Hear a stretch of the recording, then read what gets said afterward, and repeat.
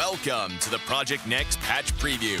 We've got a lot of great content to show everyone, so let's get into it. New hero, Obsidia.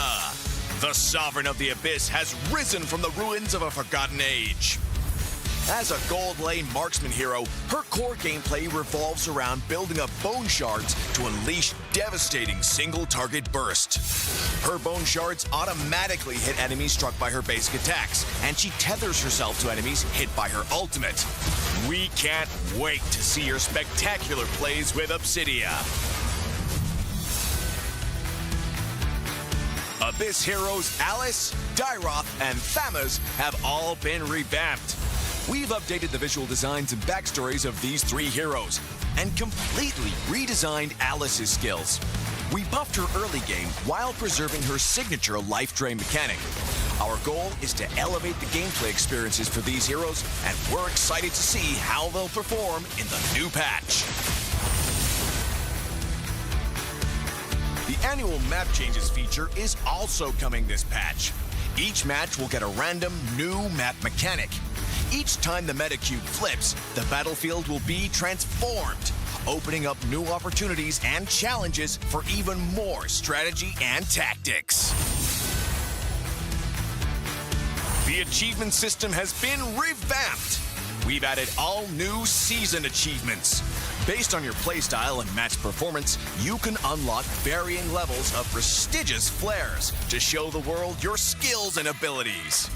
Plus, the new Wall of Honor lets you showcase your achievements for all to see. Let's see who has the most elusive achievements. In this patch, we've refined the feel and responsiveness of the game's controls. Many of these improvements came directly from your feedback. Through these targeted optimizations, we hope to resolve many of your gameplay issues and deliver a more fluid and responsive combat experience.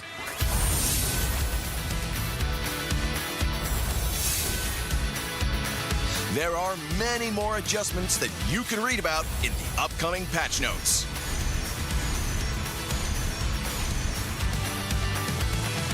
That wraps up our Project Next patch preview.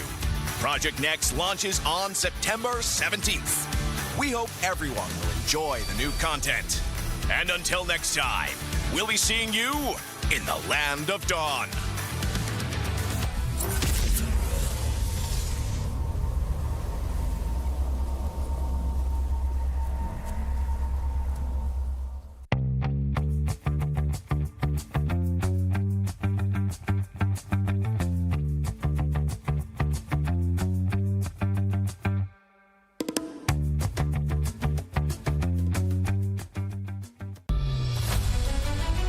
Everyone, and welcome to a special preview of our annual map change. In this video, we'll explore more about this exciting new gameplay feature. Now, let's get started. When the annual map change launches, details of the feature can be found here. When a match starts, players will be notified of the battlefield mechanic that's in effect before hero selection. You can view info about the mechanic anytime during hero selection to plan out your strategy. Are you ready for the Broken Walls Challenge? The old walls across the battlefield have crumbled, revealing new paths and giving heroes without blink a chance to shine. We can't wait to see the optimal routes you'll come up with.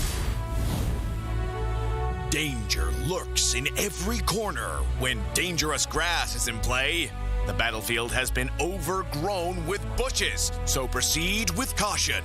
Will you be the hunter or the hunted? You'll need new strategies to survive this deadly jungle.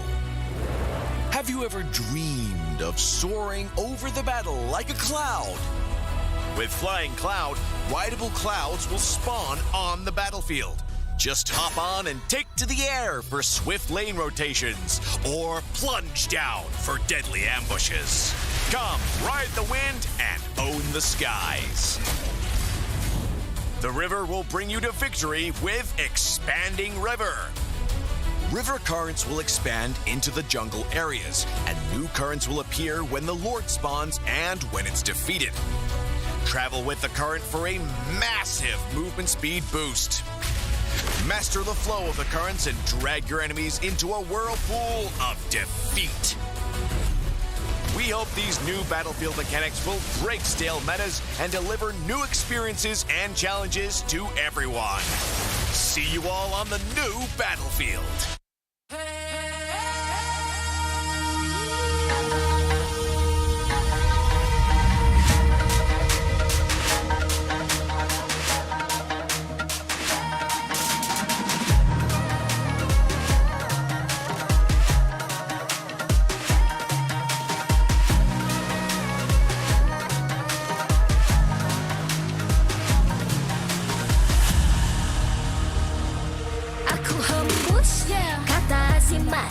Bila terjatuh, aku beringat jalan dah jauh, cari titik pemula. Krak, krak, krak, krak. Jangan patah semangat.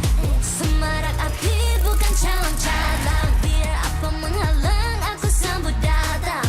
1000 daya, 1000 alasan. Harungi semua sampai di akhir garisan. Eo, eo.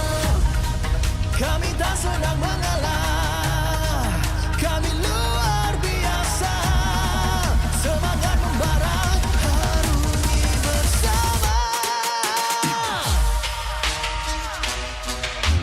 Lakukanlah sama-sama lakukan.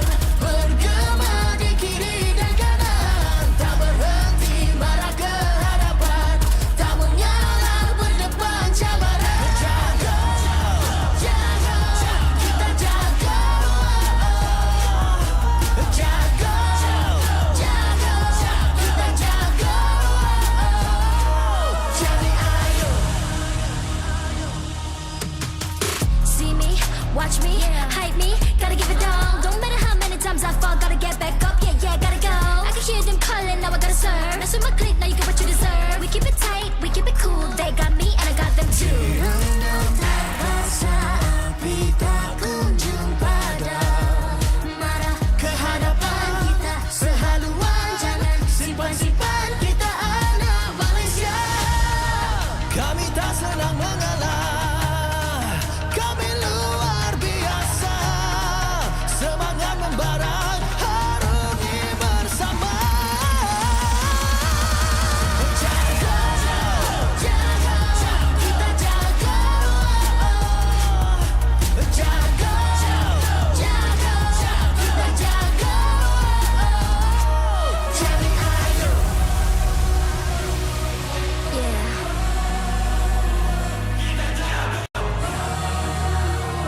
Are you ready?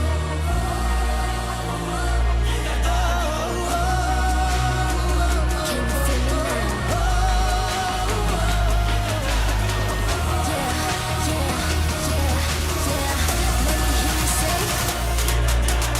Oh, yeah.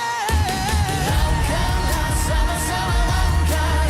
Bergema di kiri dan kanan. Tak berhenti marah ke hadapan. Tak mengalah berdepan cabaran. Jaga, Jaga, kita jaga. jaga, Jaga, kita jaga. jadi ayo.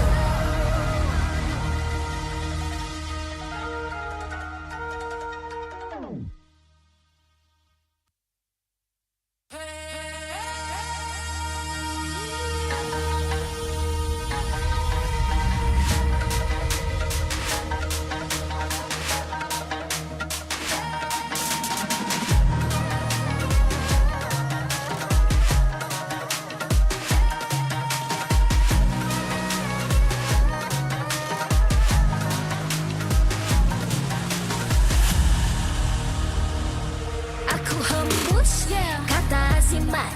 Bila terjatuh, aku beringat jalan dah jauh, cari titik pemula. Krak, krak, krak, krak. Jangan patah semangat.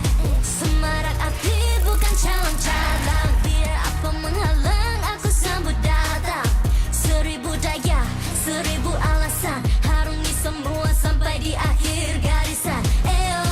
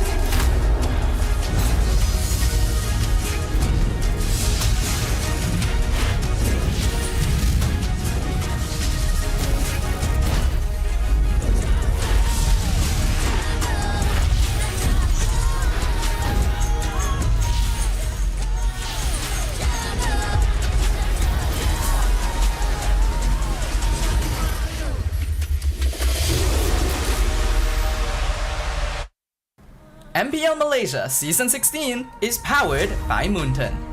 Presented by Celcom DG.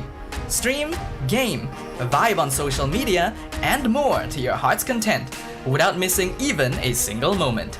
Power up with lightning-fast 5G speeds. Stream all day long with Celcom DG Prepaid 5G. Our official sponsors. Official gaming smartphone, Infinix GT30, just launched. Comes with a free magnetic cooler, even more affordable than the GT30 Pro. The only phone in its class with GT trigger, 1.5K display, and 144Hz refresh rate. Supports steady performance with 120 FPS in MLBB. Available in 2 exclusive colors for the GT30, green and blue. Perfect meals for gamers, Grab. Grab food for one. When eating alone, enjoy meals from 10 ringgit with just 1 ringgit delivery fee and no minimum spend. And group order.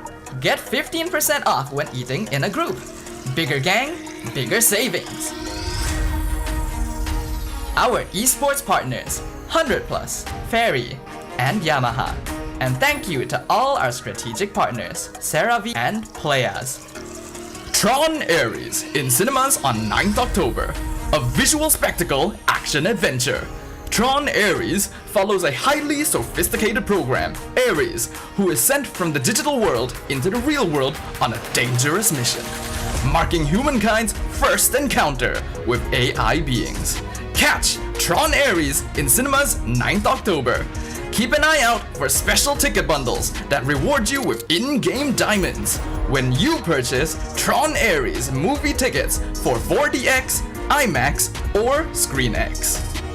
Supported by KBS, Rakan Muda, ESI, MESF, and PSM. I have created mankind's most advanced artificial intelligence, the world's most dangerous weapon. It can think for itself. You think you're in control of this? You're not. I came here from the digital world. I'm looking for something. Something you've discovered. So, you've been spying on me. I was directed to kill you. Hacking seems pretty tame by comparison.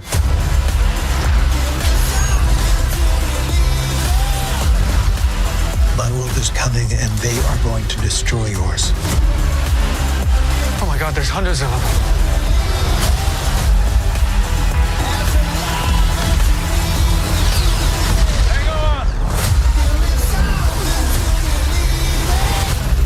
Tron Ares, only in cinemas this October. Filmed for IMAX.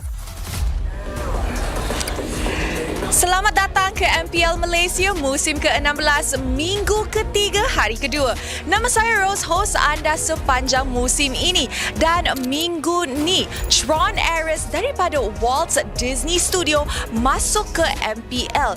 Bawa vibe mereka dan energi mereka yang neon, vibe digital dan juga sci-fi sentuhan sukan iaitu Grid. Tron Ares is coming to your cinemas daripada Oktober 9, so mark your calendars. So actually sebelah Rose ni kita ada first booth mereka iaitu photo booth. Korang boleh datang sini untuk ambil gambar with the sci-fi vibe untuk postcard story dan juga IG feed korang. And moving on over to the second booth, di mana booth ini dipanggil Light Cycle. Ini adalah booth mini game di mana kalau korang ride either one of these cycling bikes, korang boleh mendapatkan hadiah mystery. Of course, siapa skor paling tinggi, dia adalah champion. So, kalau korang nak rasa sci-fi vibe ataupun Tron Ares di MPL Malaysia, you guys can get your tickets from the official MPL Malaysia platform.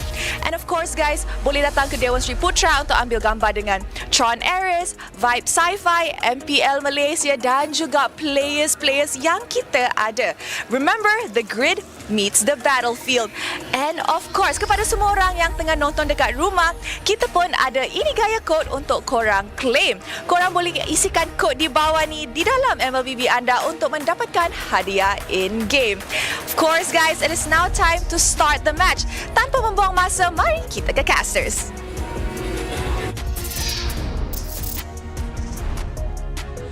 Good morning and good Saturday, ladies and gentlemen. Welcome to MPL Malaysia Season 16, Week 3, Day number 2. 3 best of 3s coming up, and it's going to be a long and exciting day. You're here on the desk with all of us. My name is Husky. Alongside me, on my left, I have Gideon Q, and on my right, I have Sadafa. You guys were here yesterday for some interesting games. We got some pretty exciting results as well, and I gotta say, these results would not have been possible without our phone sponsor, Infinix, because they've been with us for this journey and they're going to be with us for a while more longer, which is a very blessed occasion to be celebrating.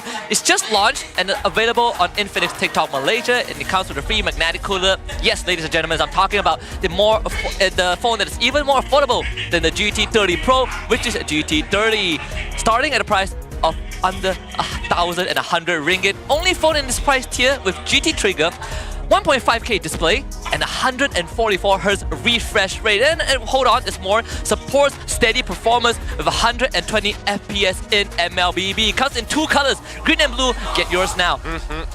So, that's a lot. What has yesterday taught us, Gideon? So yesterday taught us a couple of things. At the very least, in terms of the patch, I think people are still kind of figuring out what to do. And more importantly, I think with the map rotation, so far Broken Wall has been the most significant change. With the recent new one, there's also the Nimbus Cloud, of course, the flying cloud area.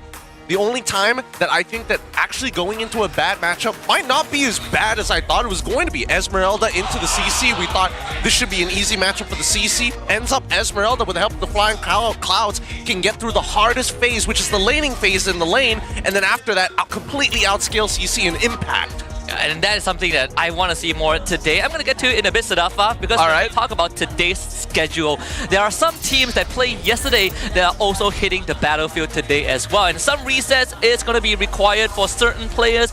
We're talking about SRG OG Esports against AERO Esports as our opening series, followed by GMXK Kelantan taking on Todak for match number 2. And we will close the day out with Monster Vicious against Team Ray. Now, Todak played yesterday. I was able to catch a glimpse of it while I was outside, and I came into a 0-14 scoreline before the game ended. Walk me through that. Straight up, Todak is sus this season. I cannot sugarcoat it at all. This team, there's something going on behind the scenes that we just do not understand. There's a complete lack of direction. The drafts are okay, but otherwise it feels like the players are very, very uncertain about what exactly they want to achieve and how exactly they want to achieve that. I'm going to go all of my way to say that today I cannot even confidently say they will beat GMX Kelantan. That's how bad it is right now. And I mean, that's good for the desk, because we do have some time before that series comes to us, right? Hopefully, we get more time to really think about Todak's stance, because I feel like there's going to be a comparison between last season's Todak and this season's Todak, and then the whole discourse starts all over again. But thankfully, for our opening series is SRG OG Esports against AERO Esports. We also want to give you guys a quick recap of the Week 2 Best 5 rankers. In the XP lane, we have the good old Cram. In mid lane, we got Stormy. Gold laner is our latest rookie, Amzik from CG Esports. Jungle will be Amal from Homeboys. And of course, in the roamer role is also our player from CG Esports, good old guard Valence.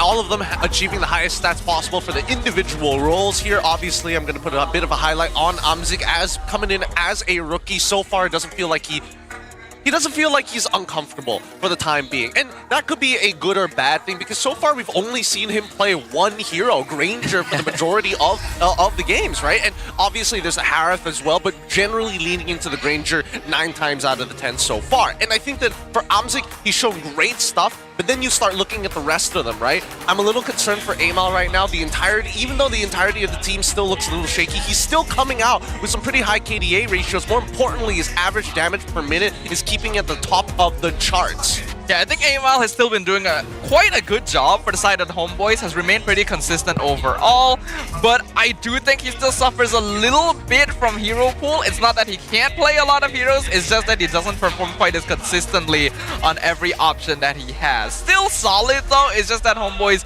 needs a slight bit more synergy. I also want to give a quick shout out to Valence at the very end there. Hasn't been in MPL for a little while. Always enjoyed watching him play when he was here. Still enjoy watching him play now. Yeah, and I agree with the points that you guys brought up, especially how uncomfortable it might seem for ML to be on that list, on top of that, he's sharing that top 5 list with 2 of the players being from this team. SRG, OG Esports, the Red Giants, the MSC 2024 winners, 3-peat MPL champions, back-to-back, whatever you want to call them. They are the current gods with Cram, Innocent, Stormy, Sakai's, and Yums. This lineup is just approved by Jared Leto. It's so good, right? Everything about this team has been keeping Malaysians excited to watch MPL for good reason as well, with great showing coming into the internationals. They come back for another season and so far undefeated, and maybe this time we'll see how much they're going to stretch the meta, maybe with an Obsidia, maybe with an Alice. Yeah, and taking them on is going to be the team that actually took them down last season in the regular season, AERO Esports, with majority of the fundamental members still there. We've got Kusei, Zekif, Kim, Hazel, but they brought in Smooth this season. How are the odds looking, Zafar? Well, if this was before yesterday, I would have said that AERO Esports had basically no chance. After yesterday, they have a bit of a chance. They are looking a little stronger. They've gone back to basics. They've started to identify again, okay, this is what our players are good at doing, and it's better to keep things simple while we figure out and navigate the new patch that's ahead of us. So if they keep to that, I can see them putting up a fight, but the Giants are still so scary. I mean, they certainly are. They have only been playing double fighters. They've put out some wacky picks like the Bango that is ruining a lot of our ranked games. So if anything, AERO Esports will have to beat them the way they did last season with just more quick-witted decisions. Because every time when we look at SRG, we have to talk about the unbreakable mid trio, Sakai, Stormy, Yums, and the question of all that is who can slow down their tempo. Yeah, I think that AERO, if they're going to look to slow down their tempo, they got to start attacking Sakai. So far, we've seen that between Yums, Sakai's alongside Stormy, I think the duo in the mid is the one that are inseparable right now. And even when we talk about quote-unquote separating, they're still looking for impact across the map by splitting their influence. You have Yums on one side, you have Stormy head to the other sometimes, and Sakai's is one who gives a little bit more direction into where the team should eventually kind of group together. But overall, I think the weakest link probably has to be Sakai's if I'm looking to try and break this chain. I agree. Yeah, I agree. I think Skies is probably the player you can attack the most, especially now we are seeing a lot more early invades and aggression into the jungle. There have also been a lot of teams who have tried to specifically target Stormy. Quite often he actually ends up being first blood, though it doesn't really seem like it affects him that much either. So affecting that flow has proven to be difficult, but I don't think it's impossible. I mean, we're looking at the, I'm going to coin this term right now, no one can take this away from us. It's called the YSS combo. Yum, Sakai, Stormy. 10 points for that. With that being said, the teams are ready to walk onto the stage and get into the battle stations for this rematch. Let's see if SRG OG can finally stop AERO after what happened last season in the regular season. Let's see if AERO with the real refined Smooth and with Sadafa's vouch can draw some blood from the Red Giants. It's going to be extremely interesting. Without further ado, it's time to bring both teams onto the main stage.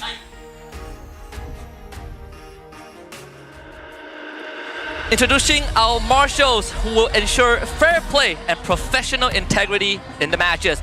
Thank you for your hard work, Rez, May, Nuna, and Izzat.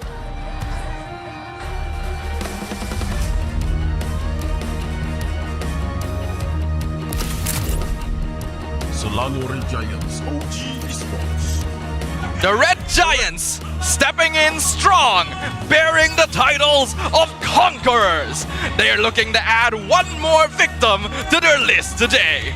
Facing a team with winning momentum, will they stand strong and leave unscathed once again? Ladies and gentlemen, please welcome Selangor Red Giants, OG Esports!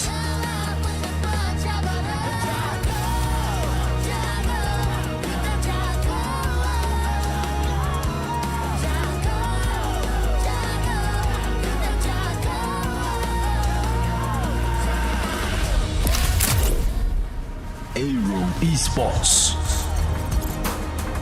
They went through many hardships to secure their first 3 points, returning to face the final boss, the frightening 3-time champions. Can they create a miracle, or will they need to bow down to the giants? Ladies and gentlemen, let's fly high with AERO Esports!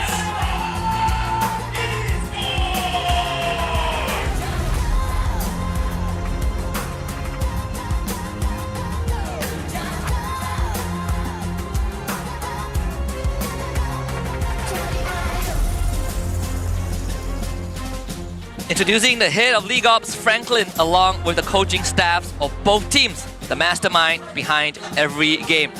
From SRG, we have Coach Arcadia and Ozora Vecchi. For AERO, it's Coach Tazi and Jifter Gaming.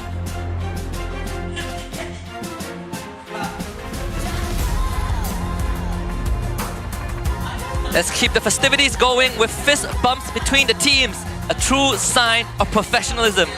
This is how we roll. This is Malaysian sportsmanship. Ini gaya kita. This is MPL Malaysia. It's time for these rivals to throw some hands.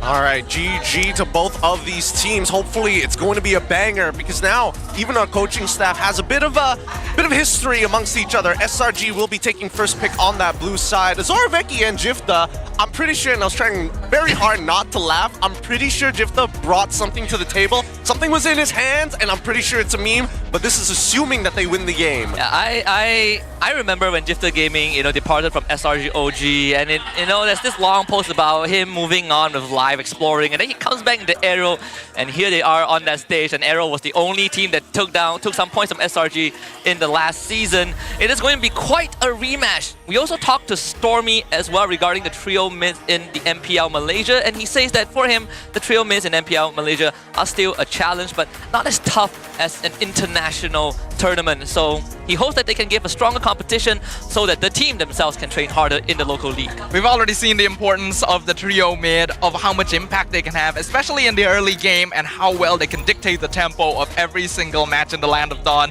into the late game as well.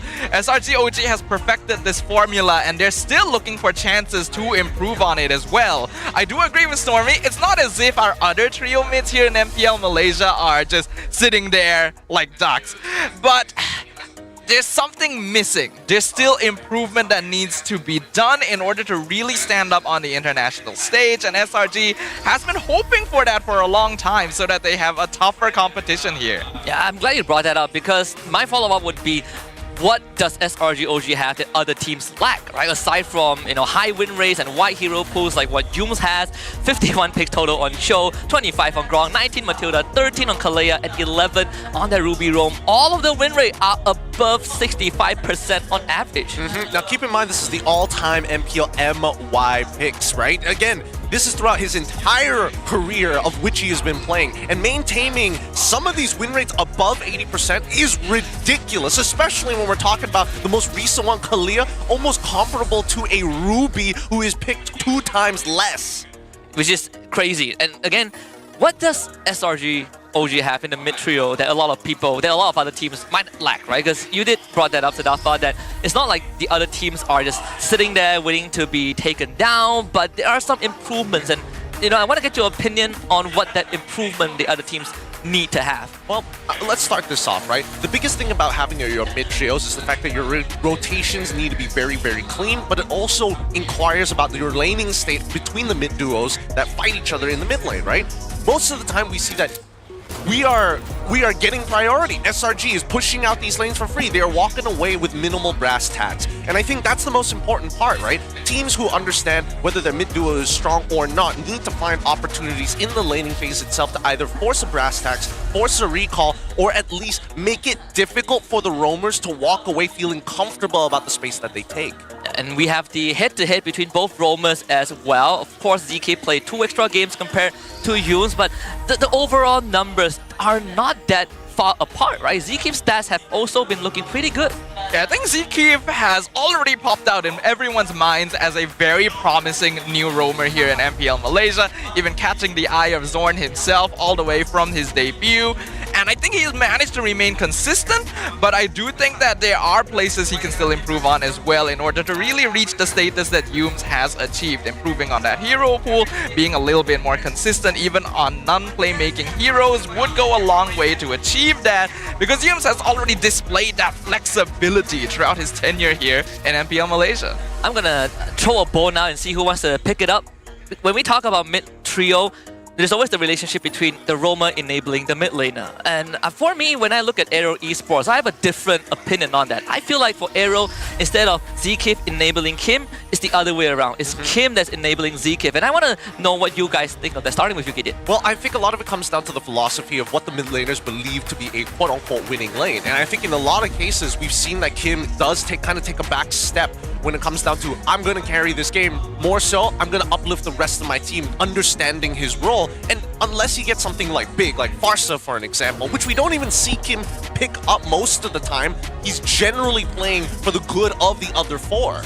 I think it's an interesting dynamic because when we look at both Kim and Stormy when they debuted in MPL, they were both known as highly aggressive mid laners. They like fighting, they like being the top damage, having very strong KDAs, but that has since shifted. Both players are starting to take more of a backseat as more supportive roles in their squads. With Kim, I think leaning a little bit further back in that state because they want to play setups. They want to play around Hazel, they want to play around giving Farn Takuse.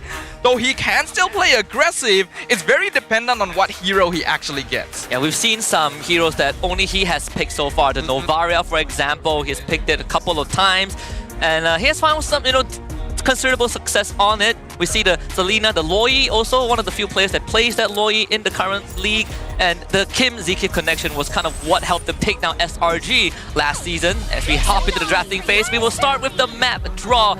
I already hear a CC ban, I assume. Let's see which map we're going to be on. Broken Walls obviously is the more popular one across all leagues, but no luck with that. We're going on to Flying Clouds for both teams. Okay, alright. Now Flying Clouds is going to be a little interesting because yesterday we did see that Flying Clouds actually supports laners who have a weak early game, and once you get to level 4 where it starts to even out, that's where Flying Clouds really makes the difference. It helps you survive and gets you free resets to rotate back into your lane really quickly after the first 45 seconds, which again is when we're expecting the waves to actually collide with each other, which is perfect because now, yesterday we saw Smooth taking a huge lead over CC's, even though he was playing Esmeralda, a losing matchup. And now against Cram, I think that's something that they're going to be actively thinking about. It's a very interesting role that Flying Cloud has taken because when we first saw this map, a lot of people were expecting, okay, this is going to allow for really interesting late game 5v5 team fights, but it turns out to be a better utility when it comes down to that laning phase because as Gideon has already pointed out, heroes that want to trade but may end up losing too much HP in their particular matchup have a lot of benefit from this because they can just recall, heal up, get back to lane very quickly and with easy access. I guess as long as you don't pull the net skis, you are fine, right? Yes. As long as you don't do that. Hey, he learned that for MY, that for sure. 100%. 100%. Even in the Philippines, he is still doing something for us. Thank you very much. That's never changed. We did see the Juicin Fanny ban out by SRG 2 prior to the overlay disappearing because the coach will actually swap. So we might get some angry fans thinking, hey, wait a minute, when it's Arcadia on AERO Esports, that doesn't make sense. No, we're gonna fix that. We'll get to it, and now that it's already fixed, we're back at it once again. And I think it's completely understandable, right? Both sides can actually play mean Fanny, and I don't think it's a factor that both teams want to think about at this point. For Coach Arcadia specifically, getting rid of this Jushin does open up a potential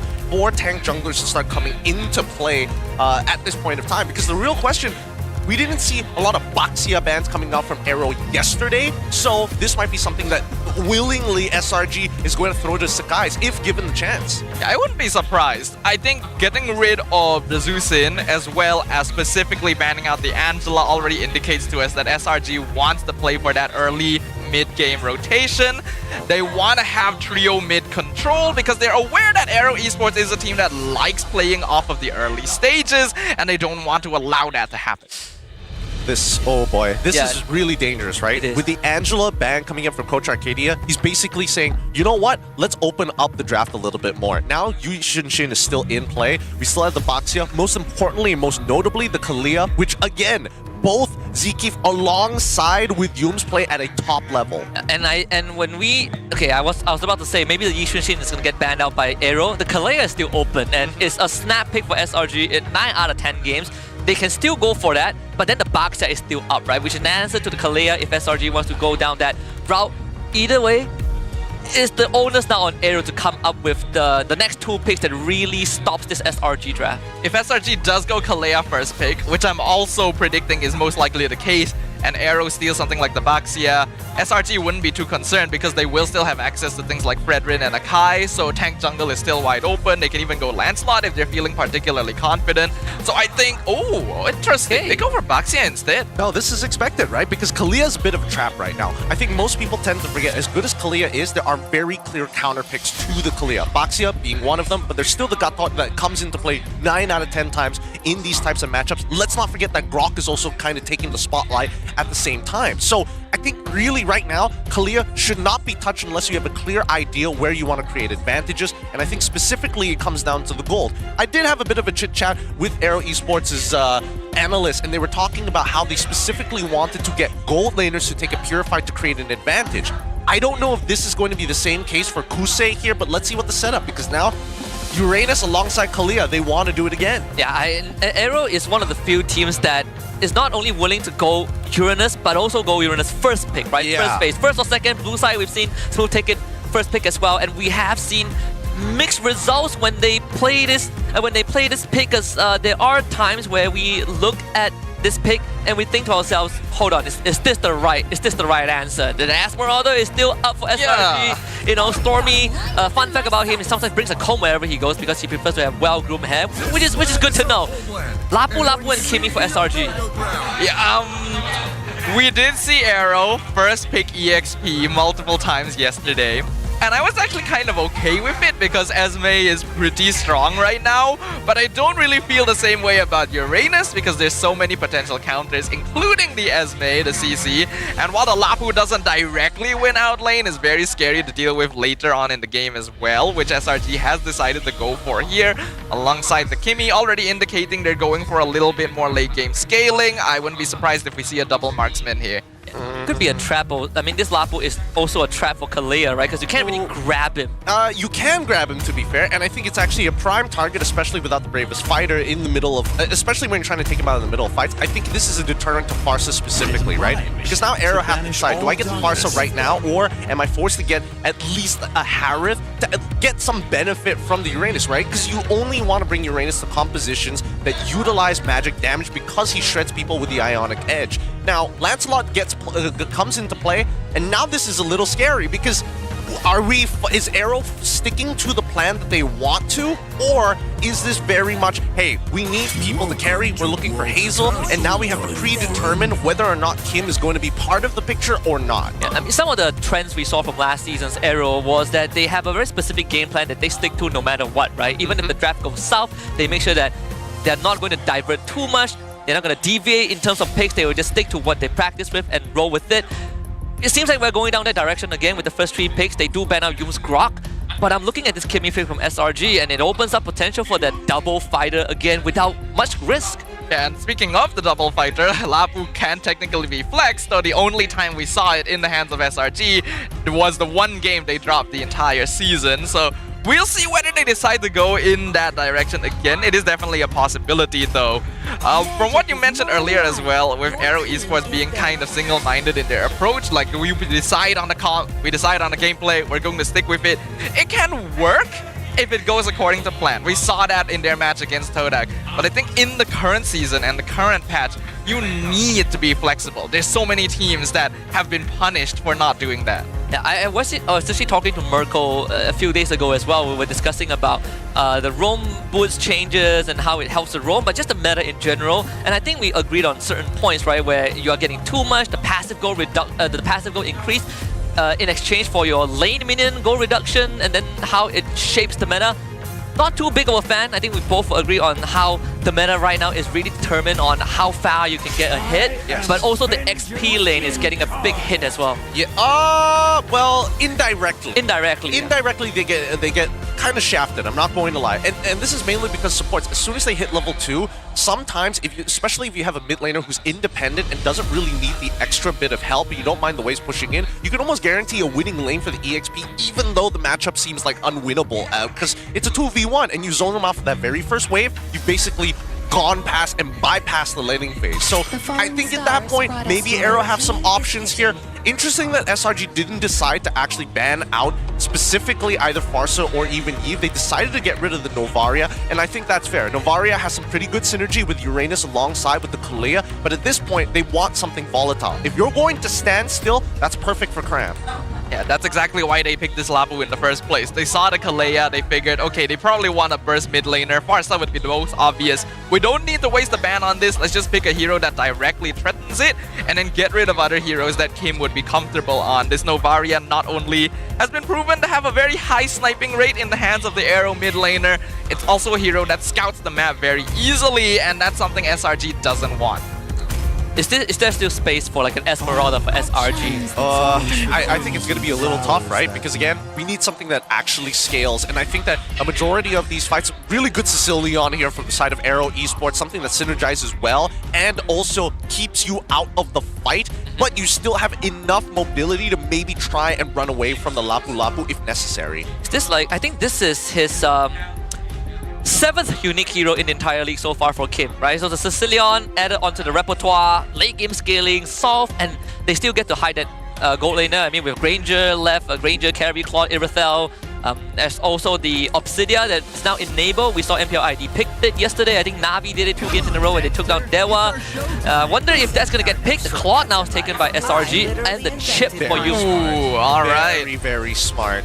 Okay, so if we weren't planning on getting the chip, this would have been a Granger pick for the side of SRG. But specifically because we saw chip get locked in, that's why having Claude on your side, you can battle mirror image, you can make some pretty impressive plays by getting back into your lane after taking the TP. But more importantly, the backline is going to be threatened a lot. So SRG is looking specifically at Sicilian, saying, hey, if we can get on top of him, we can basically one-shot him with the lineup that we have right now. There's just not a lot of peel to work with. So we'll see Stormy's performance in this game. If he gets caught, there's nothing he can do.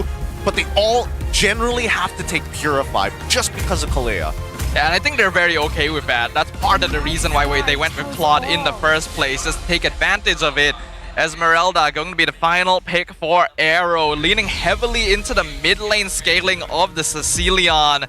Kusei on a gold lane Esme versus the Claude. It could work early, but if SRG puts some stocks into making sure that this doesn't get off the ground, that can really mess with it. Yeah, we did brought up earlier on that both mid laners have taken a back seat, but on that debut, Kim is also one of the few mid laners that like to fight. I saw Gideon shaking his head. You got 3 out of 5 heroes on AERO's side that looks at the box and be like, I don't want to be a part of this. Yup. Last words before we head into that game. I think that they could have positioned themselves for either Natan, which is highly volatile. I understand that they don't want him to get like jumped on alongside with the Sicilian, but they could have even played the Granger as well, both of which would have done well in terms of like bursting down targets when Kalea goes for the Tsunami Slam. But that's their main game plan. Now that they're going into this double fighters, I think Kimmy has a much easier time of like, hey, it's straightforward. Boxer, you peel for me, I'll do the rest for you. Yeah, I agree with you. I think Natan would have been better here because the whole reason why SRG was comfortable going Claude in the end is because there's not that much on-demand damage on the side of AERO that can threaten Innocent if he decides, hey, I'm just gonna jump into your backline and pick someone off real quick, right? Natan would have solved that.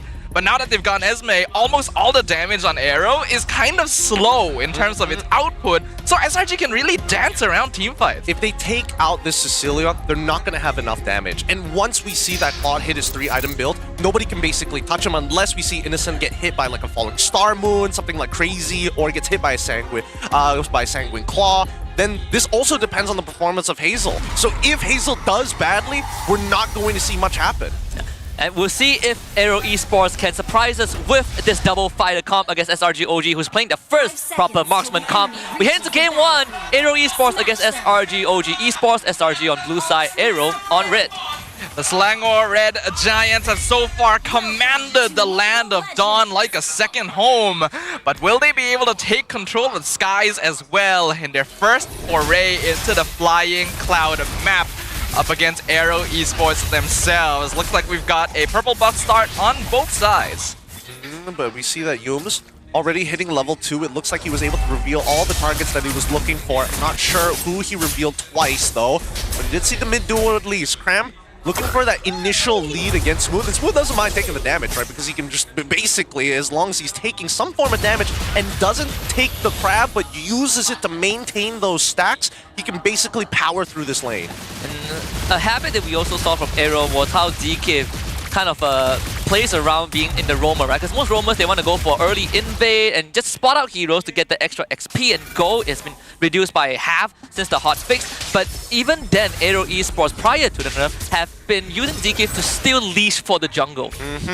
Now the hotfix hasn't come in just yet, unfortunately, so we're still on the patch where we can still hit level 2 at a ridiculous rate at this point of time. But even so, as we see the game start to progress, we need to start finding where these leads are going to be. Now, Innocent is going to have a bit of a tough time here against Kusei. Like, Kusei can do whatever he wants because Innocent needs to make sure that he has his Art of Thievery stacked up before he does any relevant damage. But we need to find these early ganks from SRG's side. Speaking of, Skies rolls in to the bot lane with Humes, but Smooth and ZK have already backed off to their tower.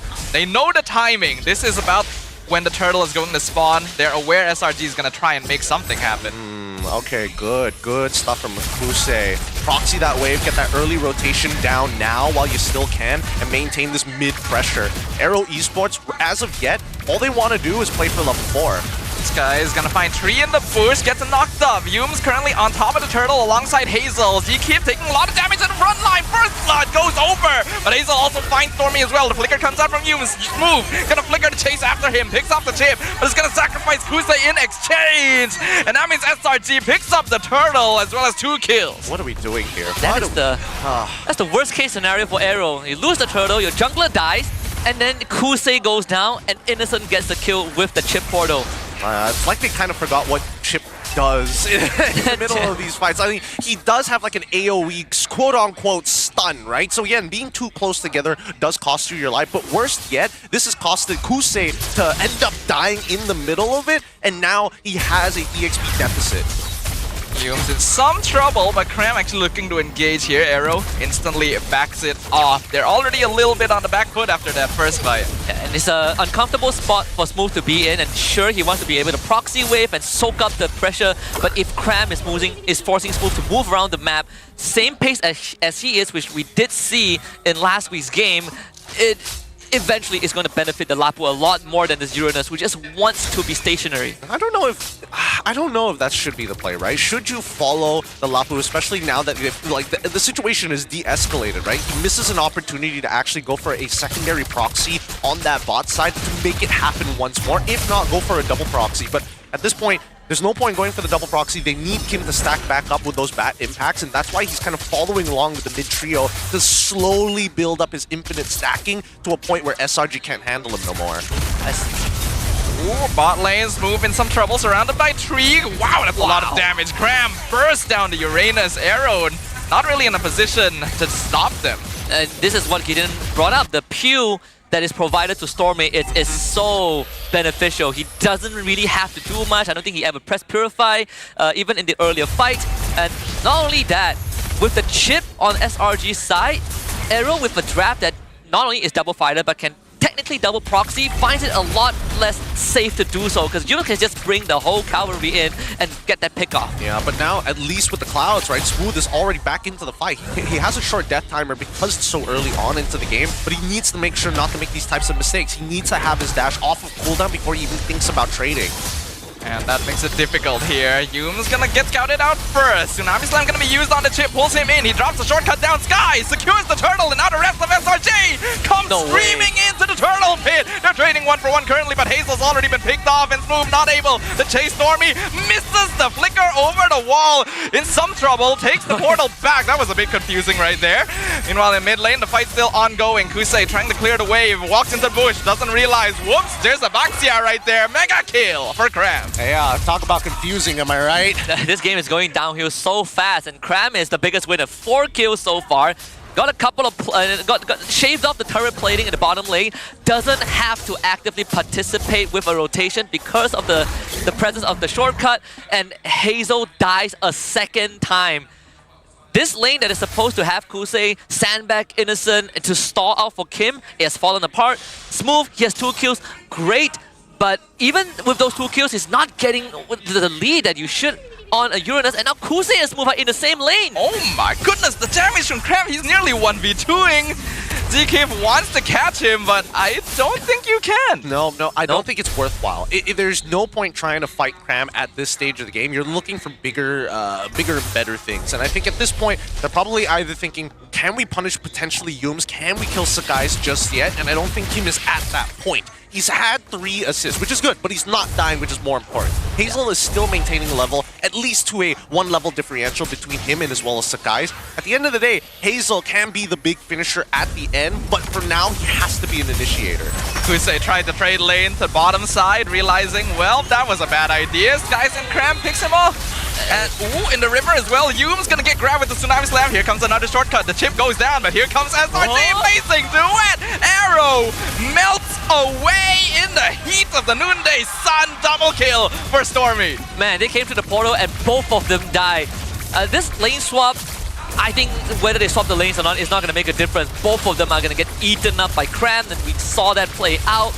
They pick off Yums, but every time they make that attempt, Yums is just going to win them the trade because of that shortcut. Kusei, he's going to try, but without retribution. AERO finds no contest. Radiant armor for Sakai. Stormy finds a Sky Piercer, a 5k goal lead, and Cram can just keep doing this. Yep, and he doesn't mind. He can take as much damage as he wants. They want to just punish Kusei as hard as they possibly can because it clearly goes to show that Kusei is uncomfortable playing in this type of lane format, right? It feels like when you are playing a fighter, it generally feels like you are invincible until you start seeing 2 or 3 people showing up. Cram and Kusei, they both understand it's like, this is a nothing lane at this point.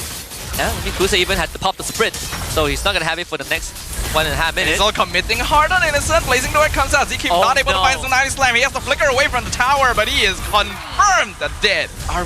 Is AERO not talking to each other? What is happening? Kalea would have been able to reach Innocent, but even then he has Purify, right? There's no confirmation. It's just not worth it. AERO, I guess they only lost ZK, but that's another back for SRG OG.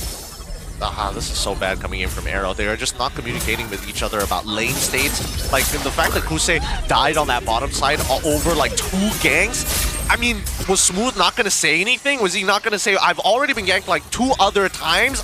You got to be careful for this. I probably am looking at Kim right now and hoping that he is the one telling the team that, guys, you need to slow it down. Like, I'm the win condition, I'm the Sicilian, I'm getting my items, I haven't died once.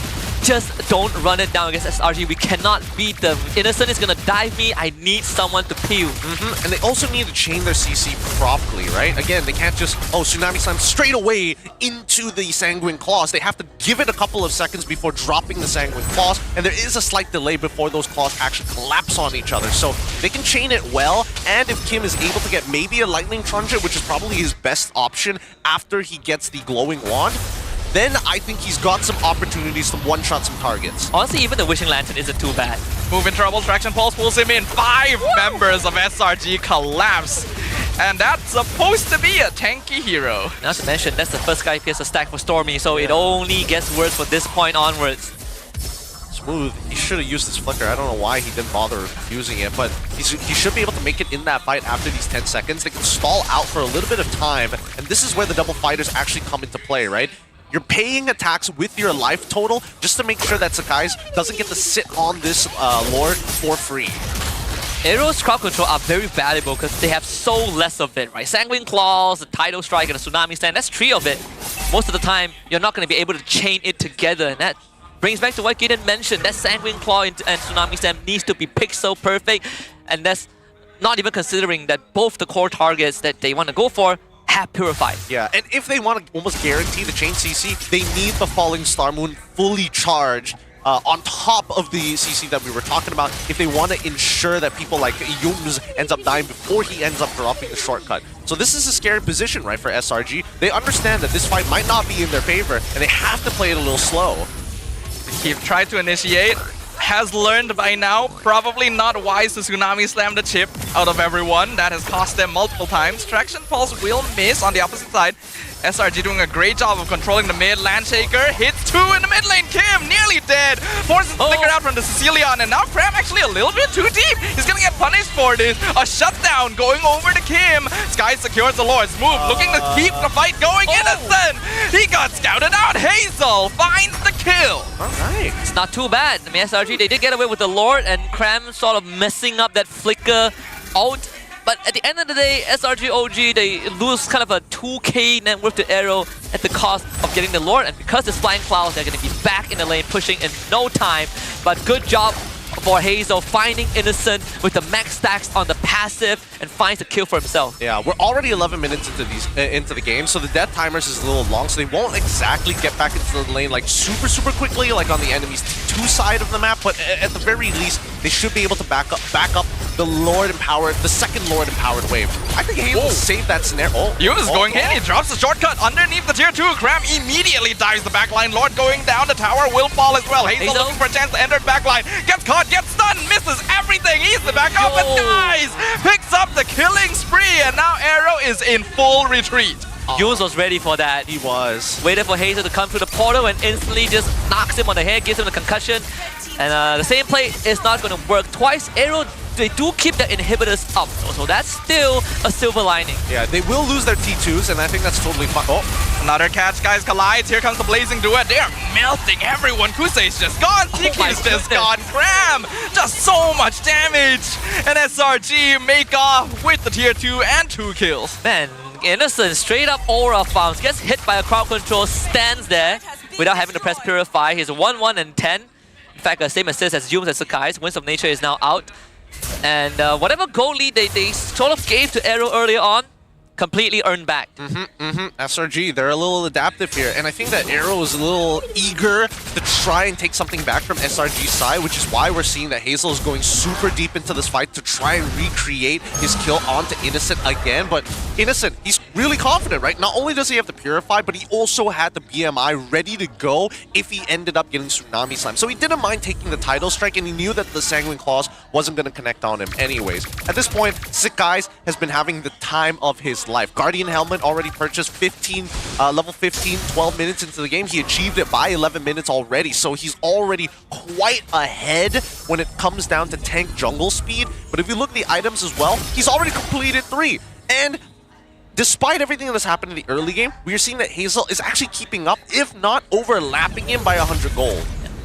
They definitely need Hazel to pump out damage and be the sole diver, damage-dealing diver to the backline, because Kim, he might not have died, but Cram is forcing him out of the fight, and Kim finds it very hard to participate just because of this Lapu Lapu sitting on top of him.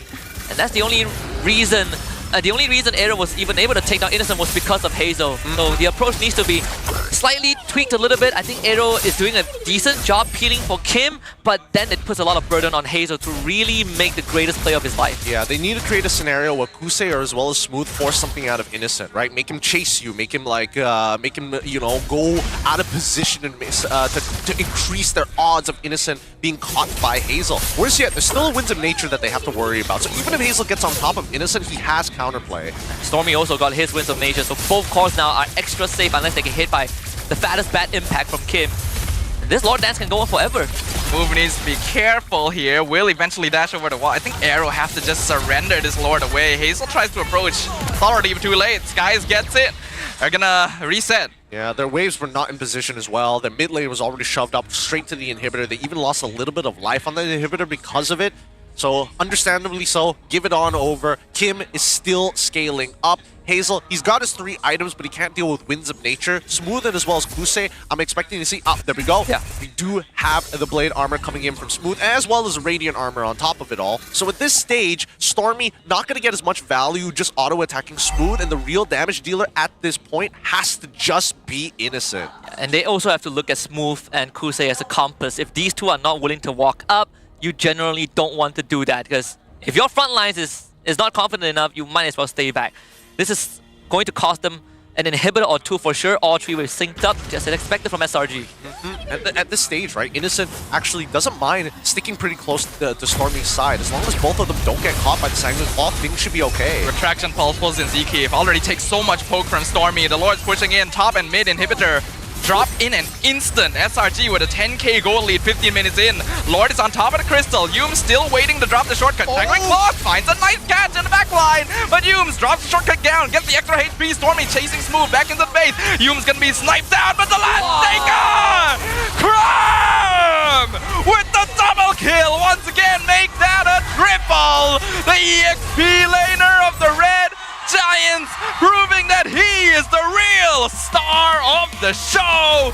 Game number 1 goes to SRG OG. AERO tunnel vision so hard. That was so telegraphed. He knew that he already had the bravest fighter on. The Landshaker was ready to get ripped. And more importantly, they had a timer on their flicker, so there was no excuse to get hit by it. They started the fight off really, really well with the Sanguine Claw. Unfortunately, they just could not finish the targets off. Yeah, you start to lose track of resources in these kind of high-octane moments, and Cram, very patient with the Landshaker, catches the two most important target of AERO, but we sort of knew that halfway through the game it was almost okay to call it with how far SRG OG would have hit.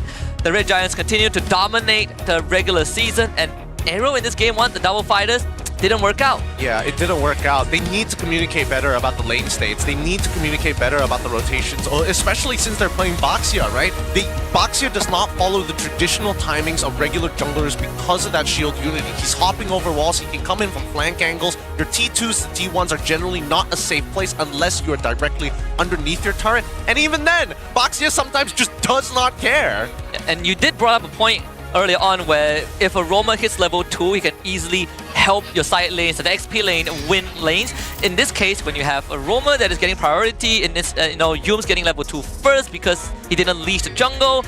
Paired up with the Baxia, we saw how much impact it brought to Cram's lane, where he just straight up wins the lane, he starts moving with a shortcut, and as a cherry on top, Innocent also wins his lane. I mean, we already expressed our concerns about this first pick, Uranus. Not the first time it's happened. I don't think it's going to be the last time either. Smooth just could not keep Cram in lane at all. And then you pair that up with the fact that there was not a lot of map priority. We talked about mid trios. We talked about how important that early rotation is. And there wasn't much ZK would do. Every time he tried to initiate, the shortcut just drops down. The entire team comes through.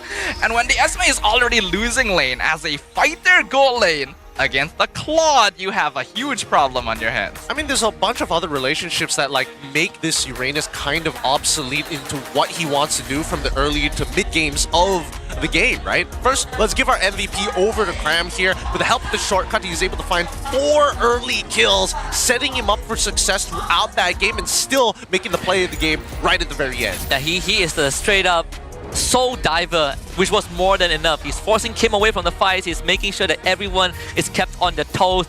But most importantly, he also makes sure that probably by the end of the week, he's going to be the XP of the week again with this kind of a stellar performance. I mean, understandably so. Once again, we see his Lapu opting to go for the Hunter Strike alongside with the rest of the traditional Lapu build, and only because he knows that a majority on the side, especially with the lead that he had, was going to get one shot, right? How many times did we see that Lancelot just could not go toe-to-toe against a 2-level down Lapu? Even the Esmeralda and the Uranus, they were getting straight out one-shotted by his full combo. I mean, we saw from that game, right? And it's not just the early game. Once you reach the center point, when the teams actually wanted the team fight, you already see how AERO's game plan completely falls apart. Because as you guys have pointed out, their front line, their divers, the Esme, Uranus, Lance, don't do any notable damage. There's no burst that can threaten Innocent from not diving back, and there's no damage that can stop Skies or Stormy from just standing there either.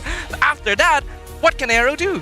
I mean, AERO could have drafted a little bit better, you know? That's a good... Yeah, I think so. I mean, a traditional marksman, right? It's not the Esmeralda. You give in what Gideon suggested, like the Granger. At least you're not relying on having bad impacts and then you suddenly run low on mana, or Lancelot having to hit perfect puncture dashes. Yep. And then you have a Sky Piercer holder, which could do well into, Baxia and Chip. But that's in the past. I think AERO, maybe Coach Tazi and Jifter have an idea where they really want to stall it out for Kim, like we sort of kind of lead it into at the conclusion of the drafting phase, but it didn't work out. So do we expect AERO to now go back to the traditional way that they play? I think that they committed to a very interesting plan, but I think that there are big problems to it. Because let's say if Esmeralda or even the Uranus was picked up once more, if you have an EXP laner who not only is looking to win the earlier stages of the game, but also influence the enemy jungler, you're playing it into the Baxia. You can't even influence the jungle as well. So the only thing that you have over your opponent is just lane priority. We saw the item builds just now as well. Why are they not being greedy with what they have? They're going for Dom Ices. Only one of them needs a Dom Ice, and I think only Smooth requires the Dom Ice. Kusei could have opted to go for the Radiant Armor or even the Blade Armor just to make sure that he can tank damage from Stormy, while Smooth generally can take damage from Innocent because he gets his stacks extra fast with the on-hit on the Golden Staff. Yeah, I agree with you there, definitely. The itemization could have been more flexible. It could have been more adaptive, considering that they have double fighter side lane. But I think even the core concept of going double fighter side lane, there's a very crucial aspect of it. You play this to win lane, and both of these heroes need to win lane to really have an impact going into the mid game. Neither of them had lane priority. When that happens, you've already lost side lanes. Then you don't have a scaling hero. Your Cecilia needs time, so your Lancelot is the only one that can do damage, and ZK can't even compare in terms of setup to Yume. So the recipe is all wrong. I think there is a high level of execution. Hazel was able to make it happen at least one time in this game. That gives us a rough shape and idea of what they wanted to provide. I just think that the side lanes really need to start changing up here, because again, we're talking about influence and Smooth. Unfortunately, from Friday where we're seeing him control his entire side of the bottom map, to now where he's facing off against Cram, you still have priority, you're still moving first, but you're not playing selfishly. Yeah, and we even saw when they went up against Vamos last week, it's the same thing, right? The only game where Smooth got a hero that can set things up for the win is the Ruby. They did lose that game, but aside from that, it's been leading into the Uranus a lot, which makes him the sandbag once more of the game. Cram obviously being the carry and Innocent free farming the whole game. They got Sakai's as the best wingman on the Baxia. I want to see Smooth on a setup hero. We know he can do it. Arlet, he can, I mean, if you want signature pick, the Benedetta is always there. But I wonder what the direction of AERO is. I think all of them are good options. All of these set heroes are good options, but the main issue is Baxia. We need to get Baxia out of the jungle and make it volatile. If not, Sakai's is going to get away for free again, and his peel is great. And with the communication that they don't have a problem with SRG's side, we're getting multiple lane ganks. From early to mid, we've seen a total of at least 7 lane ganks itself, and this is not including Chip's overall shortcut engages. There's a lot of things to be fixed. The Baxia, though, definitely gives a bit too much momentum to a team like SRG who wants to control that early game. The shortcuts as well, making AERO's life very, very difficult because the fights are just completely split up. It's complete chaos every time it happens because AERO are too overcommitted to getting that initial burst when they don't actually have the burst damage to finish someone off in the first place. I think once again this is an issue of AERO being a little bit too locked in to wanting to play a specific style with a specific draft and not being able to change it on the fly when it's not working. Honestly, I feel like if it wasn't a chip on SRG's side, that strategy on just punishing the roamer to slow down the game pace would have worked out a bit better, right? Yeah. Because we saw the commitment. ZK is trying to grab Yume's back, but every single time they take Yume's down, they trade 3 bodies for it. And of course, the game-winning play from Cram with that Fickle Landshaker sealed the deal for AERO. But even without that, SRG were already poised to win this game. So AERO needs to go back to the drawing board. We saw, Jifter, he ruffled through his papers. We saw the meme underneath. Event one took a screenshot and zoom it in. You could probably figure out what that meme is about, but you can't show it if you don't win the series. So we gotta go back to square one. It's a tough thing to swallow, but you gotta be able to switch things up. We've seen that AERO is capable of returning to basics, of playing something a little bit more simple. I think they wanted to try something based on the information they had on SRG before, but this team has so many tools in their pocket. You can't just prepare for one strategy. They will pull something else out. Go back to basics, play something a little bit more simple, something a little more comfortable. I think in the current meta, though, it is very important to have that balance in your draft. You gotta have damage, burst, tanks, CC, and I feel like some of those were lacking.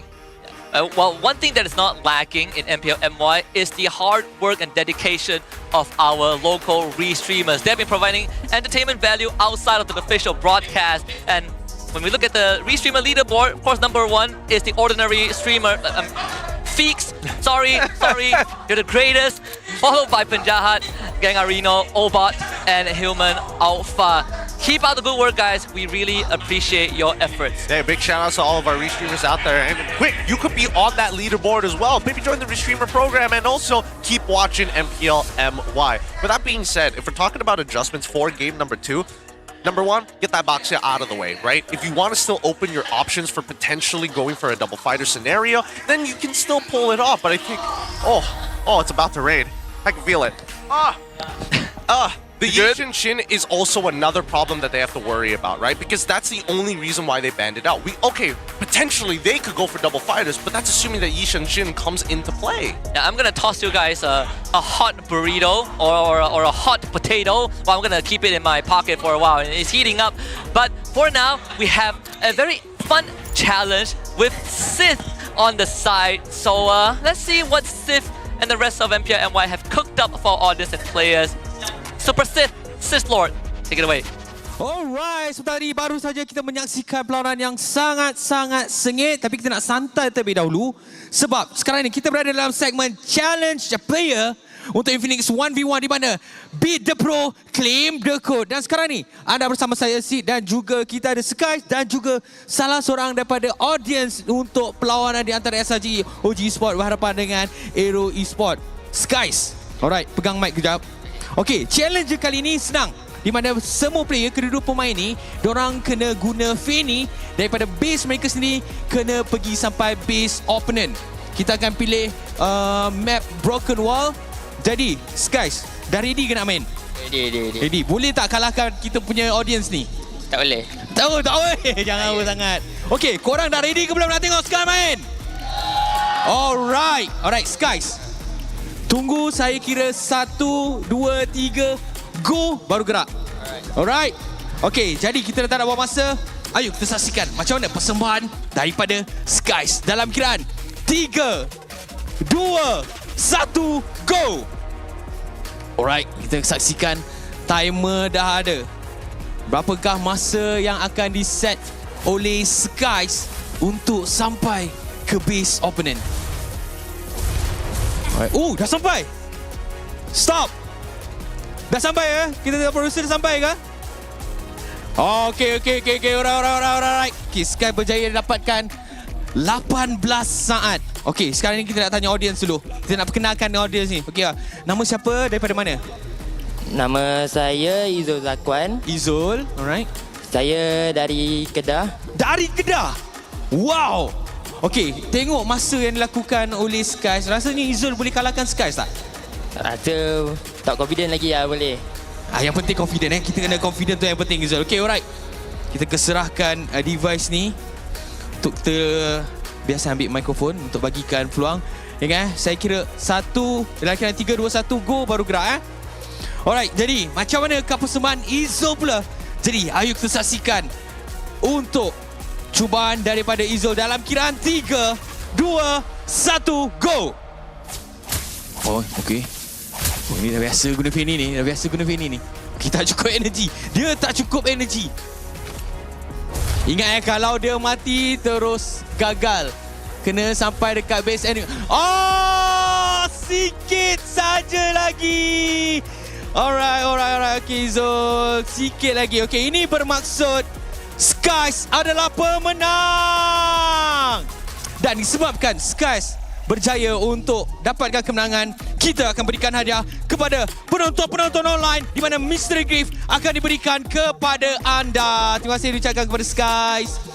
Jadi, thank you so much juga kepada Izul kerana sudi bersama-sama dengan kita. Jadi, itu persembahan daripada Skies. Mampukah Skies lakukan benda yang sama untuk perlawanan kita yang seterusnya? Jadi kalau kita nak tahu apa yang bakal berlaku, ayo kita sambung semula perlawanan di antara SRG OG Esport berhadapan dengan AERO Esport. Let's go. Thank you very much, Sith. Great effort from Skies and our super fan of SRG OG. Just a quick recap for those who might have missed Game 1. AERO got stomped with SRG OG pulling out all the stops and playing marksman for a proper marksman for the very first time in the regular season. It's now time to pull out my hot burrito, ladies and gentlemen. AERO yesterday, like you say, Sadafa, played extraordinary, right? They completely dismantled Toda. You say that It looks like they have some chance to take a point from SRG OG, but game 1 didn't really prove that yet. Now, the question I have is, does SRG OG make all the strong teams look underwhelming, or is this an off day for AERO? I think it is the former, unfortunately. SRG does have a tendency to make... Actually, hold on, I gotta dissect this a little bit. I would actually not particularly consider AERO to be too strong right now. You changed your mind? Yeah. No, I said like they were okay. They like performed solid, but as a strong team objectively, not necessarily. Alright, that's a fair assessment. Let's see what Kim has to say when Coach Bam was still with them from last season. He said that Coach Bam used to give them one-trick drafts to secure wins. And for example, last season when you only play Loyi non-stop, but with Coach Tazi, she wants them to expand their hero pool, which is why Kim is playing heroes like Novaria, Lunox, Selena, and the whole package. This is foresight, right? This is important foresight that they want to have to make sure that when they're going into the playoffs, they're not going to be as readable.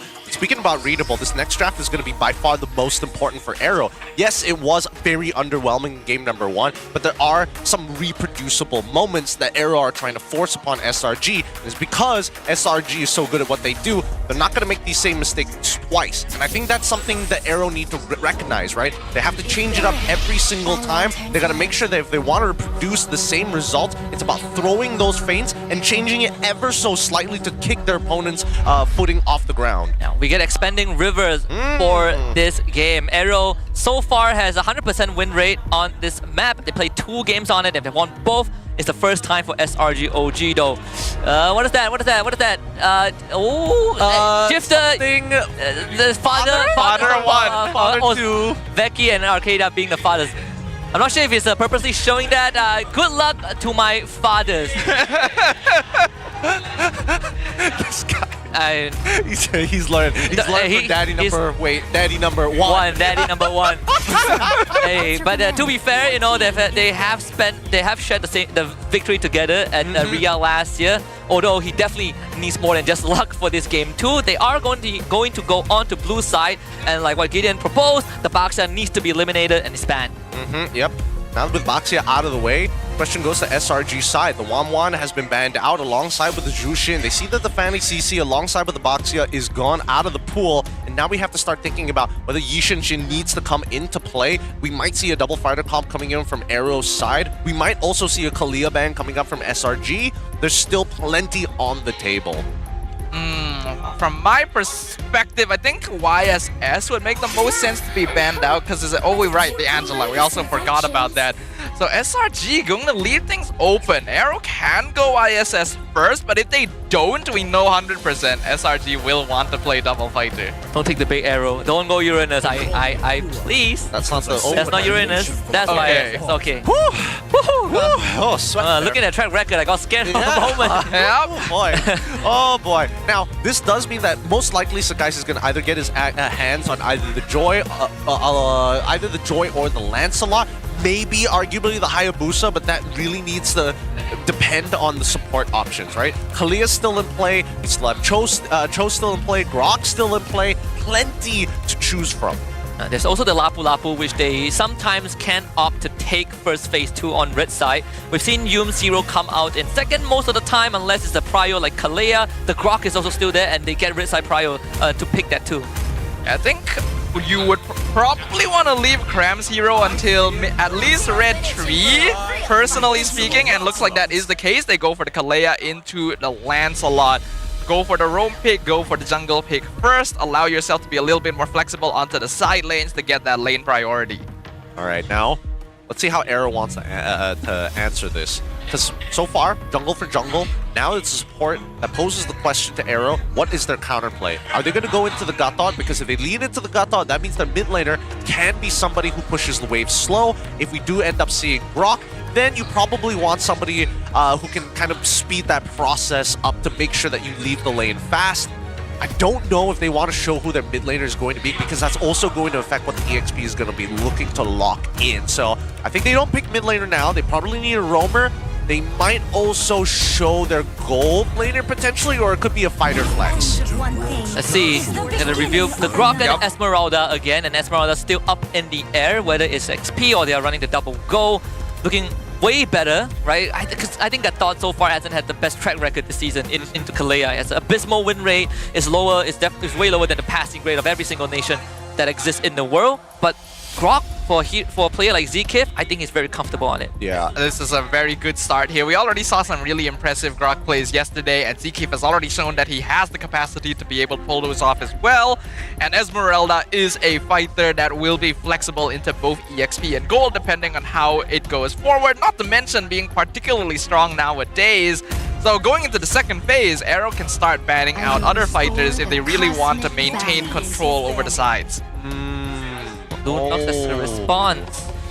This is... That's the Esme counter though. It is a good option, not just to blow through tanks, but also the invulnerability from the Brilliance. Just keep you safe from disengages. Yeah, it's more of a denial, but that happens to do very, very well into both Grok and as well as Esmeralda, right? Because they would rather not give the Lunox over to AERO's side, because then you can start dodging things. You can definitely start dodging the Tsunami Slam by going invulnerable. You can dodge the Lancelot when he gets on top of you. They want Kim to be vulnerable in some shape or form. Now, we go into the second phase, and I think this is where it gets really scary, right? Because we still don't know whether SRG is going to go into an EXP laner, and I think that SRG wants to see what AERO is going to lock in terms of the mid. They're going to get rid of the Loi. I think that's totally fine. If Farsa happens to show up, that's still totally okay. Lapu is on the table, and I think that's where AERO need to get them right now. Ban out the Lapu, give them a rough or fake the idea of who their mid laner wants to be. Somebody who is like quote-unquote immobile, quote-unquote doesn't scale as hard. With this Loi ban, SRG is already trying to corral AERO into making these specific choices. And thankfully, AERO has that last ban, so they get to play a feint until the very end. I think if SRG wants to continue locking down Kim's hero pool, we might see a ban on Novaria as well, just to obscure their movements across the map even more. Uranus ban still not something I agree with. I would have preferred bans on Lapu and CC instead, or maybe even the glue. I feel like Uranus is manageable. I think, okay. So, it's quote-unquote unmanageable, right? Because the laning phase will come to a point where both sides won't want to fight each other because there's just no point. They're going to start proxying on opposite sides of the waves, and there's a high chance that the Uranus is going to get into the face of somebody like Yishin Chin, who in early levels just cannot deal with. He just has too much base health to cut through until he gets like maybe even the War Axe, and once he gets the War Axe, then maybe Uranus becomes more manageable. But even then, it will come at a big tax. You see the Ruby ban, wow, very smart of SRG to get rid of. Yeah, they have seen smooth play that Ruby. Even in that losing game against Vamos, Ruby was instrumental in hitting those hooks, and not to mention controlling people, being able to control heroes like the Lancelot and the Kalea is also great. You become a huge combo breaker on top of being able to run a double fighter that is strong in lanes but have extra crowd control on top of Grok and Esma. Yeah, I think it's likely they banned it because of the latter reason, even more so because they know it's going to be one of the stronger gold lane flexes now if AERO wants to fully commit to the double fighter side lane, which seems likely. If we're looking at the Ruby ban, SRG will most likely go for a default marksman as well. Wouldn't be surprised to see something like a Harif pop out. Moskov gets banned by AERO. I guess at this point there are no other priority bans. You might as well get something off of Innocent, which really hurts the impact of the overall team. They want to make sure they can get on top of him in the first place. But I think this is an incredible game for Bane Gold if necessary. I was thinking of Bane Gold too. Big burst damage. They want to be in your face, but Bane discourages that. But they would pick the Lapu first. You did kind of float the idea that they want to see what the last two picks are before Innocent's hero come out. I think Lapu is great. We've seen him destroy the Esper with a lead. And Cram, he got a great game last game. Yep. He can play the Novaria. I think that Kim can definitely go for the Novaria here, but to be safe to say I have enough damage, they might have to play a bit of utility in either Yve, or they really lean into I'ma hit you so hard that you can't fight back and go for the Farsa, even though it's bad against the Lunox, against the Kalea. Lunox specifically because, she goes invulnerable, you waste your ult anyway, so you have to hit some priority targets, and Lapu can still jump on you. We see the Claude get locked in. No double fighters this time, but they're going to play Kimmy in the mid lane. Wow. Okay. A triple marksman draft. Triple marksman. We have seen this before. The double fighter side lane with YSS jungle is a lot more common nowadays, but before that happened, the triple marksman comp was quite popular. But AERO have basically no early game damage at all. It is all in the hands of Hazel, and if SRG invades, they have very few ways of stopping them. Yeah. Is it AERO's way of saying we will just overload you with damage? Yes, and also, I think they're also concerned about the Bane gold, right? Into the Claude, sure, unless Claude really makes a huge mistake, but yep, it's kind of tough, right? Because now it's, oh, I can deal with the Grok, I can deal with the Esme, but I cannot guarantee that my ult is going to hit on people like Claude, people like Yishin Shin, right? It's about timing, and they have the burst. The early to mid game is going to be interesting because it's all dependent on this Lancelot, right? If Lancelot gets that lead, then they can start moving across the map, and then they can start dictating the pace. If Cram gets a lead, at least team fights around neutral objectives are a lot safer to do. Now, at least for AERO, they either have crowd control immunity built in, or they are natural purified carriers. So Yums have to be a lot more precise with their Tsunami Slam. But this is the final draft that both teams have locked in for Game 2.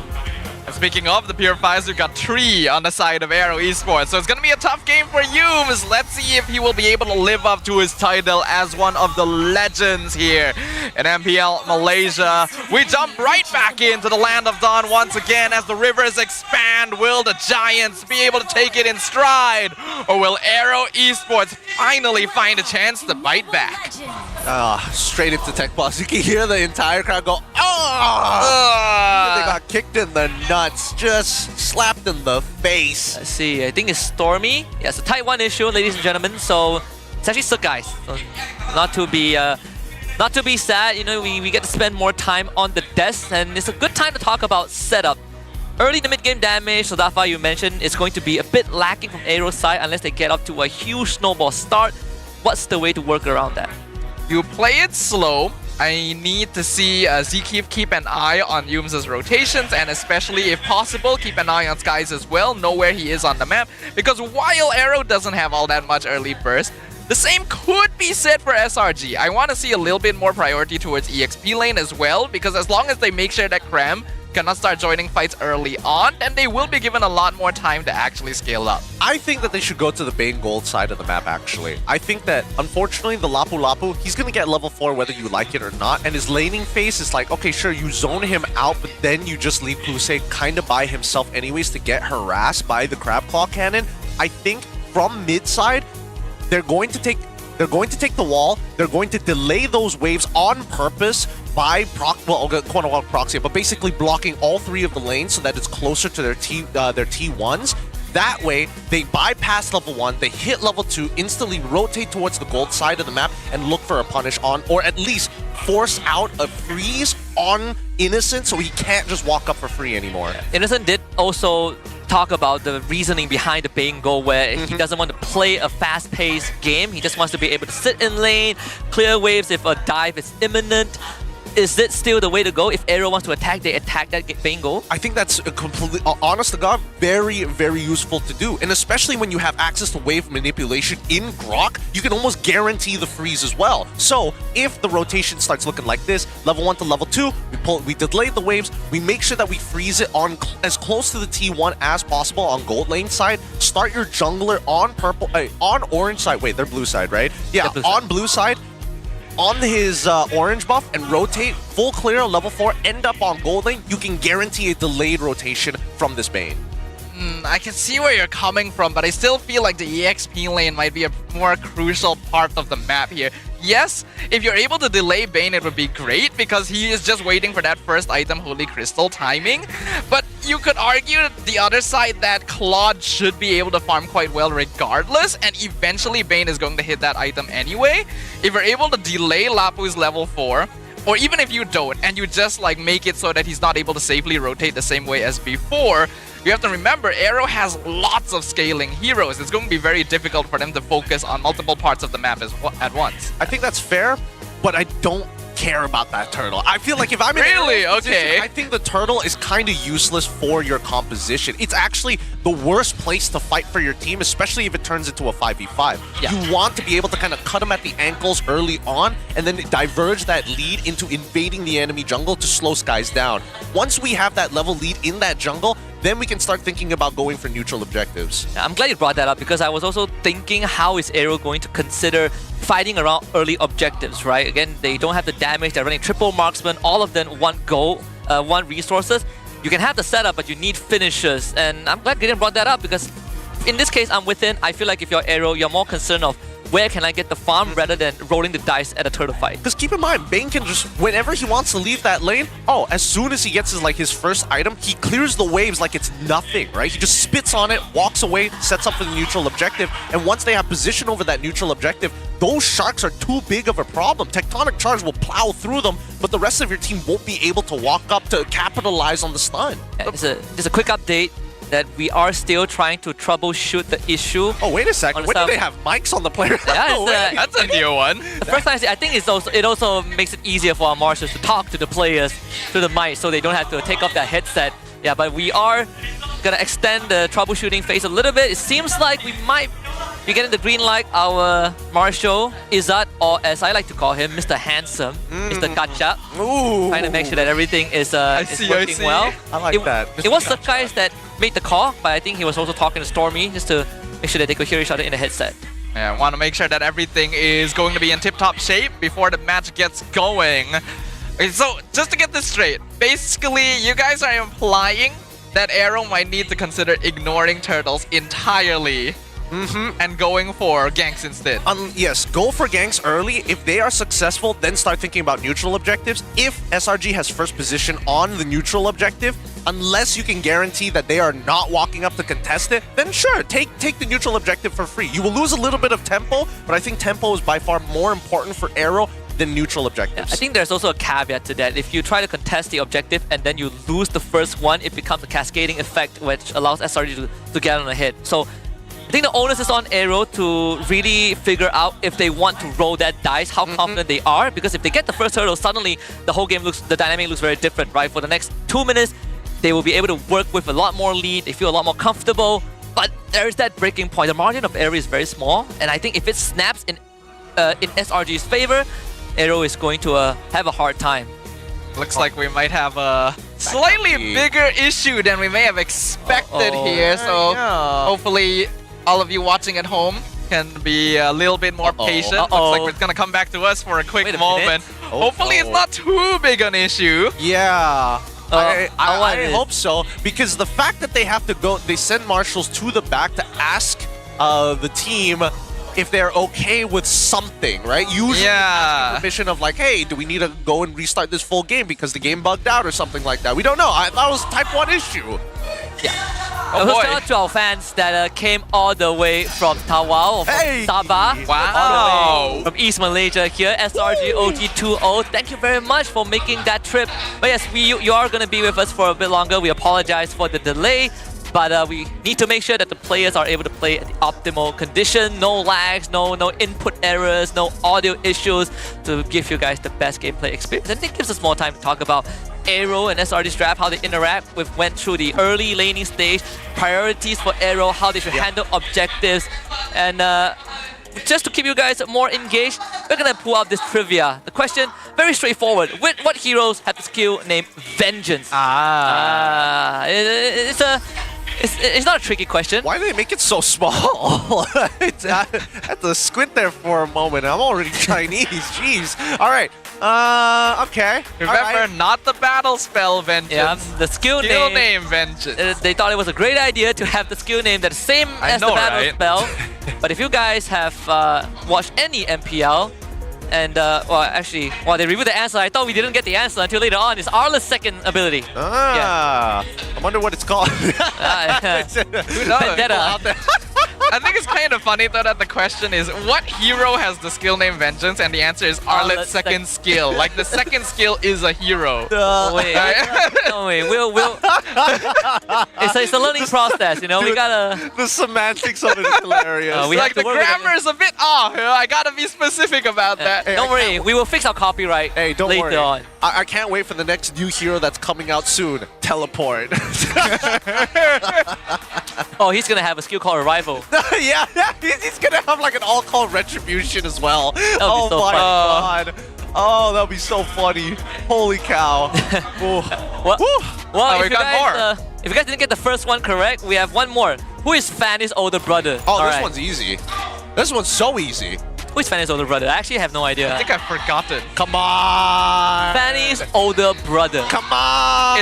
It's definitely one of the one of the Mani NPs. Yeah, I'm gonna go up on a limb. King Kong. Was That'd it be a pretty was good it guess. Tigreal? Huh? Was it Tigreal? Yeah, it should be. It is, right? We could be both wrong here, to be fair. And then it's like, Bruno, what? Carl Keezy. It's Carl. It's Tarzan. No, sorry, you're talking about Lancelot here. All right, let's here we show go, you the here we answer go. on the screen. Who do you get? Okay. All right. Okay. And I need to do more lore research. You didn't.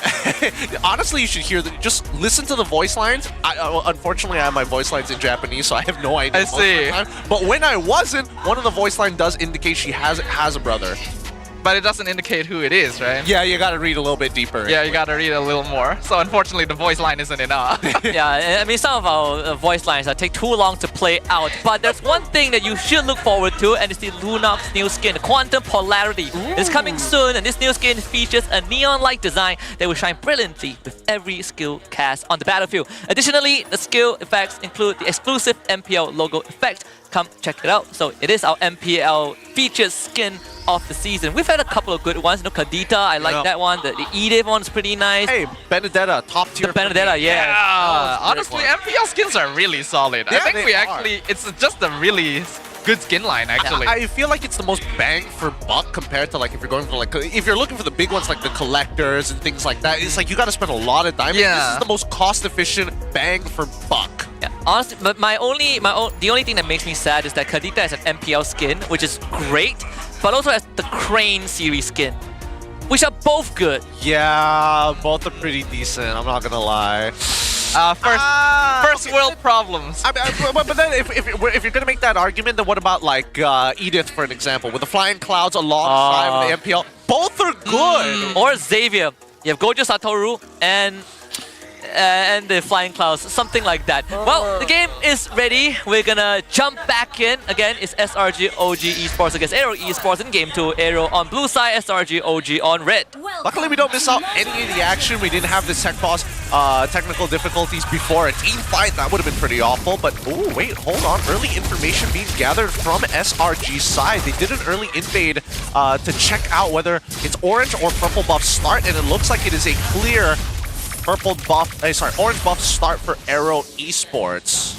We'll see what they're able to make use of with that information. Looking at the emblem setup, nothing too out of the ordinary. Though Hazel is going for Quantum... Oh, hold on, in the mid lane, Stormy nearly dead. Already before the Little Wanderer fight even starts, the wall gonna block him in. Stormy in some trouble, he doesn't have Flicker! He might be dead here, the heal from Kalea!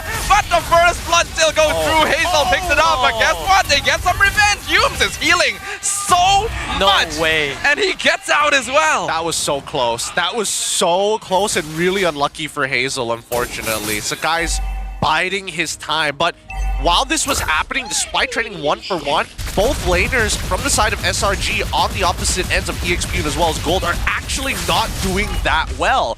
Innocent got zoned out very early on, and not to mention that even Cram getting heavily punished into this Esmeralda matchup. Yeah, Smooth was running him down underneath the tier 1-2. And to make it worse, well, Sakai's gonna get a kill here. He doesn't get it! How did that happen? I was about to say... He's tilted. He's tilted. The first kill went to Yumes, which already, makes it slightly worse, but Sakai's missing that Thorn Rose. Just, was that a kick in the shin. Was that auto-aim? Oh. But the timing didn't even line up. He just straight up misfired. I think he auto-aimed it, to be fair. It could have been. It's hard to say. But right now, Innocent struggling right now just a little bit, but he can out-sustain the raw damage. Oh, wait, hold on. Top side. Smooth's getting ganked pretty hard. 1v3, but it is an Esmeralda. What are we doing here? The hero continues to be quite ridiculous. Turtle gonna be reset once again. SRG want to contest this, and AERO actually comfortable going for a Tsunami Slam. Finds Hazel into the last shaker! A beautiful delivery system between Yums and Cram. The Turtle goes to SRG, and Smooth gets picked up as well. It's a double kill for the Kalea. Why? Oh my god, he's gonna die too.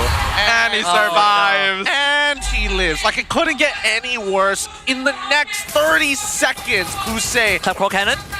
Oh my god, if that one-shot him, that would have been ridiculous. Now, keep in mind that Innocent did have to flicker forward and Kusei did have to use his Purify, so they did trade. Those sharks really do a ridiculous amount of damage. It is just not fair. But amazing stuff coming out from SRG's side. What was that turtle fight? Why was Smooth walking like he was walking around the dog park just to get into the middle of it? And then Cram was like, you know what? I'm gonna flicker forward. What are we even doing here? And SRG, they already locked on their target from the get-go. It was Hazel. The moment he has no trace left, they just full combo him. Gibbons is gonna get away, not a problem. And we did talk about this, right?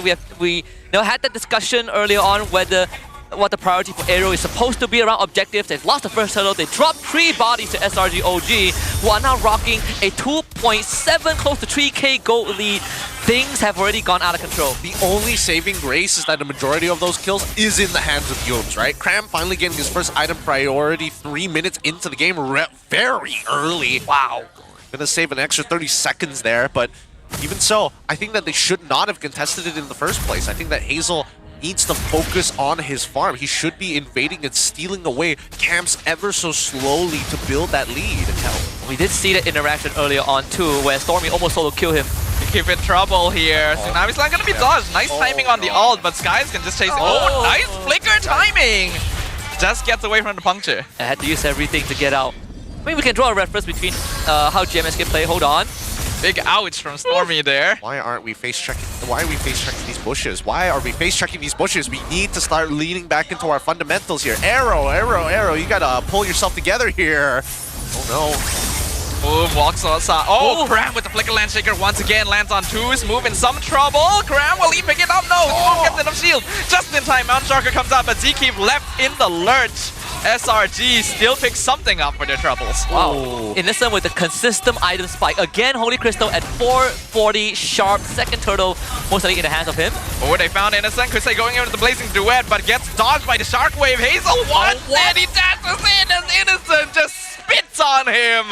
Look, that's a mistake. Now Kusei may also pay the price for his actions. 2 kills to SRG and the turtle. This game is it was out of control, spiraling out of control like 2 minutes ago, but now it has completely spiraled out of control. I think this game is already over. Yeah, I agree. I was just about to draw a parallel where when we saw GMXK play the Yixun Shin, obviously, even when they lost the game, we saw kind of the idea how to play around the Yixun Shin, right? They're giving Jaja the resources, getting to the lane, getting to the side lane, making sure that there is space, but there's no space this game for AERO. No. And worse yet, they're making really uncomfortable calls. Like, Hazel is trying to finish off kills when honestly, you don't need to be in that position 1v4, right? You already lost the boy, there's nothing to do about it. They got a kill on Zkeep in the mid lane. They do trade for Stormy, but now Hazel completely out of position, and Yums on a mega kill streak as a Kalea. I don't know if it's worth it, dude. You kill Stormy, you go down, another 12 seconds, your XP lane just got pushed out, SRG has full reign of the map, and you're running triple marksman. They all are greedy for gold.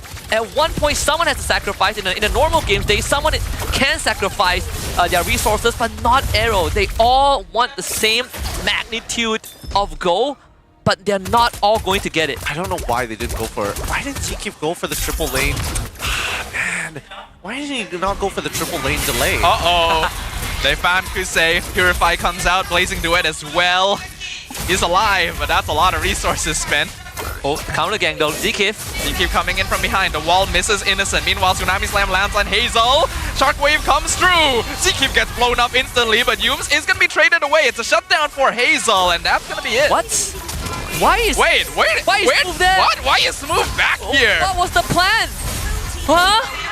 The fight was already over. He walked in and he had a chance to walk towards the tier 2, but he cuts the wave and dives? Is this a tilt series? Is this the tilted from game number 1? Because the mental don't seem to be looking very good here. Smooth was clearly using Internet Explorer. Honestly, if he had sprint, it's like, okay, whatever, right? You press the sprint, you get out of it. He has Purify. I'm not sure if that was a minor head shake I saw from Smooth earlier on, but I would be shaking my head too. I think he needs to complain to the delivery company because he clearly got the message way too late.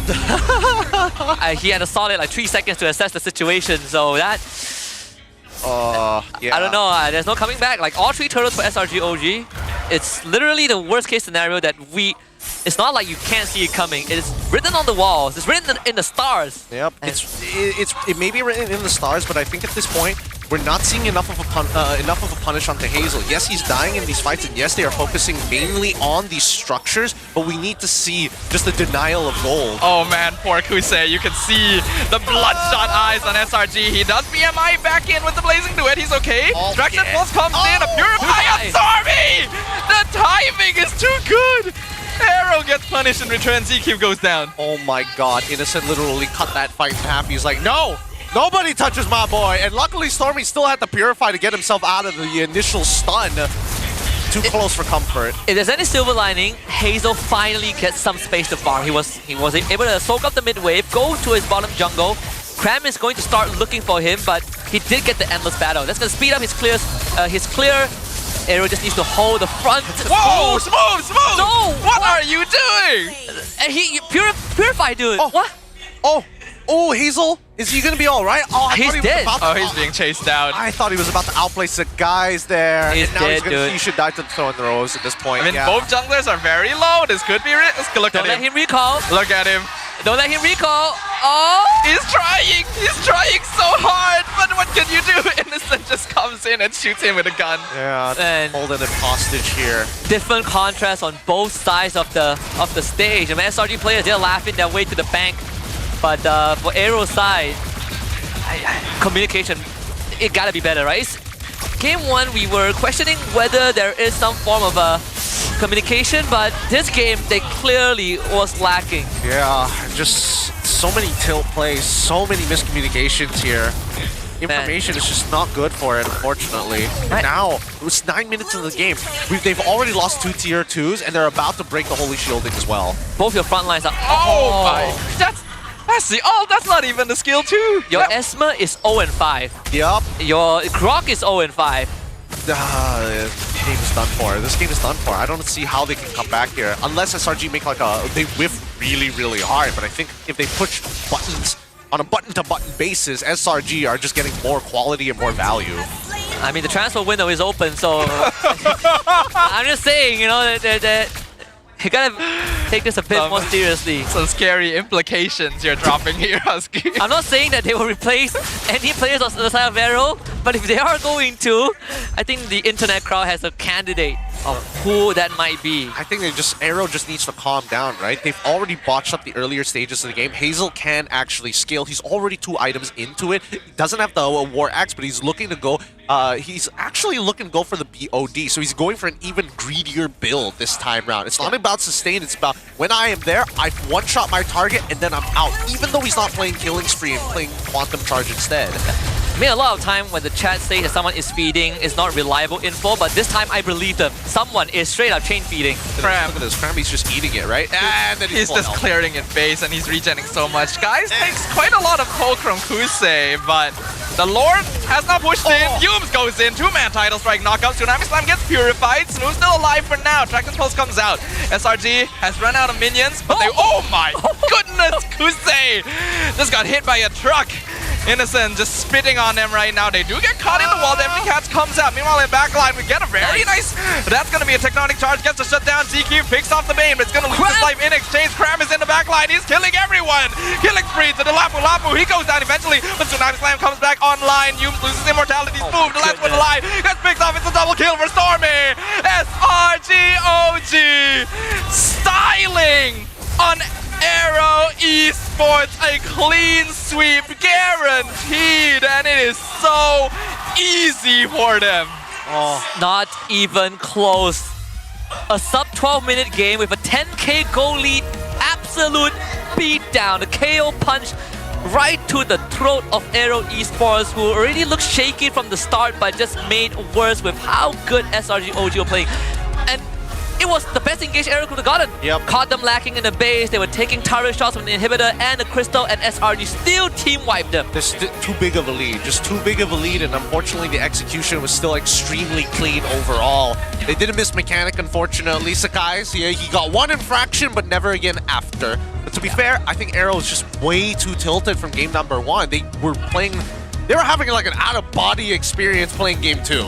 Yeah, it's the worst. Whatever we discussed earlier on that could skew the game against AERO, it all came true, and it's never slowed down. It's a tough blow, right? They came from yesterday feeling really good about themselves, and it's going to continue to make everyone discuss about the power ranking in the league. But right now, we're gonna throw it to Rose with Sakai and Becky on the stage. 2 berbalas kosong, 3 mata penuh lagi untuk Selangor Red Giants OG Esports. Guys, a round of applause. Congratulations, Sakai dan juga Becky. Sekali lagi, 3 mata penuh. But that was an insanely dominating game. Kau juga korang bagi? Biasa je. Biasa-biasa je. Oish. Kalau macam tu biasa-biasa, apalah jadi kalau korang serius. So, kenapa you cakap biasa-biasa je? Sebab lawan Hazel kot. Adik, Rose belum touch tu, adik dah touch. Now, kalau kita cakap pasal Hazel, semalam di dalam satu winners interview, Hazel kata that dia actually nak rematch dengan adik sebab adik sahaja yang dapat kalahkan dia di jungle musim lepas. So, you rasa excited tak pasal match up ni sebelum dia bermula? Wait. Hazel? Siapa tu? Sekejap. Saya cari jap. Sekejap. Player not found. Tak ada. Gurau je. He wants to wrap it up like that. Now, adik, selepas jumpa Hazel sekali lagi dan dapat menang dia sekali lagi, what do you think of the potentially only import jungler this season kalau Rose tak silap? I think he is a good jungler for this MPL, and I think I think dia just tersilap cakap je sebab dia cakap Malaysia tak keras kan, so dia silap langkah. Silap je. Okay, adik, one last question for you. Musim lepas SRG OG sikit lagi nak dapat the perfect regular season. Tapi the only reason yang korang gagal nak mendapatkan perfect regular season is because korang lost 1 mata dengan AERO. Adakah hari ni korang on form kau-kau sebab korang nak membalas dendam? Kacau korang punya momentum last season tu. Yes, there's one of the reason also lah. Yeah. Becky, do you agree? Were you that angry today or like that geram today? For me, this is just warm up because the real match starts tomorrow, I think. I agree. Ramai orang tengah wait for that match. Tapi tadi kita sudah nampak a very convincing dominating 2-0. Tapi hanya seorang yang boleh menjadi MVP of the game. Dewan Sri Putra, who is your MVP? Alright, mari kita tengok MVP in 3, 2, 1. MVP jatuh kepada Yums! Alright, Yums, come up on stage. Cutie patuti. Kenapa panggil dia cutie patuti? Oh, sebab King Kong panggil. King Kong panggil. Okay, nanti I nak tanya dia kenapa. Alright, Yums, come up on stage. I tahu Yums ni tak suka cakap dengan Rose atas pentas, tapi kita cuba ya, kita cuba. We try. Hi Yums. Baiknya hari ni boleh buka mulut. Yums, depan sikit. Okay Yums, hari ni MVP. Esok nak jumpa CG. Dalam CG ada siapa? Ada Gary. Dalam CG ada Ciku, and kita tahulah Yums ni memang sayang Ciku. So, esok apa your reaction ataupun your feelings towards the match? Excited nak jumpa. Sebab dah agak lama kan tak jumpa Ciku. Last season tak jumpa. Boleh dikatakan. Is there anything yang nak cakap kepada Ciku? Good luck, have fun. Dah agak dah. Okay, maybe one question for you.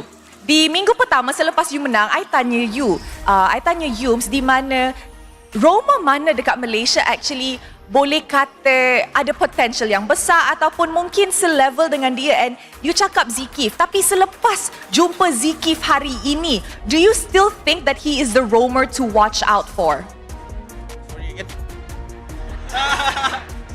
Dia muka dah confident dah, tapi rupanya tak dengar. Sekali lagi ya. Selepas menang game pertama SRGOG, Rose tanya Yums, Roma mana yang you rasa selevel dengan you? You cakap Zikif. Selepas you menang hari ni, you rasa Zikif masih lagi ke Roma to look out for? Ya, tapi semua Roma memang akan macam tu lah kalau lawan saya. Wow! So, it's not the Roma problem, it's just you're too good. Is that what you're trying to say? Ya. Okay. Alright, ini yang kita nak, ini yang Rose nak. Sekejap, nak pass back mic kepada Sekai sekejap je. Rose lupa nak tanya tadi. So, hari ni Poji tak ada. Tadi dia message I. Dia cakap dia ada satu soalan nak sampaikan dekat adik. Apa Poji? Poji. Okay. Soalan itu adalah, we know that beberapa season dah adik dominate the jungler role. Tapi, why do you think that jungler dekat Malaysia tak boleh fight you in the lane macam jungler dekat ID dengan PH? Apa sebenarnya kurang dekat sini? I think in Malaysia there's a lot of jungler, like Malaysian jungler that is good. Example, we have Pran Zahid, Gary and yang lain-lain. And I think it's just about the mindset and the coach lah. Maybe if they have a chance to have a good coach, I think they will be good. Yeah. It all boils down to the mentality and the coaching staff juga. Macam mana diorang membantu players. Is that what you're trying to say? Alright, thank you very much guys. And now it's time for Becky. Becky, you just went up against your dear friend. Oh yeah. Oh yeah. That's actually my son. My son. Your son? Yeah. So, going up against Jifdet, did it make drafting easier because you would potentially know how he would be like? Actually, it's pretty fun to see him on stage because he's always on the backstage, right? Yeah. I think he just walked into the wrong booth. I think he should have been in the SRG booth. So you think he's just in the wrong team right now? In the wrong booth. In the wrong booth? Booth, yeah. In the wrong booth. Now, is there anything you want to say to Jifdet? Because we know that AERO is not looking too good right now in terms of the standings if they want to qualify for our upcoming playoffs. Any words of motivation for your son, perhaps? Are you winning, son? That's it? That's it. Now, Becky, let's get onto the more serious topic. You mentioned that the real match begins tomorrow up against CG. Now, what are you cooking up? Is there anything that the audience should look forward to potentially the biggest matchup of the week? It's really, really fun because the last time this season, we were preparing up against Homeboys as well because Homeboys is the other team that was undefeated, right, before meeting us. So, I think it's good, it's hype, but tomorrow we will show them why SRG is the king in Malaysia. You know what? A lot of words are being spoken about the matchup tomorrow dan Rose memang dah sangat-sangat excited. Maybe one last thing. Do you think that in any way possible CG has what it takes ataupun the potential to actually take you guys down tomorrow ataupun mendapatkan satu mata je dari SRG? There's potential, but we will make sure that it's 0. So, tomorrow, Becky, 2-0 against CG. Yes, okay, guys. Korang dengar tu. 2-0 lawan CG esok. Kita semua boleh nantikanlah apa yang akan jadi di dalam match tu. Maybe, Sekais, is there anything yang you nak cakap kepada fans sebelum we wrap up this interview? For the fans, thank you so much yang hadir awal-awal pagi untuk match kali ni. And thank you so much. Jumpa korang esok. Terima kasih and congratulations sekali lagi. And with that, mari let's show it back to the casters to analyze apa yang terjadi di game kedua dalam pusingan pertama hari ini. Casters, back to you guys. Thank you very much, Rose, Ozora, Veki, Sakais, and of course our MVP of the game, the good old guardian of SRG OG, Yums. Perfect series so far, nothing to pick on. You know, AERO just got completely crushed. The Sun's definitely not winning. And they are very confident that tomorrow is going to be a 2-0 against CG. I love that they chose this pose for Yums because now you can see how much of that fist is just going up your butt when he is just absolutely demolishing you. Like, what do you even do at that point? And he's a big dude, man. So you can tell you're not going to be walking straight for days after he's done. Man, he's just puppeteering you at that point. Yeah, man. It's gross how far he goes in this game, how far he goes out of his way in this game to ruin somebody's day. And I think for Hazel, he definitely recognizes that it's just like, man, it is hard to get past him. He tunnel visioned a little too hard. And I think that Yums, in these prolonged fights, every trigger of his passive gains so much value for the whole team. Yeah, well, we call that not the uppercut, but the 1,000 years of pain, some might call it. So again, AERO back to the drawing board, playoff chances dwindle in the air. But for SRG OG, there's only one goal in mind. If they win tomorrow against CG, they are 99% poised for first place in regular season. Let's just put it that way. But yeah. CG, they're gonna get some time to prep for that. And I heard you're cooking something, Gideon. Yes, I have been cooking something. Let's pull in the camera a little bit, just a little bit here, because it's time for, guess what? The hot takes. Now, this time round, we're going to be putting the timer on the clock. 1 minute to go. My hot take this time round, Roamer's hitting level 2 a little too early. In this game alone, we are seeing that both Zkif as well as Yums have means to influence the game whether you like it or not. And hitting this level 2 is such an important part, an integral part of that game, because if you're able to dodge a lot of your target opponent's abilities, that would be great. But more importantly, you're able to kind of set things up for your side lanes. Now, this is the biggest problem in the patch right now, that we're not seeing enough being utilized in professional play. Hit that level 2 and immediately start affecting the enemy laners, side laners in particular. Why aren't we seeing more priorities being thrown over to EXP alongside with the gold? You can zone them out from the entirety of that level 1. Kusei would have been okay if that were to happen. At least for Zkif, affecting the lane seemed to be a good way of putting it, but now everything is being put on that mid lane, and that used to be the EXP's role. Mid lane now has to cover everything on top of fighting and scaling for the team. And that's my hot take here with still 3 seconds left on the clock. Thank you very much, Gideon. Again, Roam is such an important role with the amount of resources Muntun is giving them. You know, put it to good use. You know, you got shown a lot of love. Well, not AERO, they didn't get shown any love at all. They were definitely forcing some occasions. Hazel, just like game 1, he's really desperately trying to get at least himself a hit. But this game was even more of a landslide than game 1. It went so badly. We already discussed this during the short little break we had when they were fixing things up on stage, how AERO Esports should probably consider ignoring the first turtle entirely and just focus on trying to get some kind of advantage in either EXP or gold lane.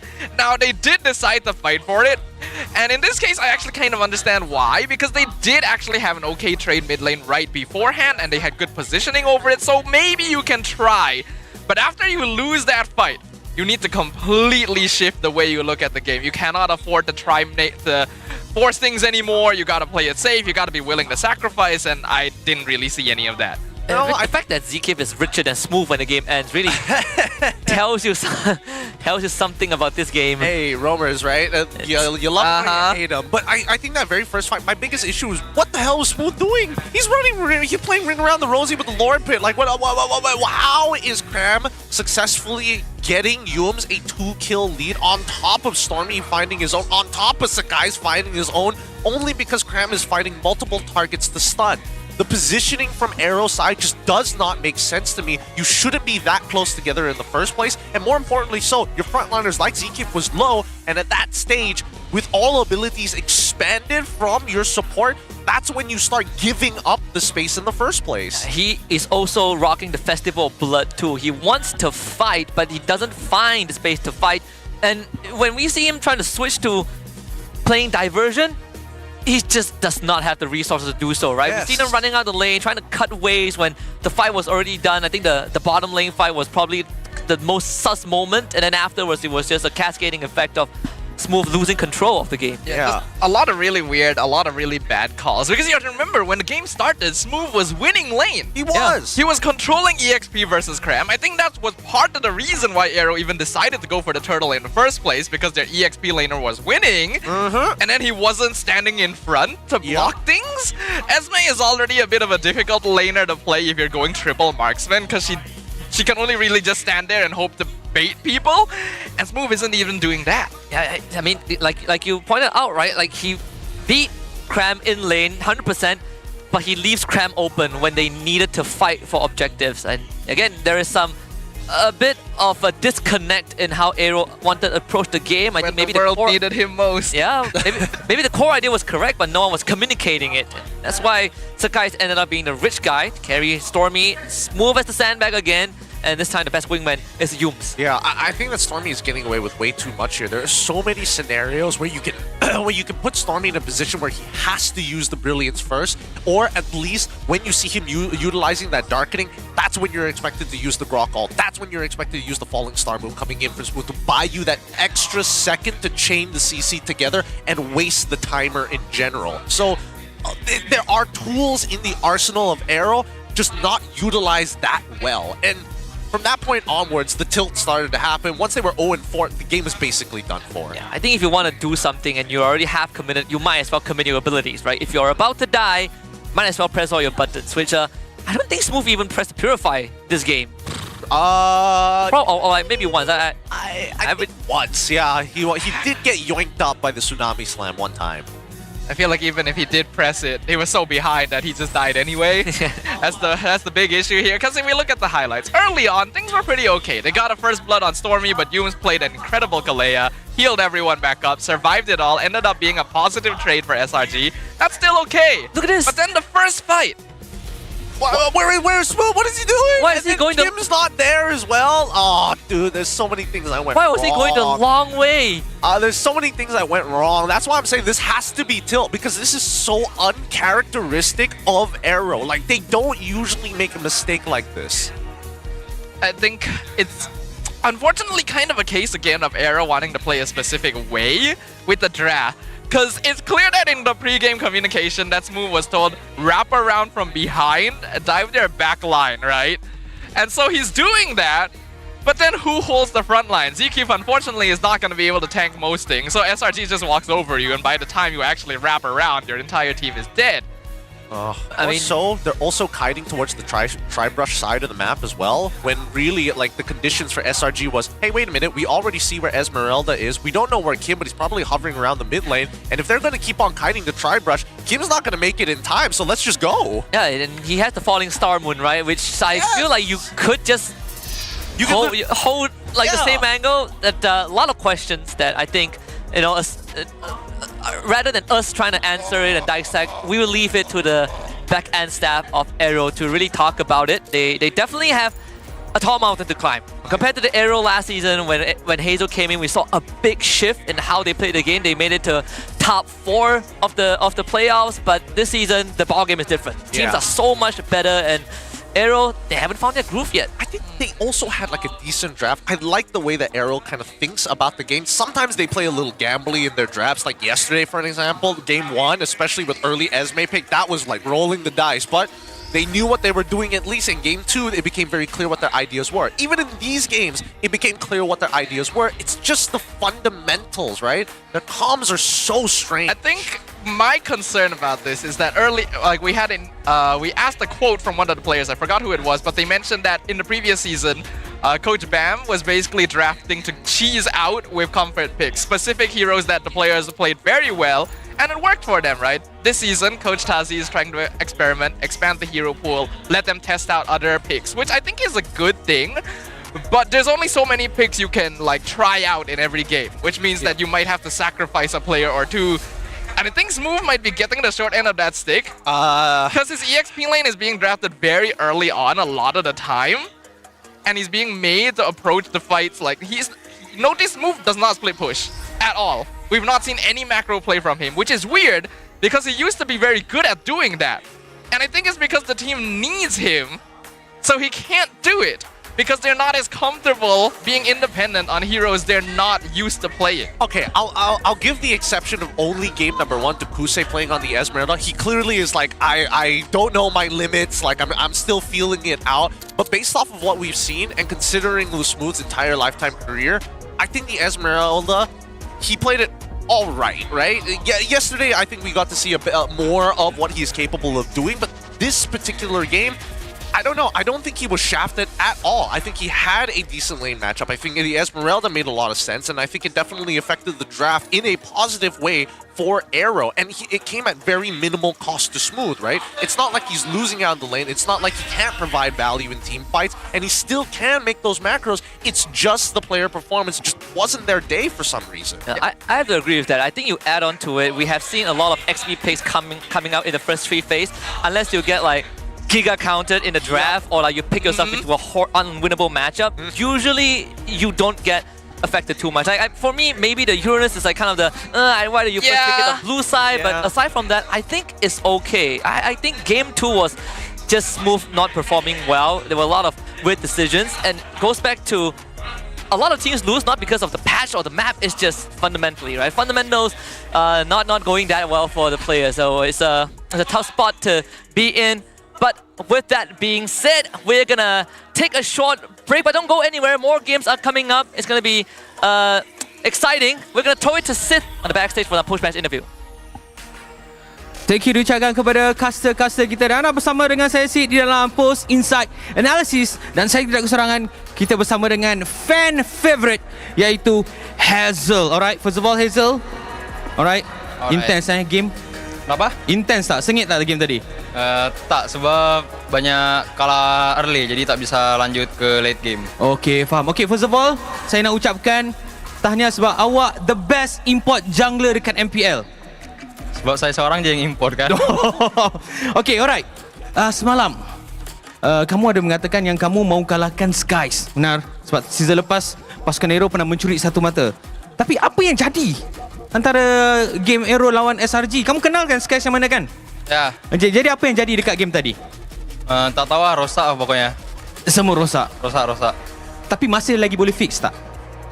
Masih lagi boleh, sebab actually banyak move dari kita orang yang betulnya tak kita buat dekat screen, tapi mungkin dekat stage ni jadi buat mungkin ada pressure ke mental, belum tahu. Okay, alright. Saya rasa benda tu boleh difixkan. Okay, alright. Kita bercakap tentang Skies sebab kamu semalam ada mengatakan tentang Skies. Apa yang kamu rasa buatkan Skies ni jungler paling hebat dekat Malaysia? Dia fit sih dengan timnya, dan juga ya dia lagi banyak experience lah. Jadi kalau ada teammate yang sama-sama bagus, boleh jadi jungler yang terbaik lah. Ya. Okay, alright. 1 kemenangan daripada 4 perlawanan. Jadi kamu rasa AERO masih bisa tak pergi ke playoff? Actually kita orang agak macam panik sikit lah, sebab ya bukan awal yang baik lah untuk kita orang, tapi mungkin kita masih bisa lah untuk pergi playoff. Ya, itu yang saya mau. Confident. Kamu confident tak dengan diri kamu? Ya. Confident betul Boleh. Okay, memandangkan kamu the only jungler import in Malaysia, apa yang kamu boleh promise sama fans AERO untuk upcoming match? Apa yang kamu boleh promise? Tak ada promise sih, tengok nanti lah. Tengok nanti je lah. Boleh menang Boleh menang Menang insyaAllah nanti. Okay, menang Okay, alright. Itu saja yang kita nak berkata-kata dengan Hazel. Thank you so much. Thank you. Good luck untuk next match. Jadi, selepas ini akan jadi perlawanan yang lebih menarik. Mampukah pasukan GMX Kelantan cuba mendapatkan kemenangan pertama, ataupun tidak akan terus saja menghukum pasukan GMX daripada mendapatkan kemenangan kemarau kemenangan? Jadi kita tak ada masa, ayo kita bersama dengan caster kita untuk meneruskan analisis mereka. Let's go. Thank you very much, Sith and Hazel. Of course, 4 series down, 5 more to go, and only 1 series win. Things are not looking up for AERO, but the chances is still there. They can still fight for a playoff slot, but they got to start winning games from this point onwards. And I think even Hazel is starting to feel the pressure, because good mechanics isn't enough to win the games. Yeah, it's starting to look really, really difficult. But that's for another day. It's not as high intensity in comparison to our 2 teams who are sitting at the bottom of the standings right now, Todak as well as GMX, because their odds are not looking good for either team if they lose. So during the pre-show, you did say that you think GMX have a chance to take down Todak. Yes. I'm going to give you one more chance to solidify your stance before we take a break. You still think that's the case? Yeah. Unless Todak has suddenly gone through a training arc in between yesterday and today, I think GMX can take it. Give me the odds, like out of 100, it's like 60-40, 70-30. 70-30. 70-30 GMXK. Yeah. All right, we're gonna hold you on that. We're gonna go take a short break, but later when we come back, it's going to be GMXK up against Todak, and until then, we'll leave it with the mic check for the first series. See you later. Aku rolling. So easy. Jurada sih boleh, dah sumpah. Dekat dalam tu ke? Tengok aku. Stun. Belum mati. Telok lah. Main gila. Main gila. Aku boleh start down nak. Boleh. Aku stun. Ya, aku cek sini. I tank ya. I tank. No more. Tahu. Aku boleh. Aman. Kau beli ke dalam server? Aman. Oh, dah enggak tahu aman. Aku lawa. Pakai dulu. Aman. Pakai dulu guys. Aman. Ini I stun. No first kill. Aku stun. Wait time bridge. Oh, ada. Harap. Ada dia. Aman. Aman. Set tower lah, set. Boleh. Tower. Tower. Oh, tower. Kita kena main. Nice one. Nice try boys. Anti. Tak ada damage tu. Ya tu. Level 3. Go ground. Awak mas pa. Dari saja. Go zone ground. Bye. Bye. Go. Aja grab. Go. Macam ni boleh mati jauh. Boleh. Boleh ni. Bah. Satu Fury clutch jauh. Kasih tahu dik. Nice one, team. Let's go. Club, I wanna go.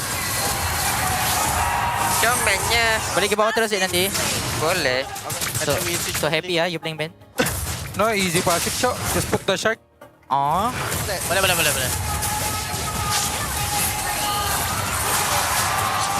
Okay. Nak. Boleh dek. Satu lagi. Ada minat tau. Nice one. Nice bait.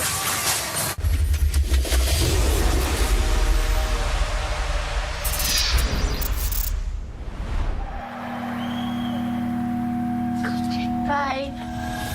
Saya boleh ni. Semangat nombor 1 ada dalam diri kita semua. Bukan atas usaha sendiri saja, tapi sokongan dan harapan yang dikongsi bersama. Sebab nombor 1 lebih daripada jadi yang terbaik. Ianya memikul impian mereka. Inilah semangat nombor 1. Inilah prepaid nombor 1.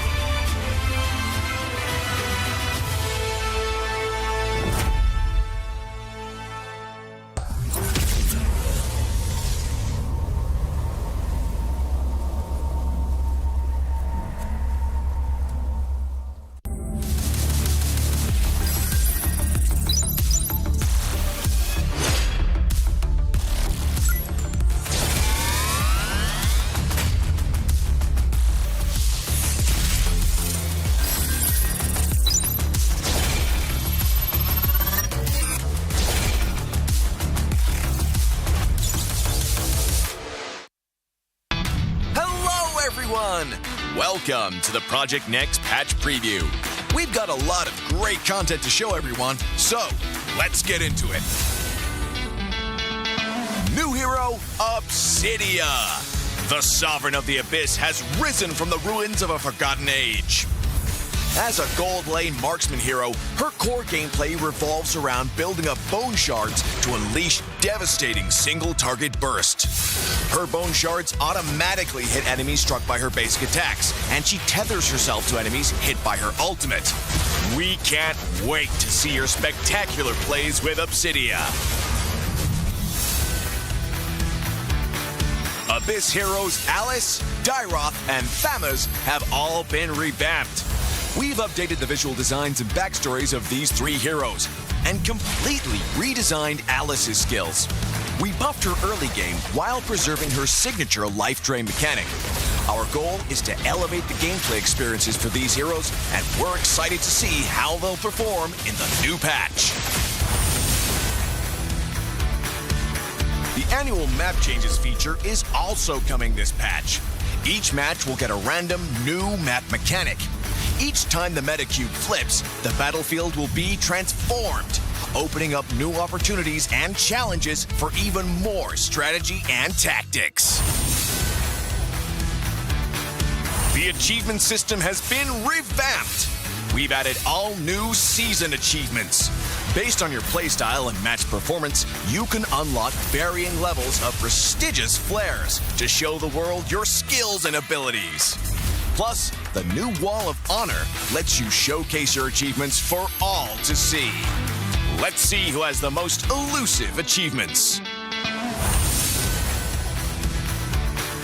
In this patch, we've refined the feel and responsiveness of the game's controls.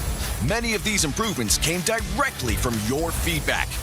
Through these targeted optimizations, we hope to resolve many of your gameplay issues and deliver a more fluid and responsive combat experience.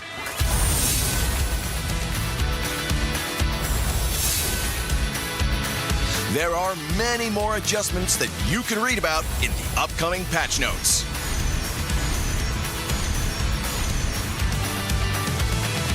That wraps up our Project Next patch preview. Project Next launches on September 17th. We hope everyone will enjoy the new content. And until next time, we'll be seeing you in the Land of Dawn.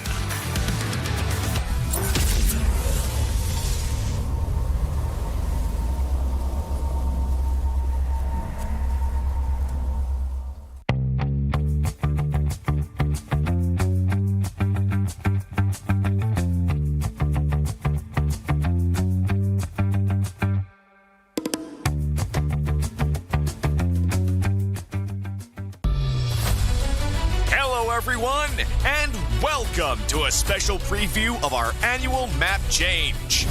In this video, we'll explore more about this exciting new gameplay feature. Now, let's get started. When the annual map change launches, details of the feature can be found here. When a match starts, players will be notified of the battlefield mechanic that's in effect before hero selection. You can view info about the mechanic anytime during hero selection to plan out your strategy. Are you ready for the Broken Walls Challenge? The old walls across the battlefield have crumbled, revealing new paths and giving heroes without blink a chance to shine. We can't wait to see the optimal routes you'll come up with. Danger lurks in every corner when dangerous grass is in play. The battlefield has been overgrown with bushes, so proceed with caution. Will you be the hunter or the hunted? You'll need new strategies to survive this deadly jungle. Have you ever dreamed of soaring over the battle like a cloud? With Flying Cloud, rideable clouds will spawn on the battlefield. Just hop on and take to the air for swift lane rotations, or plunge down for deadly ambushes. Come, ride the wind and own the skies. The river will bring you to victory with Expanding River. river currents will expand into the jungle areas, and new currents will appear when the Lord spawns and when it's defeated. Travel with the current for a massive movement speed boost. Master the flow of the currents and drag your enemies into a whirlpool of defeat. We hope these new battlefield mechanics will break stale metas and deliver new experiences and challenges to everyone. See you all on the new battlefield.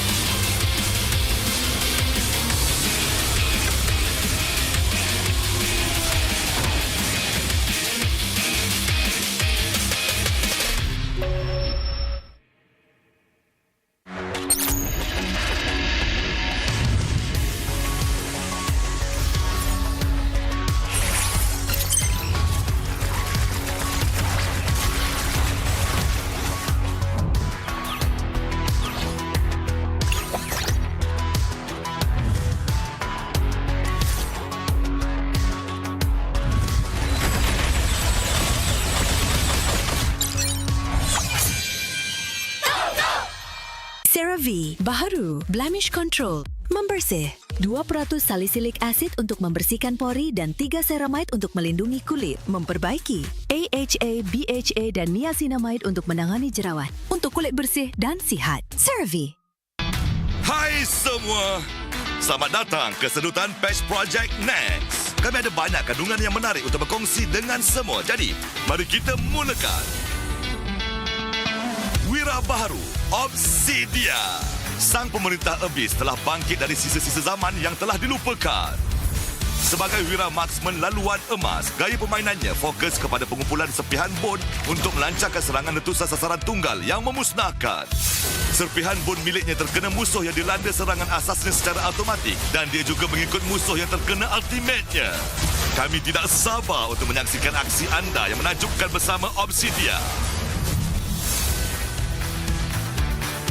Wira-wira Abyss Alice, Daeroth dan Thomas juga telah diperbaharui. Kami telah kemas kini reka bentuk visual dan latar belakang cerita ketiga-tiga wira ini dan mereka bentuk semula teknik Alice secara menyeluruh. Kami telah buff fasa awal permainannya sambil mengekalkan mekanik life drain yang ikonik. Matlamat kami adalah untuk meningkatkan pengalaman bermain bagi wira-wira ini dan kami amat teruja untuk menyaksikan prestasi mereka dalam patch yang baru. Ciri perubahan peta tahunan turut akan diperkenalkan dalam patch ini. Setiap perlawanan akan menampilkan mekanik peta baru secara rawa. Setiap kali meta cube berpusing, medan pertempuran akan berubah. Membawakan peluang dan juga cabaran baharu untuk strategi dan taktik yang lebih mendalam. Sistem pencapaian kini diperbaharui. Kami perkenalkan pencapaian musim yang serba baru. Berdasarkan gaya permainan dan prestasi anda dalam perlawanan, anda boleh membuka pelbagai level gaya yang hebat untuk menunjukkan kemahiran dan keupayaan anda kepada pemain lain. Selain itu, Wall of Honor yang baru membolehkan anda mempamerkan pencapaian anda kepada semua orang. Mari lihat siapa yang mempunyai pencapaian paling sukar diperolehi. Dalam patch ini, kami telah memperhalusi pengalaman dan tidak balas kawalan permainan. Kebanyakan penambahbaikan ini didorong oleh maklum balas anda. Melalui pengoptimuman ini, kami berharap dapat menyelesaikan kebanyakan isu permainan yang anda hadapi dan memberikan pengalaman pertempuran yang lebih lancar serta responsif.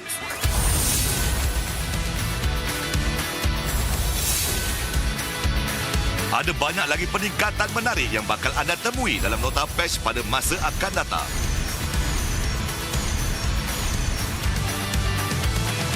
Itu sahaja sedutan patch Project Next kali ini. Project Next akan dilancarkan pada 17 September. Kami berharap anda menikmati semua kandungan baharu. Dan sehingga lain waktu, kita akan berjumpa lagi di Land of Dawn.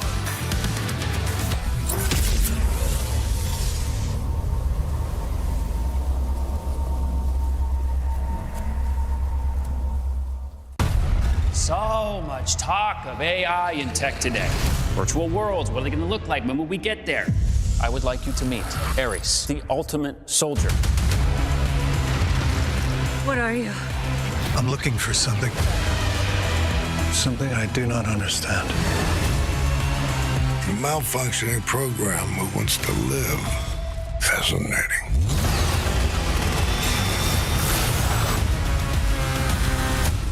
What's up, MPL and Y viewers? Getting to you here with another report from last week's games. Now, the NXT patch had already dropped in, and big changes have come to the Land of Dawn. One of the few changes happens to be Bane Gold. With the change to his skill 2's force multiplier, his magic multiplier has increased, and it looks ridiculous. Here's a simple example here that we can see specifically from SRG facing off against Todak Innocent with no completed items whatsoever. Maybe a component at most. We see that Dreams loses 50% of his HP. Gone just like that. A ridiculous showing to see how powerful Bane could be in the earlier stages of the game and eventually scales to one-shot his opponents in the later stages of the game. That's one of the very few changes that we did get to see in the gold, and maybe it's already affecting you in your pub games, but that's not all. Blessings have changed for specifically roamers. Not only does it give you gold, it also gives you EXP. A minimum of 4 people need to be revealed to hit an early level 2, and we see this in one of the applications in our game in Vamos versus GMXK. Now we see that Jaja is dealing with purple buff, and Zorn on Fanny Roam specifically is able to hit level 2 way earlier and forcing Jaja to actually use his retribution early. Now, most people are going to be thinking, why is Zorn playing Fanny Roam? Well, that's because he can roam really quickly on that Fanny. Contest, reveal his opponents not only on the purple buff, which he did, but now he's going straight towards the orange buff to test against Jaja's Ishin Shin's red. It's not the greatest thing in the world, but it's just one of the few applications that we do see in the game itself, because multiple MPL regions have already given this a shot. Maybe not with the Fanny Realm specifically, but hitting level 2 early definitely skews the lanes, especially when we're talking about the gold or even the EXP, which is a lot more volatile in comparison to the jungle. Now, out of the big changes, our 4 annual map changes also come into play, and I specifically want to talk about the broken walls. In this example here, we do see Kodak facing off against Untitled. Now, most of the time, these fights usually happen on this side of the river. And that's what we usually know. But with a missing wall here that does not exist any longer, now this opens up a new line of play where you're looking to play on this bottom side, or specifically on this side towards the bottom lane. And it's kind of scary. We'll see in this particular fight that Todak, keep in mind that they're missing their mids tier 1 and bottom tier 1. So fighting in a position, especially this close to Tribrush, puts them in a lot of danger because their only runaway path is down by their own bot side. So Untitled can essentially force Todak into an all-in position just because they missed their first engagement. These are only a few of the changes that we did get to see from last week. We are monitoring the other impacts from the other lanes, if not the drafting phase from every other region. But keep in mind that this particular week we will be seeing Allison as well as Obsidia come into play, and that itself could change the meta a lot. So that's my report here. We'll catch you on the next one.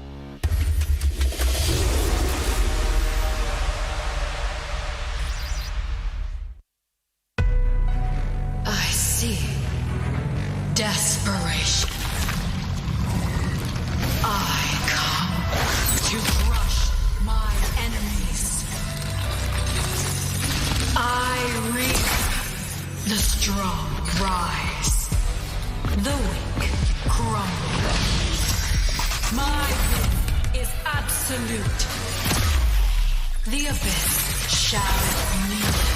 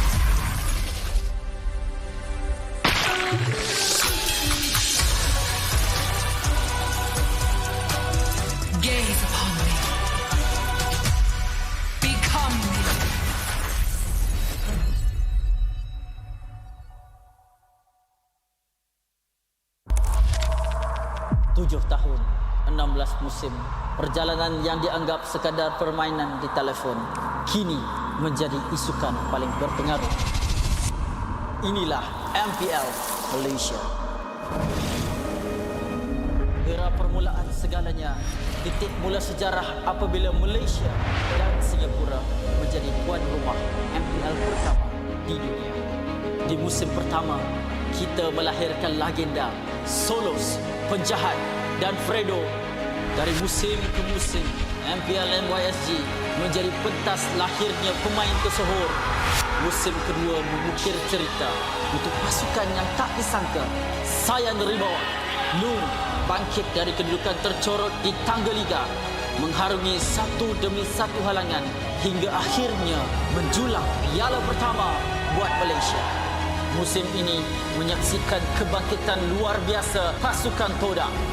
Ciku Guys dan Moon menggoncang pentas M1 World Championship, menamatkan saingan di tempat ketiga, mengharumkan nama negara.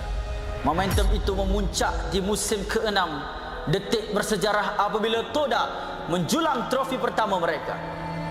Dari detik itu bermulalah era kompetitif.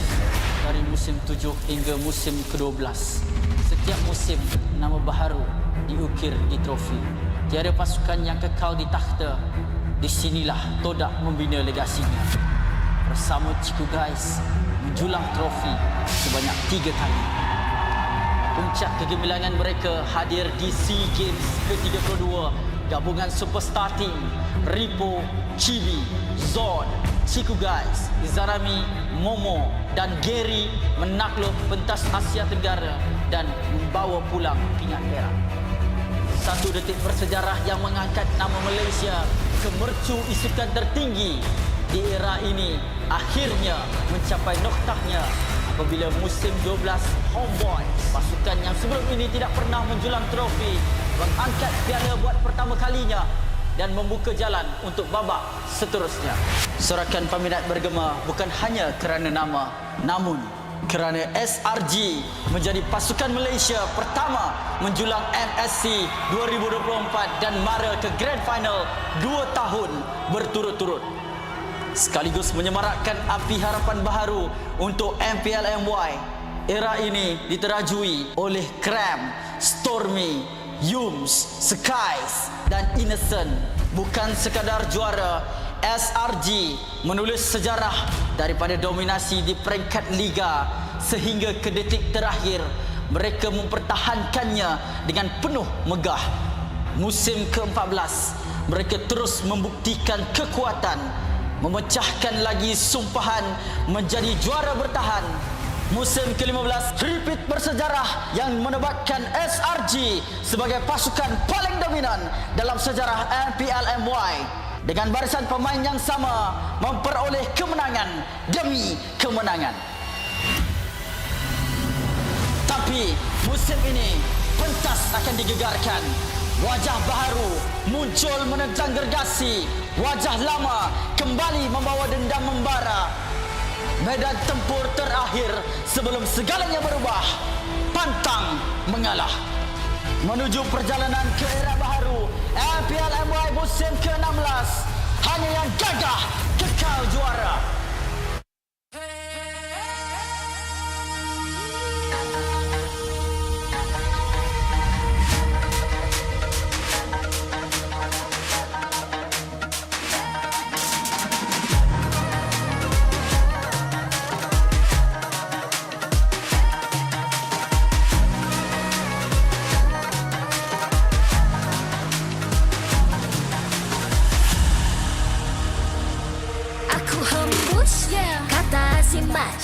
Bila terjatuh, aku beringat jalan dah jauh, cari titik bermula. Krak, krak, krak, krak. Jangan patah semangat.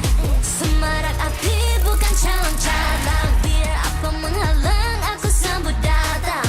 1000 daya, 1000 alasan. Harungi semua sampai di akhir garisan. Eo, eo.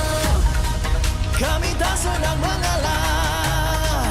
Kami luar biasa. Semangat membara, harungi bersama.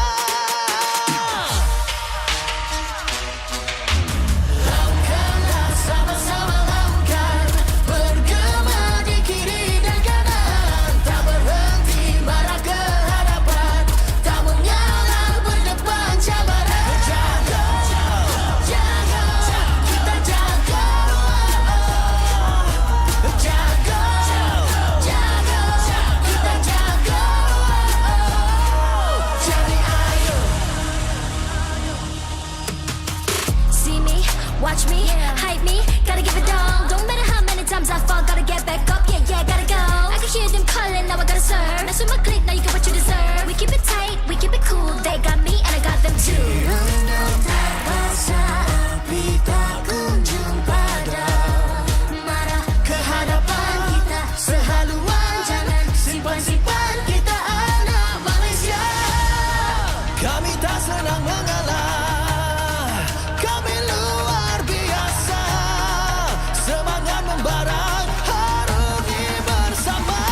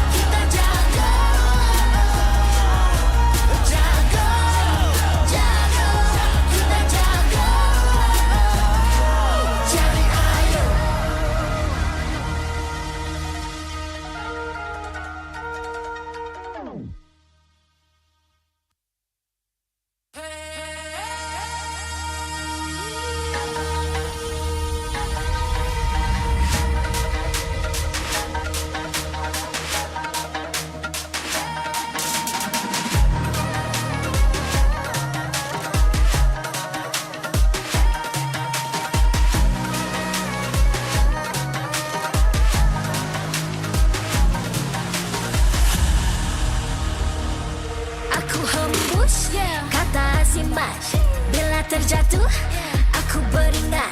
Jalan dah jauh cari titik bermula. Krak, krak, krak, krak. Jangan patah semangat. Semarak api bukan calon cadangan. Biar apa menghalang aku sambut datang.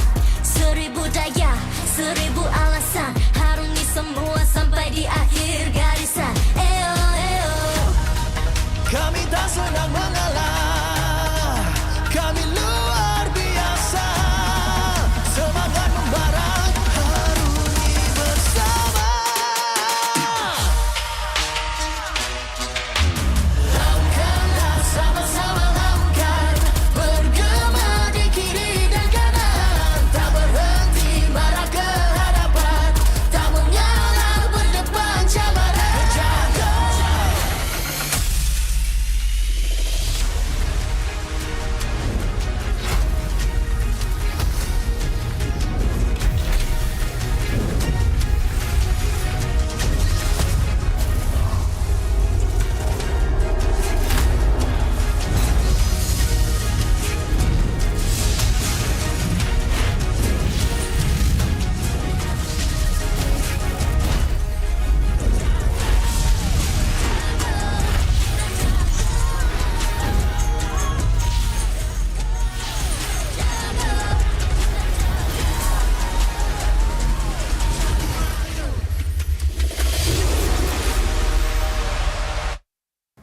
MPL Malaysia Season 16 is powered by Moonton.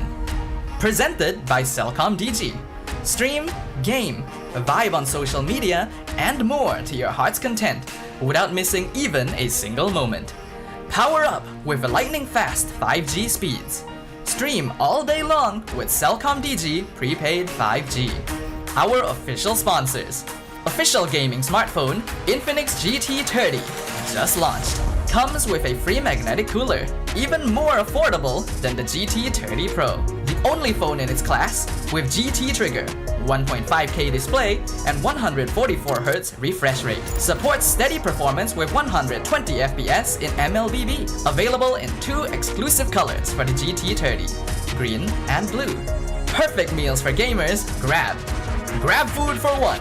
When eating alone, enjoy meals from 10 ringgit. With just 1 ringgit delivery fee and no minimum spend. And group order. Get 15% off when eating in a group. Bigger gang, bigger savings. Our esports partners, 100 Plus, Ferry, and Yamaha. And thank you to all our strategic partners, CeraVe and Playas. Tron Ares in cinemas on 9th October. A visual spectacle action adventure. Tron Ares follows a highly sophisticated program, Ares, who is sent from the digital world into the real world on a dangerous mission, marking humankind's first encounter with AI beings. Catch Tron Ares in cinemas 9th October. Keep an eye out for special ticket bundles that reward you with in-game diamonds when you purchase Tron Ares movie tickets for 4DX, IMAX, or ScreenX. Supported by KBS, Rakan Muda, ESI, MESF, and PSM. Ni buat apa ni? Ha? Kau curang ke? Weh, aku nak tanya. Bila nak menang? Mu tanya kau tahu dah. Mu tanya kau tahu dah. Bila nak tanya kat kau? Ha? Kau kat sini. Mu tanya kau tahu dah. Kau toda ke GMX? GMX. Kau toda ke GMX? Benar ini. Kau ni sikit tanya kau tahu dah. Mu tanya kau tahu dah. Aku dah tahu. Aku dah tahu apa. Kacau hidup orang. Aku dah tahu apa. Mu tanya kau tahu dah. Oh, boleh masuk GMX. Oh. Apa masalah kau? Mu tanya kau tahu. Welcome back, ladies and gentlemen, to MPL Malaysia Season 16. It is week 3, day number 2, and we are getting ready for the second best of 3 of the day. It's GMXK Kelantan up against Todak. Both teams at the bottom of the leaderboard and are still looking for the first series win. My name is Husky. Alongside me, I have Gideon and Sadafa coming up. Prior to the breakers now, you've solidified your stance. You think GMXK has a good chance of taking on Todak. Now I'm going to pass the baton to you, Gideon, sir. What do you think? I think that generally on a basis-to-basis, if we're evaluating lane by lane, role by role, generally, on paper, Todak should be the better team, considering the number of experienced players and generally professional players who have come from other regions as well. Naturally, you would imagine that their fundamentals have been better, but the poor showings really hurt their odds. I'm going to say that Todak should, on paper, win this game. On paper, but on paper. The number of times we've said on paper this season.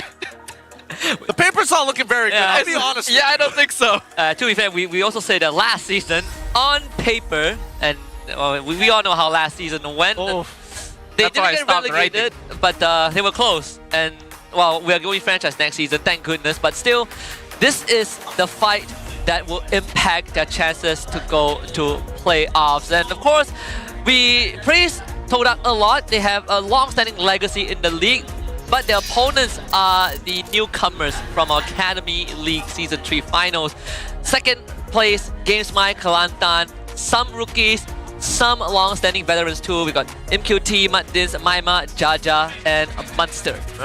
With this lineup, there's still a question of how exactly do they want to play this game. And I think that, Jaja has been a very big standout because everybody is thinking of him as a hot commodity, but we haven't seen him truly pop off in any of the games so far. I mean, GMXK are still looking for their big win. They're still looking for at least 2 points to get themselves up on that board. And right now, they're running out of games to play. And if they don't win against Todak right now, it hurts their odds significantly coming into the second half of the season. Especially when they are up against a team that is also as hungry as them to go for to get the first win of the season. It is none other than one of our legacy teams, the Swordfishes. We got Todak on the other side, Loliao, Dreams, Time Senpoi, Zai, and Fondia. On paper, the squad right here on screen. All of these players have had extended tenures in MPL. All of them have had peak moments. Lolil himself has actually even won an MPL many seasons ago, and we expect them to perform.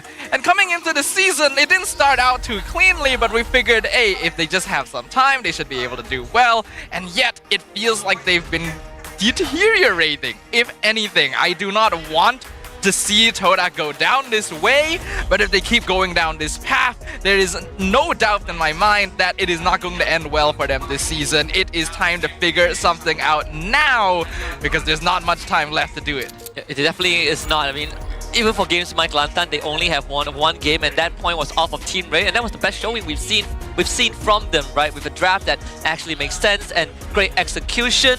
But before that, let's check in with the teams and see how the atmosphere is like prepping for this best of 3. We got the ping test of mic check coming up with Todak and GMXK. Abang ni macam artis, cok sama Ni artis pelakon tu. AERO Aziz. Fizo Omar bukan? Ni hot dalam cerita. Aku dari ML, cok. Aku ingat tapi macam pelakon. Ni hot dalam cerita. Apa Hot dalam cerita bukan Sherry. Betul tak ada bang? Tak, bukan Sherry. Hot jadi jahat tu. Apa? Sumpahlah. Syukri Yahya. Syukri Yahya. Betul tak? Syukri Yahya. For real. Fast band. If you don't recite to me your assignment with Coach Panda, I just take both your jersey. Just like everything, Coach. Let him be shirtless. Yeah. Oh my God.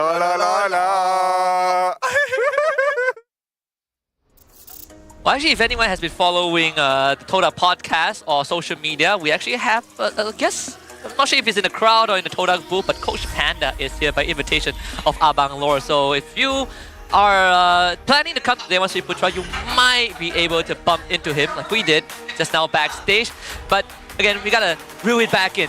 Both teams, at least based off of observations, right? In games that they have played, most of the time, obviously, they haven't got much wins, but there's a consistent player.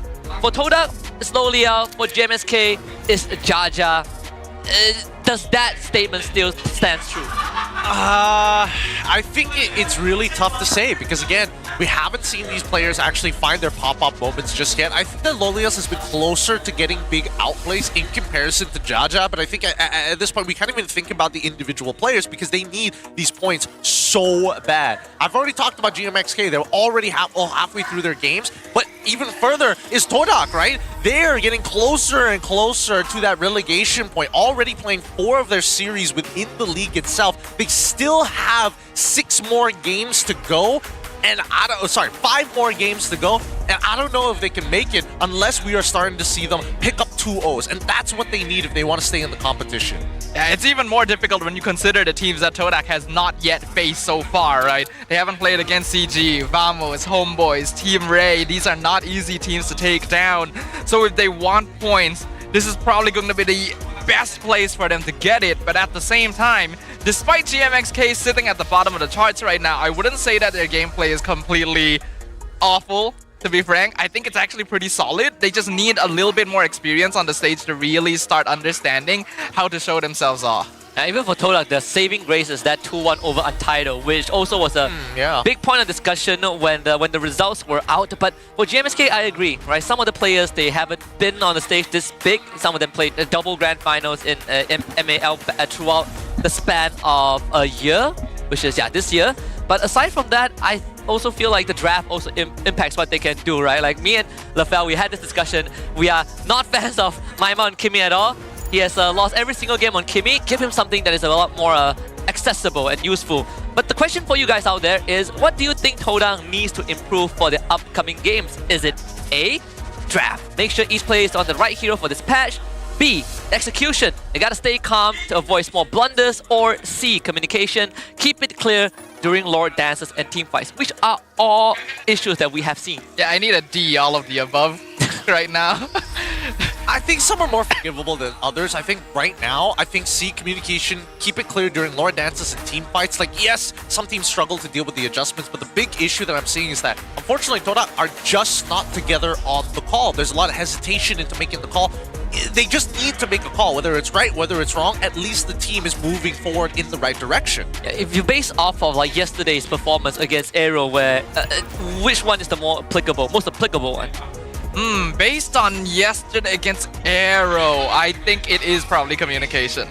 I also would personally lean more towards communication with a bit on execution. I think draft is okay. All things considered, drafts are pretty okay for Todak. They're just not executing them properly, and it seems clear that the players are not really talking to each other in the correct way either. Like, plans seem messy, there's a lot of discord happening. It's not just them as well. I feel like a lot of teams are having that issue this season, but for Todak it does feel particularly bad. Yeah, and I think the hardest part is predetermining what is the main issue. Is it because Dreams as the shot caller alongside with Zyme Senpai can't agree upon what the call needs to be, or is the calls changing on the fly, which is kind of confusing everybody to what they need to do in the middle of the scenario? And if that's the case, there is some parallels we could draw between this current season and last season with Gebe and Magma, right? Where we sort of saw the same problem arise, where there were calls that there's not in sync. Some of the calls were very weird. There's kind of a disconnect. Now, with what we've kind of discussed, it seems to feel like there is a bit of mirror between season 15 and 16. A little bit. It could be philosophy as well. I'm not 100% sure. There's no way to guarantee, because every single time we see this mic check ping tests, it has been, oh, they look like they're in good spirits. They're not tilted about it. So it can't just be about, oh, the chemistry is the vibes or the chemistry isn't going in the direction that they're hoping for, or at least in a positive manner.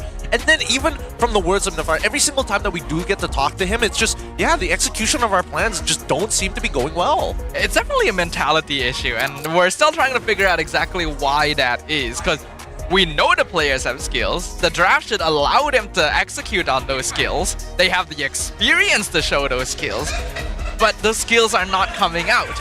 So there has to be something holding them back, some kind of obstacle. Is it the pressure? Are they still dealing with the after effects of not making it the playoffs for the very first time in the Orcs history? Are they like going into every match with like overly high pressure, right? Those are all the questions to ask. Yeah, and I think that also kind of leads very well into something that you said, Siddhartha, because you felt like Todak's drafting and gameplay lacks clear direction. The team identity is still missing. Gotta go back to the basics. Whatever they try something different, it doesn't seem to work. Expand on that. Alright, so yeah, I don't see an identity on Todak right now. I think whenever you come into MPL, each team needs to have the ability to understand what are our strengths as players and as a 5-man team. And I think a lot of squads here, especially the ones with more experience, with more achievements, just look at SRG for example. If you ask any of their fans, heck, you can ask anyone who's not their fan, who is SRG? They can tell you, they can identify what the style is. Todak has not displayed that, and they haven't really shown any sign of being able to figure it out. I mean, even in the past few seasons, we did say that, okay, Todak is known for the Langar playstyle. And then, I think season 12 or 13, we sort of came to an agreement that the new era of Todak is kind of veering away from that. Right now, you say that the identity is lost, so where does Todak stand? It's a little tough, right? Because again, I feel like they don't have that identity just yet. As much as we want to believe that it's the Langar style, I think it could be possibly because of the patch. Yeah, and we asked Maima about the new patch, and he says that in this new patch, they can see it revolves around the roamer, which is an advantage for GMXK since Mundins enjoys playing a ranked to learn, and they just need confidence as a team to execute it on stage. Interesting. I can get behind that. Okay, so I mean, if it's lack of confidence for the side of GMXK, at some point they should be like, every team who lacks confidence comes to a point where the next plateau is, we just need to make a call. Just throw things at the wall and see what sticks. And I'm thinking that GMXK, this might be the game that they're going to do it. Yeah, just press your buttons together, right? Press your buttons together, see what happens, better than not trying. Which is something that was a problem with Todak when we saw them go up against Team Ray as well. It was Dreams and Fondia who were disconnected, and then we saw Zayed become disconnected in upcoming series leading up to yesterday. So before we head into the draft, let's see what the map is going to be. We've had Expanding Rivers and Flying Crowd so far. Now we go into Broken Walls. Todak having a 25% win rate on it, and GMXK yet to find one. Broken Walls for game 1 here is going to be a very good test of both these teams. So far, I think we've seen that in MPL, Broken Walls has the highest impact overall in terms of early game rotation and how much you can actually affect the map right from minute 1. Neither of these teams have shown a propensity for being able to be particularly aggressive at the very start of the game, so now is the time to show if they're capable. And here's a fun fact about Maima, and he says that if he does not become a professional player, he will use his bachelor degree in civil engineering to get a lawful job and build a happy family. Hey man, that's why he bowed out of the MPL, took a hiatus for a while, and so often after, specifically after the transfer window, he just shows up. He's just like, I got some free time on the weekend, let's do this. I don't like I feel like that hint implies that esports is somehow unlawful. Like, are we doing something illegal here? No. This is not a dishonest job. It's just Hey, don't you talk down a civil servant? Yeah, that's fair, that's fair. Yeah, you look to be a civil engineer to be fair. He gets a good old pension when he retires one day. Not one day. From civil engineering. Oh, if only one day after he's retired, his company calls him back, hey, we're about to be relegated. Yeah. Team Secret calls him and it's just like, hey, you forgot to claim your EPF. Hey, we're about to get liquidated by my save us. Oh, the dream. All right. Now, let's get into this draft, because so far, the Kimi, the Jushin, alongside the Wanwan is banned out for Coach Nafari. And then from the side of VV, it's going to be CC, the Angela, alongside with the Boxia. Opening off for Todak, it's going to be Yi Shin, and Arlet already locked in for GMXK. Lancelot is also open if they want to go down that route too. No Kimi is always good for me because I don't want to see Maima on that hero. So they do take the Lancelot. This is a comfort for Jaja. He does like going into the Assassins, and so far Lancelot seems to be his preferred option. The Arlet has not been getting a lot of early pick rate recently, especially with Esmeralda and Lapu Lapu popping up. It's kind of hard for him to win lane. Do you think this is a good idea? Well, I don't know. I think they need to roll the dice a little bit more. I think that I trust Munster enough to be able to try and out-mechanic his way out of these positions. But the hard part about Arlet is not only does he demand a lot in the middle of those team fights in terms of raw execution, the laning phase can also be pretty difficult depending on the matchup. This time he's facing off against specifically Phoveus. Now, you can potentially win this. It depends on what his emblem build and emblem setup is going to be, and first item. Some people even opt to go with Master Assassin, first item Dagger, just so that you can trade efficiently in the earlier stages against the Phoveus. Yeah, we've seen some build, I think Sanford does it, Chin from Navi does it as well, the Fury Hammer into Oracles, where You're just surviving in fights, but you're doing considerable amount of damage, and it demands a high level of execution, right? Your flicker final slash has to be on point, and then the rest of the team is going to depend on that setup. It's gonna be a good chance for us to see what Munster can really be capable of, especially in such a pivotal matchup for GMXK. The Gatot Kacha comes out as the red 3 pick as a counter to Kalea. I like it. I like it. That's a good opener from both sides here. Very understandable. Already looking for immediate counter picks before they get into the second phase of the drafting. But now we need more ways for Arlet to be able to get on top of his targets, right? You can't expect Arlet to do it by himself unless he has Flicker available. So they've got CC in the Gatot's Taunt, the AOG. That's all right. We need one more catalyst so he's able to slingshot himself all the way into the back line. Yep. They're also mirroring sort of the role pick sequence from Todak, right? You have jungler, roam, and XP lane. We have the same, but they had the innate advantage on having that last pick. Beatrix ban now, very straightforward. You don't want to Kalea Beatrix. There's obviously still the Farsa, but they have the Gatot and the Arlet to deal with it. They have ways to deter some of their picks, and even Farsa getting banned down from Todak's side initially. I don't think it's a bad idea, but I do think that mid lane picks for Maima, it's going to be a little bit harder. I think it's safe to say that no matter what Maima picks, it should be alright. If he goes for Lo Yi, I see it being okay. If he goes for Yves, also really, really good. The only issue is whether or not they can actually push out that wave fast and then look to fight early on, past once EXP is able to either walk out of the lane or they can help him by bailing him out from Phoveus, because it still gets a little tough after once he hits level 4 and onwards. What about the Novaria? How important of that hero is, you think, for these two teams? Probably a no-go, Yeah. only because you want something that has CC to enable the Arlet. Yeah, I think going for Novaria here, GMX is already looking for a little bit more damage consistency overall. I was thinking the Lunox would also be a good option, but looks like Todak not gonna allow that through, so most likely will be the heroes that Gideon already mentioned out, things like the Eve or the Lo Yi. We'll see if GMXK goes for the mid lane first though, because gold is still a question mark as well. Yeah, need someone to also trigger the demon mark for Arlet 2 to set that up. Yeah, I mean, I don't expect it from the gold lane, but looking at the options, even Harith doesn't feel that good. Phoveus is inevitably going to be a problem for them. They could go for like a Trinity build style marksman. Claude has been popping up a lot this week already.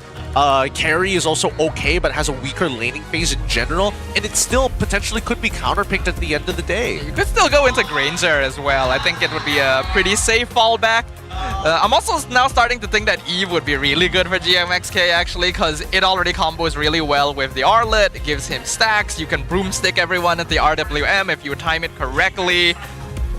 So we'll see. It's either mid or gold for them first. I mean, it's a strong lane presence, great clear as well, good high ground defense, and just generally the setup makes it very easy for the team to function.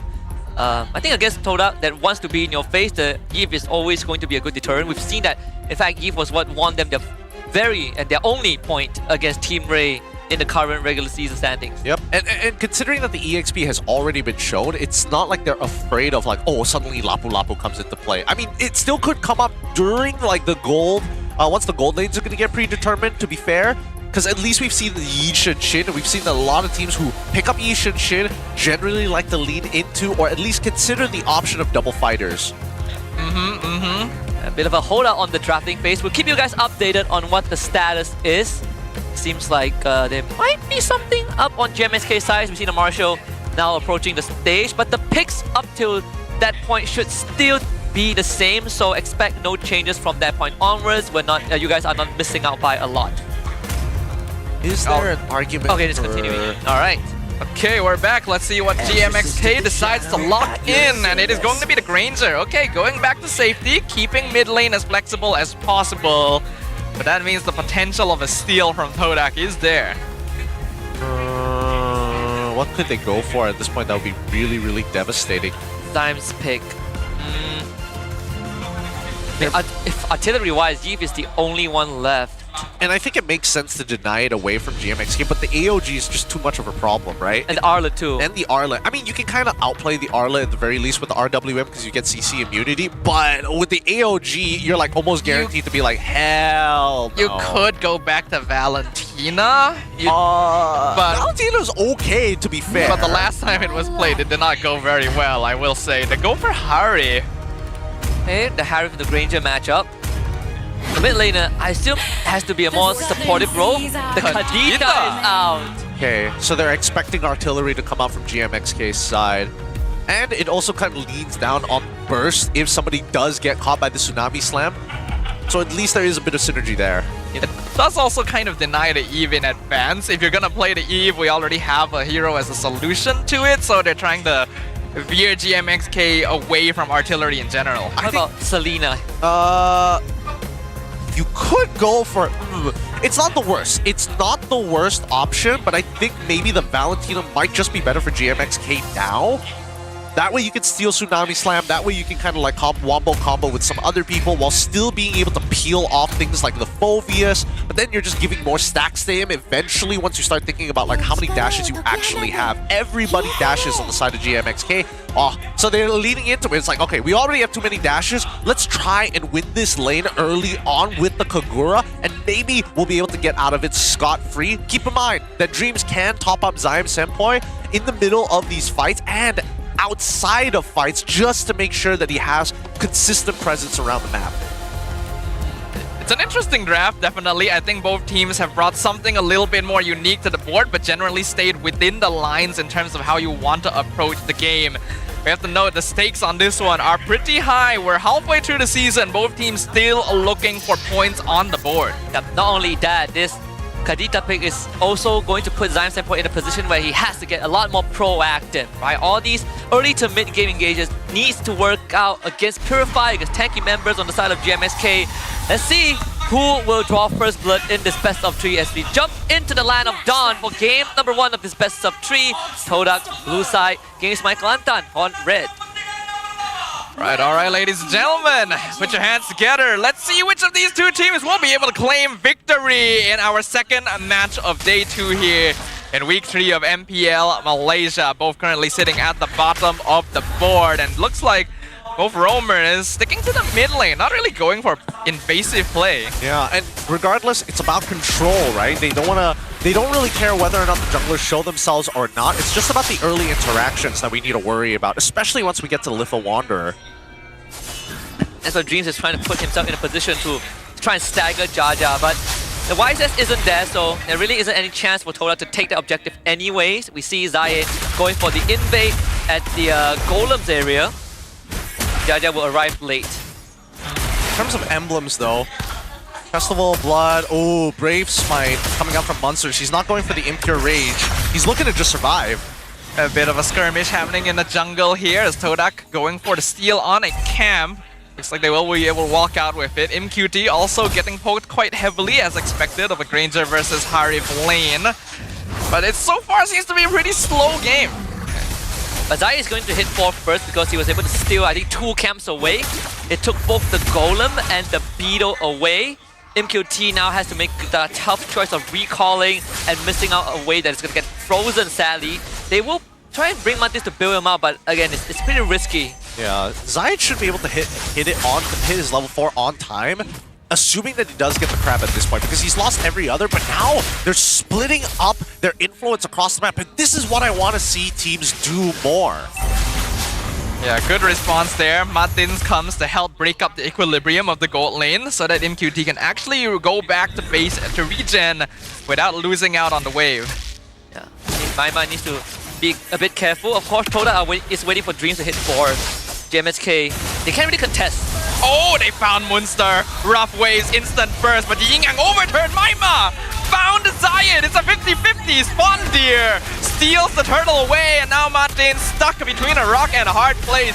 Spondeer picks up the Gatot. Great play coming in from Todak, like across the board. While all of this was happening, I'm looking at that top side. Lolios, because of that early reset from IMQT, and the fact that IMQT doesn't have Flicker but Purify, Lolios knows he has a kill angle on IMQT. If he walks up too far and drops down the Zaman Force on top of IMQT, that slow is going to cost him his life. So that freeze now gets him a significant lead in the gold lane. That's what we sort of talked about on the desk. On paper, if we look at a 1-to-1 basis, like you mentioned, Gideon, Todak is going to have the advantage. Good taunt by Muddins to get Jaja out of that spot. He did steal Zai's purple buff away while the whole turtle situation was going on, but just based off of this raw experience gain, Todak is definitely a hit. And they want to keep it that way as well. In terms of scaling, I think GMX will have a little bit more to play with later on, since they do have the Granger in the gold lane. Todak wants to play off of Zayed and Lolil's Spike, which is going to be around that third item. So, as long as they can maintain control, they will be in a good position. Oh, speaking of control, right? This mid lane now, it's going to be a bit of a problem. Because we're going to notice straight away that Dreams and Zyme Senpai aren't very good at clearing waves efficiently. Zyme Senpai for the earlier stages, but it's going to come at the cost of big cooldowns, right? So that's why you see GMXK, they clear it out early, and then they slowly re-approach the mid lane because they don't know if Zyme's going to suddenly come out of a bush and go for the big one-shot. Even letting MQT collect the double wave mid too, because you can't have Muddins constantly trying to build up in the top lane, so they have to concede that space to Lo Liao. Zyme Senpai with the Genius 1 purchase. Once more, Todak having bodies around the turtle pit already. Yeah, Zai's got to be a little careful. He can't afford to get hit by that Yin Yang overturn once more from Maima. It will kill him now that Maima decided to go for that Genius 1. And I think that it's a little risky, but in this particular scenario, it is necessary for him rather than this is just a fun option. Mount Shocker comes out. Todak will see where GMX is. They know Jaja is nearby. Fondir trying to zone him out. Maima gonna be caught out with the Petrify. Zyme Senpai with the burst on the Kagura. And now the final slash comes in, misses. Dark Wave knocks up Martins. Revitalize. Only going to buy some time. AUG has to be used defensively, but that means Tsunami Slam goes in on Munster. It's a killing spree for Zyme Senpai and a free turtle for Todak. And every single spell, major spell from GMXK went wide. The final slash didn't connect onto Fondir, who was able to use the Infernal Pursuit to get out of harm's way. Maima caught by Zyme Senpai as well with the Rough Waves Petrify combo. GMXK now, they're gonna feel the pressure in the gold lane too. Yep. Good play coming up from GMXK. They see the dive about to happen. Martins is there to peel immediately. MQT is just focusing on that wave. Without the wave, they cannot initiate the dive. So far, systematic play from Todak, looking a lot cleaner, and we can see the experience of these players finally showing itself against GMXK. Net worth lead 2K at the 5-minute mark. Still not that big a difference, but definitely looking much more comfortable for our favorite swordfishes. They're going in. They found one Petrify on Munster. He's in trouble. Gets bursted with Rough Waves. AOG comes in. Munster still alive. Regen Sabine gets the kill. He's still alive. He flickers away from Fondir. The back play. And now Fondir in trouble. He knows he is dead. GMXK bite back. Good idea from Todak, but GMXK was able to survive the full volley from Todak. If Munster went down, that was a sure invade. Solo kill though. Lolil very close to getting the 1v1 win. MQT tries to keep his distance, but Lolil gets the kill. Yeah, it's really hard, right? In the Granger versus Harith matchup, if you don't have Flicker, it makes all the difference here. Generally, MQT can just like poke out Lolils, but if Lolils can guarantee the all-in and just touch him even at the edge with the Zaman Force, it's more than enough to be able to catch him up, even if he spends all of his abilities to try and create some distance. Either way, right now, Todak still with a 2.1k lead with a missing top T1 turret from GMXK. I'm expecting the lane swap to happen relatively soon, but Jaja hasn't fallen behind Zion. All the early invades have given him a bit of a buffer. And that's something that is commendable about GMXK. Even when they fall behind, they lose an objective fight, Jaja was able to find space because of the rest of the team. And the rest of the team is going to need to find some way to make sure they can keep supporting him. Martin's gonna scout out the turtle, but Mountain Shocker instantly reveals all of GMXK's positions. Fondir runs forward, final slash misses completely. And now I'm not sure GMXK can go back in anymore. Fondir doing so much damage, he loses his life, but he's done his job. Zayed gets a free turtle. Alright, I need to see what the item build is going to be. Is Fondir going to go for the War Axe, or is he going to go for the Thunderbelt as his first item? And I think that there is an argument that probably War Axe is not too bad. A majority of the members coming in from GMXK are actually kind of squishy, and we've seen that Fondir has consistently dodged the final slash 2 times already. I wouldn't be too surprised if he can also dodge the Yin Yang overturn on top of that in later fights. They already forced out the Revitalize early on too. MPL has got Sky Piercer. Support goes in, finds Jaja, rough waves, almost one-shot him, but he manages to iframe out.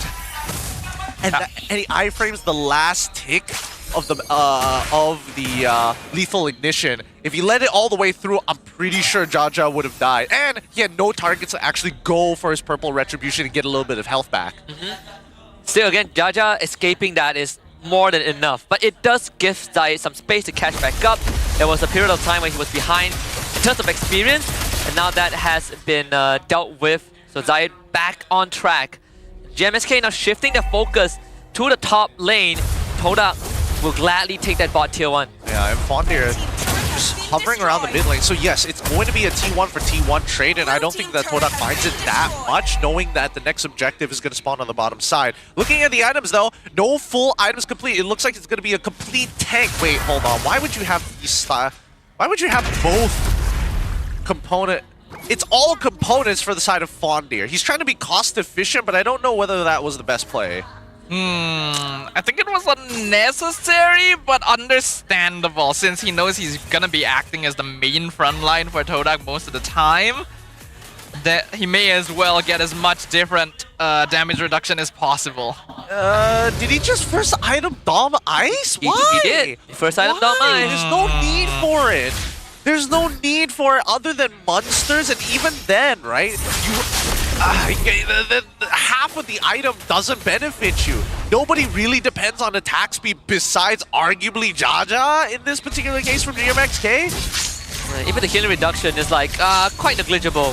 Jaja trying to get on top of the Lord, but Fondir just has to stand there, and he completely stops his entry.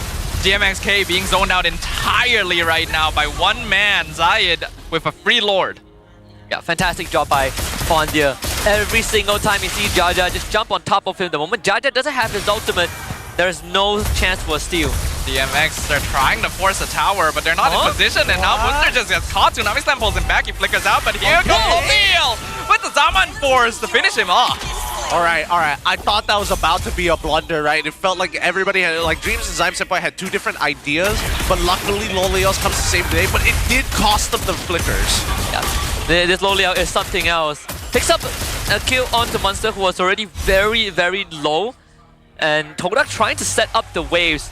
So they're gonna let the bottom lane slow push as Jaja continues to try and farm up, now a full level behind Zayed. I think for GMXK, they should be able to defend this. They will have to give up the top tier 2, but the Lord not too hard to be dealt with at the bottom lane. Yeah, I think they're willing to let the Holy Shielding go down. It should be okay, but now I'm more concerned. Nice minor slash. AOG comes in. Kind of a mess here. GMXK's engagement is not the best. Munster gonna be left behind, and Todak just runs him down. Wow. And get the mid tier 1 too. Man, you have to commend Munster for their final slash. That looked pixel perfect, but Todak just had too much damage. Zyme Senpai gonna be chased down by Jaja. Pops the rough ways to escape. Oh, Dreams! Stops him mid-dash! Man, this pixel crowd control are something else. First Monster, then Dreams. Nicely played by Dreams, really covering Zyme Senpai's butt there. And I think that Jaja was more than happy to trade 1-for-1 against Zyme, specifically start that shutdown and maybe bounce back into this game. He hasn't fallen behind Zayed that far, really. It's 15-14. Maybe there is a slight goal difference other than the 3 extra assists, but Zayed hasn't been invading as often, and when he does, he's only taking small camps. The big camps are still available, and at this point, 8-4. Finally, they get to double up on their gold lead. 6K now against GMX. Here comes the conceal flicker into Tsunami Slam. They found Munster again. Martin's not able to save him. Rough waves instantly explodes him, but Jaja finds a revenge kill onto Dreams. Zaman Force comes out. AOG gonna be used defensively. GMXK pops the conceal in return, looking for a potential way to engage, but Todak have already kept distance. I kind of felt like Martin could have just ulted to try and save Munster, but he's held his ult. But at least he was able to escape Jaja. If he connected that one last puncture, that probably would have been a dead Zai without the turtle bolt. I mean, JSK, they're holding on pretty well, right? They trade 1-4-1. At the end of the day, Todak still wasn't able to get any net worth lead out of it. Yeah, and I think that Munsters is going to be the primary target. He's one of the few targets that can't seem to run away. Oh, down to full committing. Petrified comes out. He's stuck. He's got nothing to dash through. What? Summon Force finishes him off. Very desperate move. Yeah, you do not need to be face checking bushes like that. Not when the Lord is up, right? You could send Munster or Muddins in. Arguably, Muddins probably is your best bet, or just have Maima throw an umbrella in. But not check it with the Lancelot. Free Lord for Todak again, and this one is going to start to hurt. Yeah, this is not a good position for GMXK. The second Lord now is almost going to guarantee for sure at least one inhibitor turret, which saves a lot of Todak's problem, which is we can't siege our targets. Nobody really wants to go in, and if we do, we have to sacrifice bodies to make sure that we get some kind of profit. Now with the Lord, they guarantee it at least one inhibitor turret, and at this point, I think that Jaja has got to be very careful, right? He can't be targeting Zaim Senpoi all the time. Syed is the person you're looking for. Lolios might be a little bit harder because he still has Zaman Force, but once Zaid uses that Traceless, he is susceptible. Yeah. Not to mention that for GMXK, they also have to be ready for the possibility that Munster gets caught and Muddins needs to instantly respond. And that AOG, we haven't seen the big impact AOG just yet. Most of the time, Muddins uses it to get away, but I think at this stage of the game, you have to use it to find openings for your team. Oh, there's the Mountain Shocker. Todak knows all of GMXK is in their base. The Lord is up top. Top inhibitor has already fallen. They are able to clear out the minion wave down bottom. Tsunami Slam can be used. Martin pulled into the waves and taken out before the fight even starts. GMXK is able to clear up the Lord at least, but we've got more minion waves pushing into the base here, and GMX are so far behind. I don't know if they can clear them in time. Pondir with the flicker forward. Dark Wave 5's MQT forces out the Purify. Rough Waves unfortunately doesn't find his targets either, which means the MQT actually finds the shutdown onto Zaim Senpoi. Alright, that's a killing spree for MQT. I believe that's his second or third Sky Piercer stack, slowly building it up. GMXK needs to be willing to press their buttons a lot more. You can't be so conservative, right? You see an opening, maybe a flicker final slash or something like that. You cannot let Todak keep taking the lead, because every time Dreams grab someone, it's almost confirmed kill, and they have the tools to respond. GMXK needs to maybe communicate, find that confidence to press your buttons and try and counter-engage onto Todak. I just don't think they have the economy, right? Because now I'm starting to see that, unfortunately, Muddins, by the time the AOG fully channels and then lands in his target, most targets are already dead in the middle of the Tsunami Slam animation, right? They don't even get to touch the ground before they die. Zaid is in a phenomenal position. Zaim Senpoi can basically one-shot anybody from the side of GMXK just for fun. Maybe not like Muddins, and will have to commit his ult to it.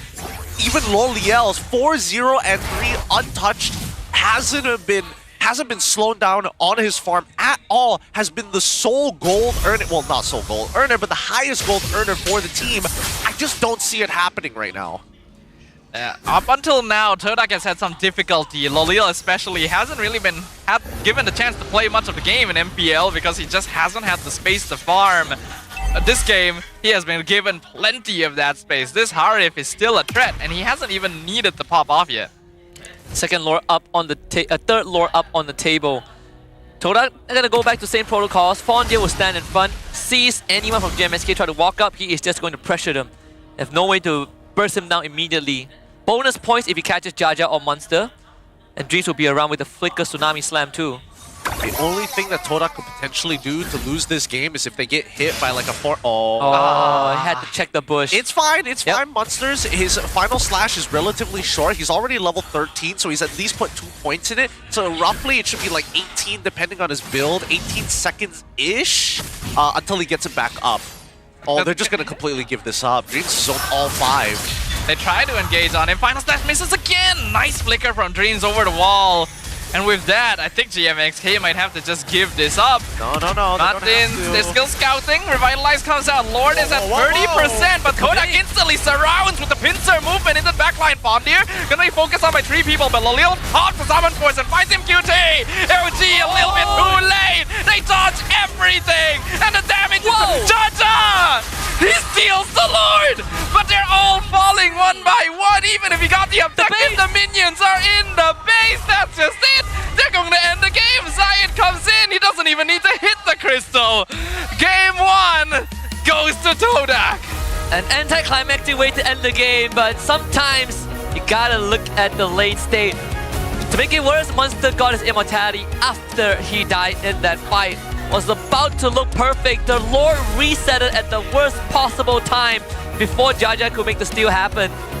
Now Todak winning that macro game. Nothing to be ashamed of. I think GMXK had a decent idea going into that fight down 7,000. It's just Todak was able to play the good old bait and switch and let the minions end the game. Yep, at least this time they're a little bit more map aware from the side of Todak. They decided to start backing off as soon as they saw that wave about to crash with the missing inhibitor on that top side, and they just wanted to see what GMXK was going to do. Were they going to send one person over? Were they going to completely move away from that Lord? I'm just surprised that GMXK took the riskiest decision possible and said, you know what? We're going to have to fight for this. Jaja, you're going to try and steal it. They're going to try and out-mechanic Todak, and they almost killed Lo Liao too. If Lo Liao went down, maybe that game would have been a lot more different.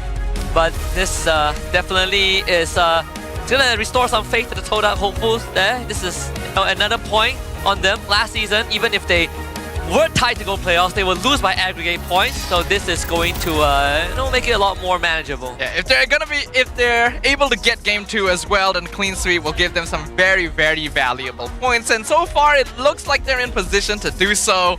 It does look like the inexperience of GMXK played a role here once again, of not really having the mindset needed to think about how to expand the game, of how to approach it in different avenues, and even losing at the very end to minions pushing into the base is not ideal. The idea is there, but there's a lot to work on. The only thing that I can appreciate is the fact that they're doing it together, right? It's not like one person's doing one thing, the other person's doing another thing, right? Luckily, Todak, same issue, but at least they're salvaging the scenarios. Against better teams, those kills probably wouldn't have happened in the first place, but it's building confidence for Todak. And you can see it, right? When Dreams is feeling a little bit more confident, he knows exactly what's going to happen. He catches people and saves teammates. And that's what we want to see more from Todak. Yeah, and you got to start somewhere, right? I mean, Todak, they have been beaten down in the past few series. So even if it has to start with GMXK, it is something, they are getting away with a lot of space that they usually don't get. But I think for GMXK, don't change too much. They, again, have a good idea. We've seen them fall behind, but we also see the same macro fundamentals that they apply in other games. Give Jaja space, just play the game together. But for now, let's go backstage and look at the MVP of Game 1. It's going to be Fondir from Todak. This Fulvius is an impenetrable wall.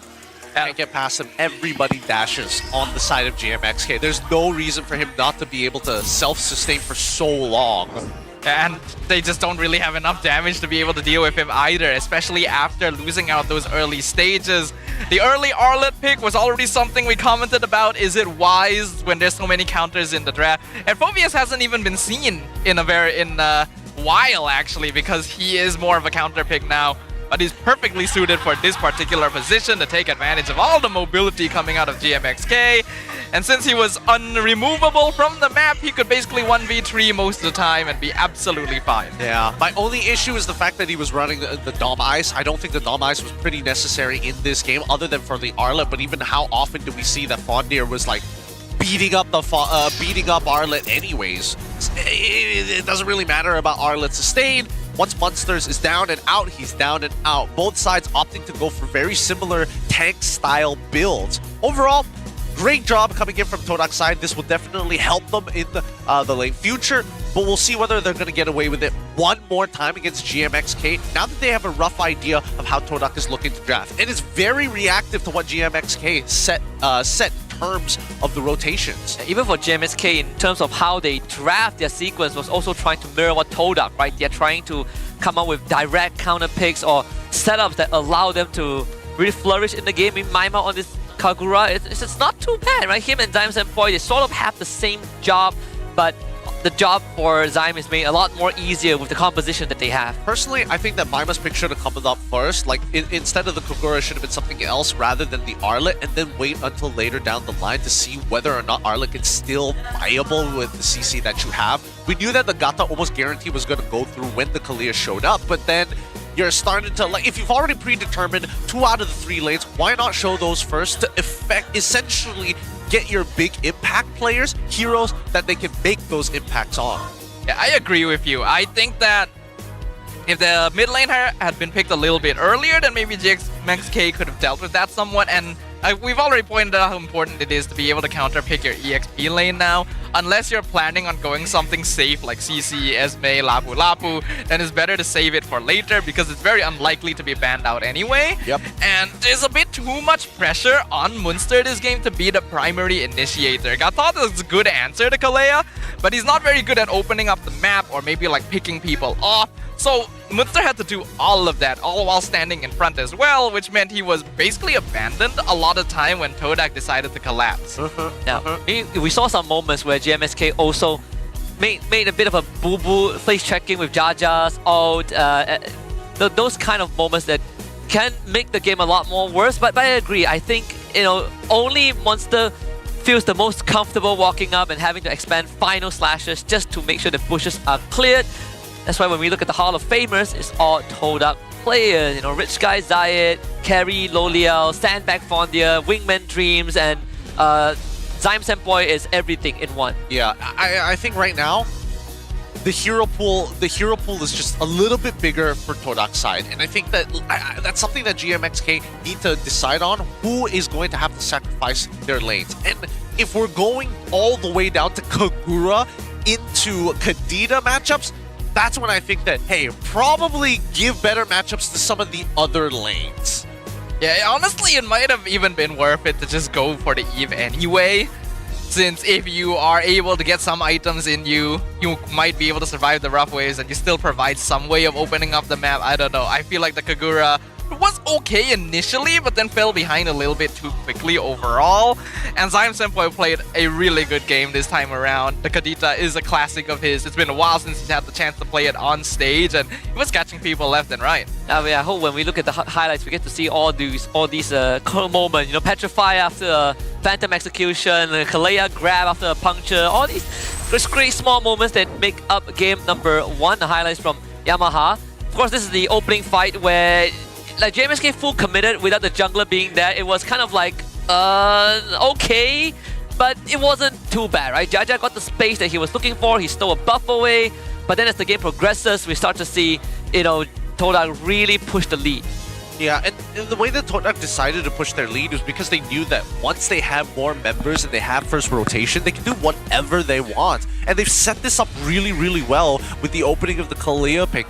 They saw the draft. I think that Nafiri did a really good job identifying what GMXK wanted to do and even started thinking about the long game of the second half once they had the Kalea. They knew exactly what was going to happen and they set it up perfectly for Loliel's. Loliel actually got the chance to play the game for once. Gotta feel good about that since he's basically been denied a chance to scale most of Todak's games so far. The engagement from Dreams looked a lot better after he got the confidence that he could basically just walk in and do whatever he wanted. We could see that GMX were being forced to use abilities and very important cooldowns just in advance or defensively due to how far behind they had gotten. And even though they held the base fairly well at the end, the choice to full commit for a Lord at the very end when you have a wave pushing into your base may have needed some reconsidering. Honestly, it didn't help that they full committed onto the Lord and the Lord just decided to reset itself. And it's really, was an assault on the injury. With that, Todak, they take the first game and 1 game away from reigniting their chances to qualify for playoffs. Whereas for GMXK, they are at risk to go 0-4 in the regular season. We're going to pull the results from the question earlier, and most of you, in fact 64% of you, feel like Todak needs to improve their execution, stay calm, and avoid small blunders. I think it's very evident in this game that execution was going to be one of the more important factors, especially since that both sides required a certain level of mechanical excellence to make sure that these picks are clean. And so far, we didn't see too many bad misplays for the most part, and we even saw a good showing from each of the individual players, whether it be Zyme Senpoi, whether it be Dreams, and I think most importantly came down to Fondir. He was dodging every single final slash. None of them connected nicely. Yeah, I mean, Todak has some great moments in this game, right? Off of the space that GMXK gave to them, but any positive points from GMXK that they could bring to next game? Positive points. I do once again think that Jaja was playing a great game. He had the mechanics, but he kind of had to be a one-man army a lot of the time. You need to be able to create more space for him. So once again in the draft, very important to make sure that at least your EXP lane is able to win, and you have a roamer that can somewhat open up the map well against the other, because I feel like Martins was on the back foot a lot. Yeah, and maybe this could change the tides of the game. The new hero, you can survive the Abyss and strive for tomorrow with Obsidia, who she fights in the dreams at the bottom of the Abyss, reclaims sovereignty under corruption and manipulation, faces countless enemies, immeasurable power, and even herself. But so what? Because she is the Abyss. Project Next 2025 patch new hero Sovereign of Darks and Obsidia returns from the Abyss on 17th of September. She's already out. You probably faced her or picked her in your ranked games, but she's also available to pick in pro play. We've seen it in MPL ID yesterday twice, and we're also still waiting to see if any of our Malaysian teams will pick it up. Oh, I'm glad you got through that ad read pretty well, because yesterday I couldn't, because if you change a couple of those words, I'm telling you, that's some One Piece one-liners right there. He's facing against corruption, coming back to claim, I am the Pirate King instead of the Abyss? Like, think about it. It's all there. The power disco. You could technically fill in the blanks of any shonen anime. It really does. It's so strange. I'm here to reclaim the Leaf Village. I am the Hokage. Believe it. Believe it, you know? I'm telling you. I don't know. The writing for this one is on the wall. But now GMXK is going to be first pick on Blue's side, facing off against Todak on the red side. Hopefully this starts to change the way that they look at the draft, right? Because Todak, you can tell, on Blue side, highly targeted bans. They weren't even thinking about big meta bans, because if the pool is open wide enough, then there's so much that they can do. Yeah, Todak understands that GMXK, unfortunately, hasn't had enough time with their experience here to actually have a pretty large pocket of heroes to choose from. So getting rid of the ones that they're most comfortable with and can be considered as their most reliable will give them a lot to work with. And I think the more games we go into with this meta as well, we understand the importance of space control, especially early on in the game. It's not just EXP lane you have to make sure to win out. You need to ensure that your roamer is able to actually walk into the enemy side of the map. Right, so right before we jump into the map roulette and the draft, we have a good enough sample size of academy teams coming into MPL. Obviously, our best performer was still DxO from last season.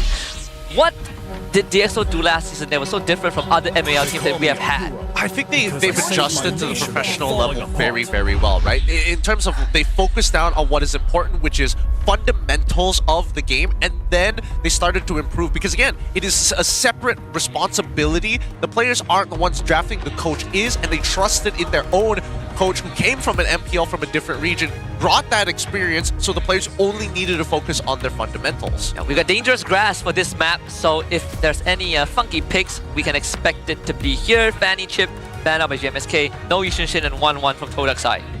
Okay, I do like what we're seeing so far. 1-1 is to be expected on the red side, but getting rid of the Yisun Shin as well, especially on dangerous grass, going to be very valuable for them. The Franco also going to be banned out by GMX. Dreams did secure a game for Todak previously with this, but I wonder if it's really worth respecting to the extent we've seen. Yeah. More so, what is that Franco ban trying to save? That's what I'm trying to figure out, right? What are they worried about? It could potentially mean that GMXK is thinking about, like, all right, there's the possibility that we might not go for the Kalia first pick, and then we might go for an assassin-style jungler anyways for Jaja, because that's what he's been playing for the majority of it. Angela does slip through the draft. I sure as hell, if Maima picks this up and he's playing this in the mid lane, I'm gonna be very upset. Bad news for you. I think it's a Maima pick. I'm pretty sure it is. Because I don't think... Just give it to Martins at this point. Just give it to Martins. Why not? Why not? He couldn't even AOG anywhere last game. At least with the Heart Guard, he has a button to press. And that means only Monster is frontlining. Unless you tell me that Jaja is gonna go like Fredrin. We haven't seen him play util jungle yet.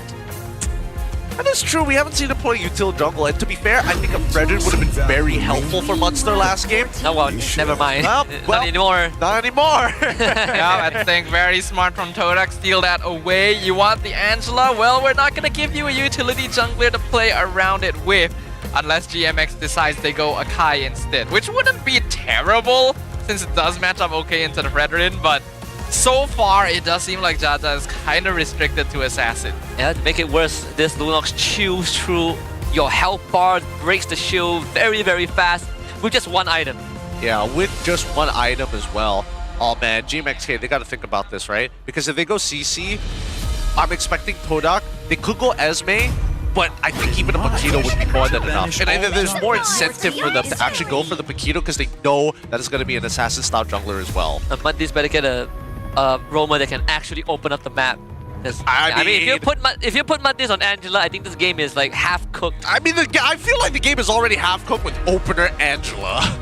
A little bit, yeah. Like, what now? You're gonna give him, like, what, Gothot? I mean, I sure hope he gets Grok if it ever gets let through. Early Esmeralda into it. Okay, now we need to see whether or not this is actually a decent matchup. Because the last time we saw Esme into CC, Esme won, but it was on the Flying Clouds map, not the broken grass.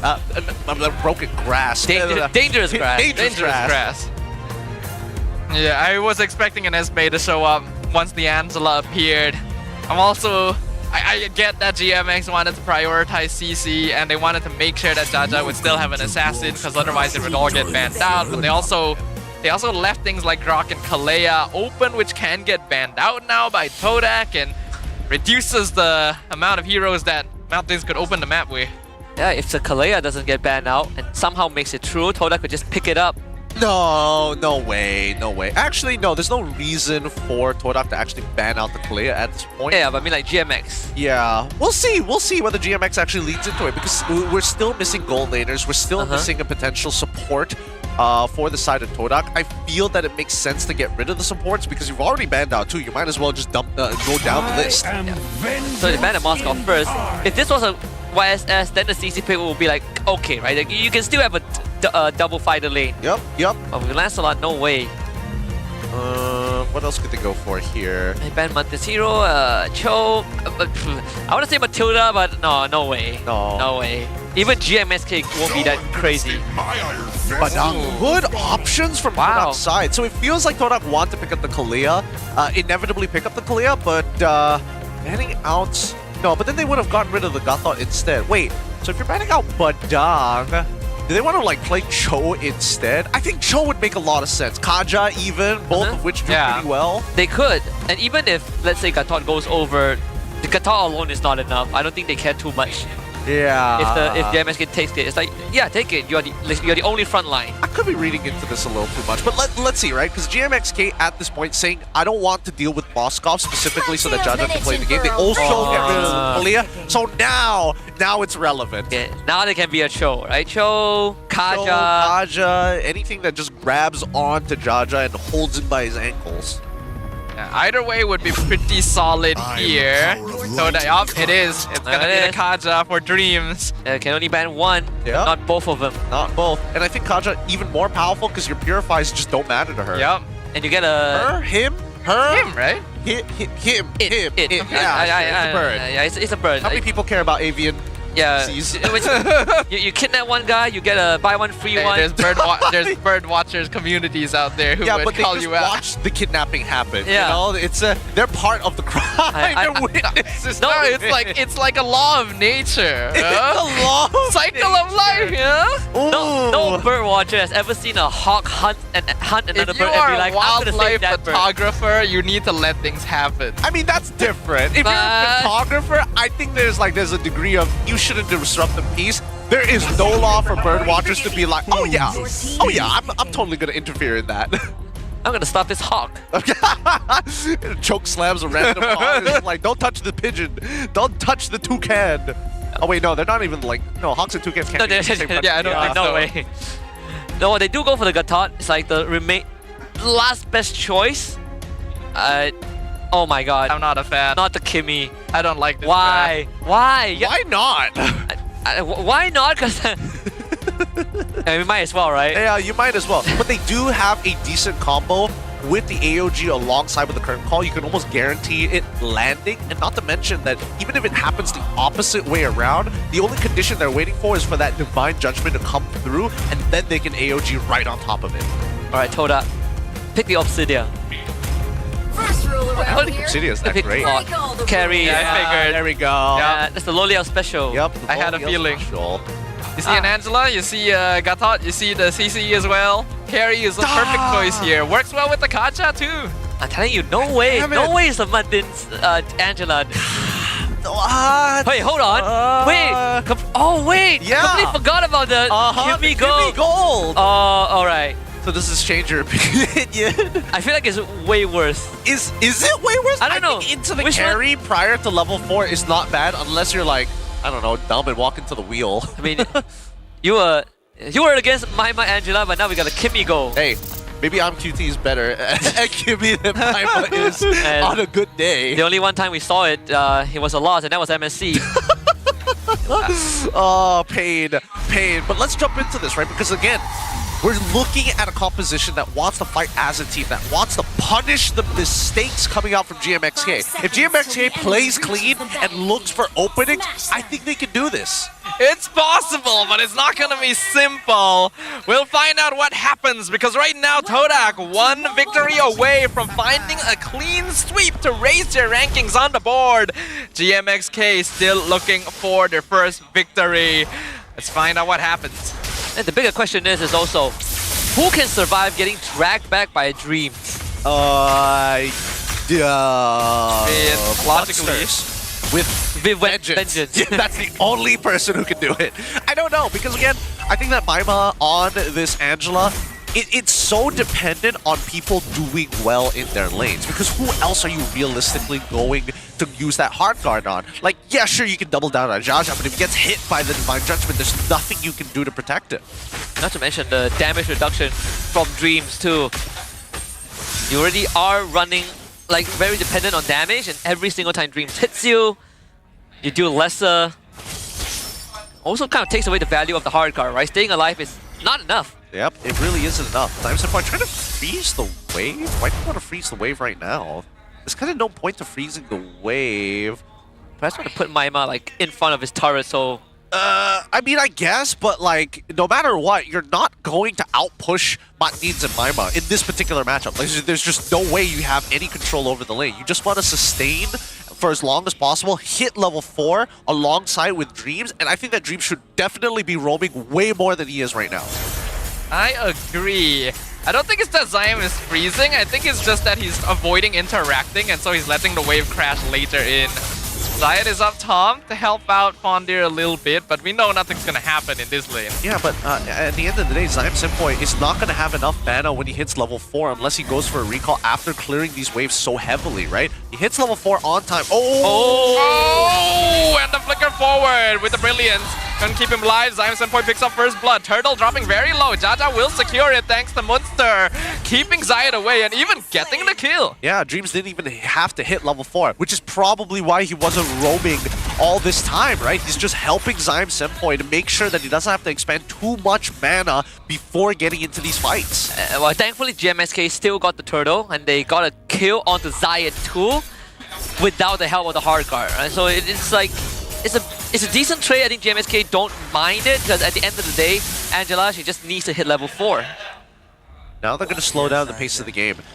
They're all dependent for the side of Todak, but it feels like right now they don't have to necessarily push for an advantage. I think that Todak, at least for Zion, should be looking to contest every single creep down by the riverside, and then look for some of the smaller creeps as well. Like, force Jaja to use his retribution as early as possible, bait a reaction out of GMXK, and then maybe there's an opportunity that you can set up for Zion Senpoi and Dreams to one-shot the target that Maima looks to hard guard.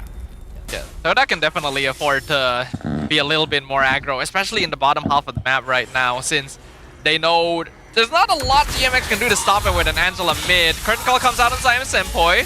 Brilliant's going to be used defensively as well. Nothing's gonna happen here. Unlucky. If we tie it up to Dreams, maybe that would have been a solo kill, but didn't happen, which is fine. You still got the Brilliance out.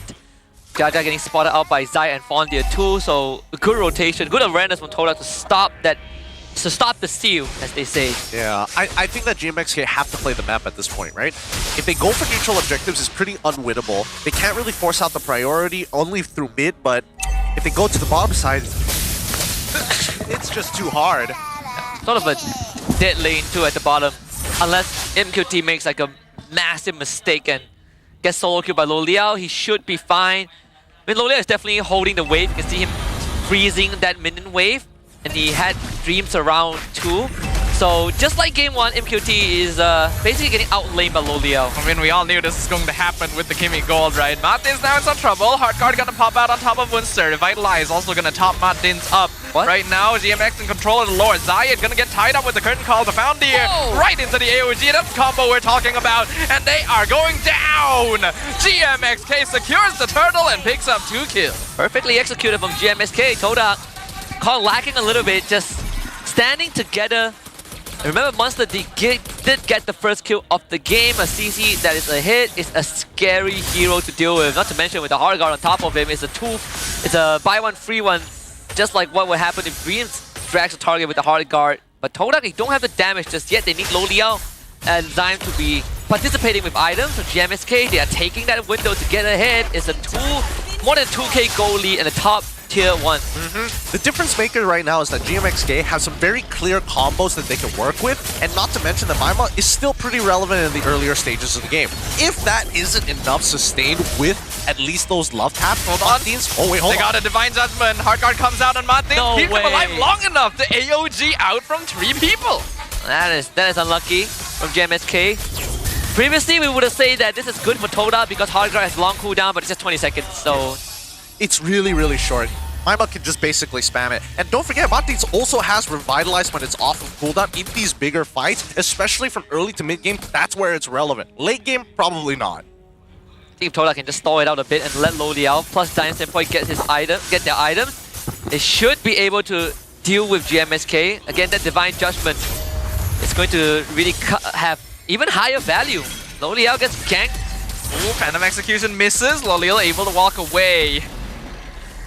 GMXK more than aware of the fact that this carry will become a big problem in the late game if they let him farm too much. So they're trying to apply pressure there. But so far, Lo Liao doing a good job of keeping himself safe. Actually getting close to Lo Liao, the later the game goes, it will get harder too with the amount of peel that Toda can provide. We know that as a Fredrin, if you fall behind early in the early game, it's like, whoopsie, but just give me some time. When I get my items, I will still be able to frontline as long as I can keep getting my energy points up. And that will be the case for Zai. He's slightly behind, but eventually he'll be able to soak up the damage. Oh, Jaja on a turtle once again. Hard guard gonna be used on Munster in advance. Zayed locked down with the traction pulse. Feels bad for him. Meanwhile, Zyme Senpai murders Martins in the mid lane, but Zayed gonna fall as well. This CC combo, bit too difficult to handle. It also helps that Munsters is 3-0-1 now. He was already somewhat winning lane. He was going even against Munsters, but every time they team fight, Munsters is walking away alive, healthy, and with an extra goal surge to his economy. Bondi and Zyme Senpai from behind. Hardguard comes out just in time, but Zyme jumps in. Brilliance also keeps him alive against the tower, and they find the Divine Judgment on Munster. That's a shutdown going to Dreams. And that's exactly how Todak wants to play this game. If GMXK whiffs on the engage, Todak's clapback is so much harder. Keep in mind, Zyme has not died yet. He's been scaling so well. And that's the tempo breaker too. Stop GMXK from getting any further ahead. We saw 2 hard guards in that short sequence.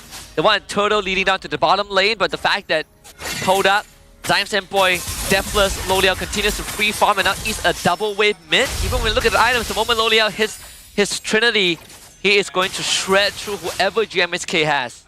Right now, I think that Munsters is going to be the biggest problem for Todak's side. If these fights don't end decisively, it's really hard to play. Dreams going in. Nice dodge from Jaja. Avoids the Divine Judgment, but will lose his buff. It's going to be Zyme Senpai that claims it too. He pushed Jaja out of the jungle, and now Dreams, he has the fleeting time first item. So these fights are not easy. Munster gets Divine Judgment then into the tower. Hardguard comes in to keep him alive. Zayed looking to re-engage on top of Martins as well. Falling Star Moon unfortunately will miss, but they find the Gatot. Okay. Now I'm going to reduce the cooldown on the fleeting time. So Toda, they can spring into action again if GMXK are caught lacking. Mid tier 1 goes down, but GMXK, they do trade the bottom tier 1. Jaja on the top side of the map. They're trying to play the macro to make sure that Toda responds.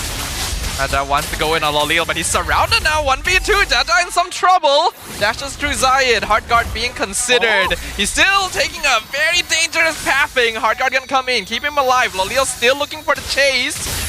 Jaja still alive, and now Munster's coming in to join the party. Kurt Call goes in, forces out the flicker from Lolil. Zion Senpoi comes in from behind. He's 1v4 though. He's gonna get caught out. Shutdown going to MQT. Zion Senpoi finishes off the landslot. Mega kill going over. Revitalized, keeping GMX buried alive, and Lolil gets caught in the AOG. GMXK chases him down. MQT coming online with the double kill. Bondir and Zayed the only ones left standing. But Revitalized diff, what can I say? yeah, some solo kill moments, I guess. Yeah, I don't know. Zyme Senpoi. Oof.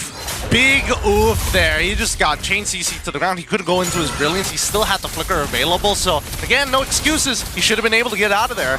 I mean, good on Martins, right? Getting the pixel perfect taunt too. Zion was about to get away with murder, and that could have been a lore for Todak, but doesn't seem possible now, and the Zion is held back. Right now, a fight's going to be happening once again. Skirmish happens. Jaja secures the Lord. They will sacrifice Madins as he is surrounded, and that's certainly a worthy trade. I think for now, the question is whether GMXK is going to be able to maintain his lead. The longer this game goes, it actually gets significantly better from Todak in every single angle. I don't think that Fondir is going to die anytime soon to basically anybody other than Munsters, and even then, there is the condition that Munsters needs to be fully stacked on the War Axe to get the extra bit of true damage. From Dreams' side, I think right now, it's just people need to communicate when their ults are back up, because you don't want a situation where Zyme Senpai has to try and one-shot somebody utilizing the brilliance. Yeah. It's also pretty nice that Fondir can now stand in front of Munster and just face tank the damage.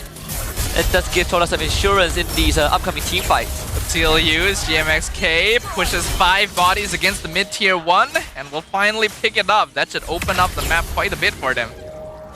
Okay, in terms of... Dolmai's up next for Fondir.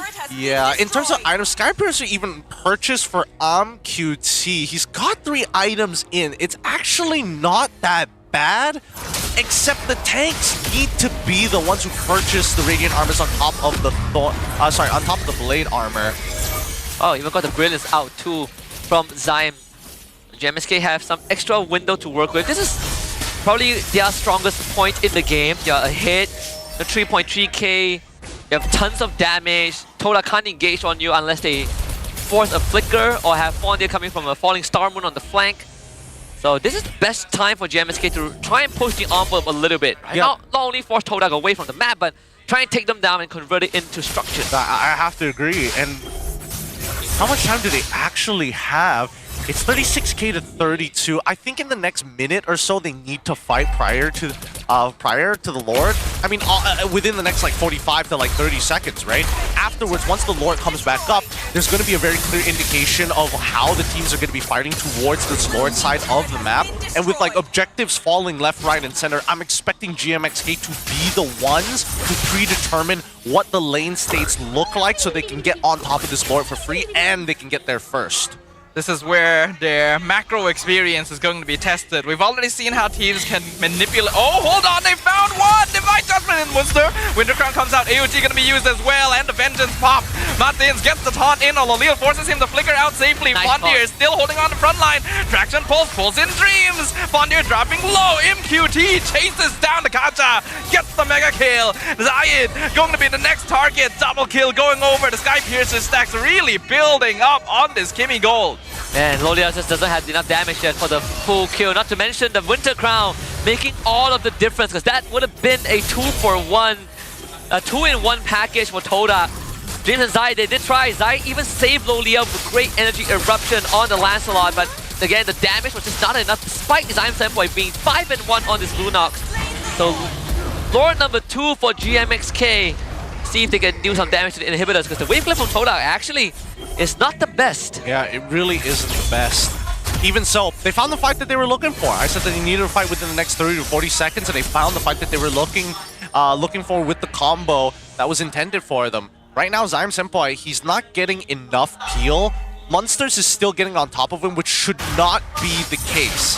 Zion as well as Fondir need to do a better job at eating the curtain calls against Munster first, because Zion is going to be the main damage dealer because Lolios can't walk up. If he gets hit by the curtain call, it's almost guaranteed that he's going to get hit by the AOG. And we've seen how Jaja has been able to kind of slip through the cracks again on top of his targets, and it doesn't help that IMQT is so far ahead. He's like 5-1-1 so far. We expressed doubts about this Kimi gold lane, but so far Todak hasn't really been given a chance to actually stop him. So MQT farming super well. Lord has crashed in top. Going to be doing a good amount of damage. Dreams comes in from behind, misses the Divine Judgment on MQT, finds Jaja, but there's no damage to follow up on it, and now Fondir is gone. Just being pelted by damage from MQT. It's a monster kill. The Lord will drop. Tower still standing, but it will definitely fall to the next wave, and Todak still have to try and hold this defense.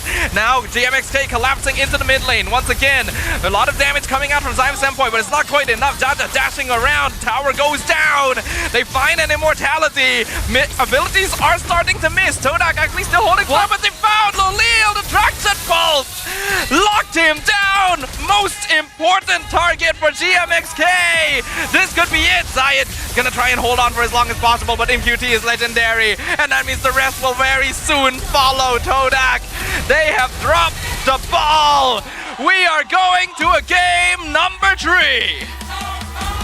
Started with something that looked very minuscule in the top lane. Todak trying to push the lead by finding solo kill moments, but GMXK a lot more composed in this game to really leveraging on the fact that the CC was ahead and they have an Angela, and just being able to weather the storm. This Lunox carry that was supposed to be the solution didn't have enough output to even take Mundins down. The itemization as well from GMXK was on point. Yep, I mean the combos were just a lot cleaner from the side of GMXK. It's just very, very clear that they're landing way more abilities, getting way more value out of each interaction in comparison to Todak, who again, a little slow on the call. And yes, you had multiple outs to burst your targets, either through the carry or even the Lunox.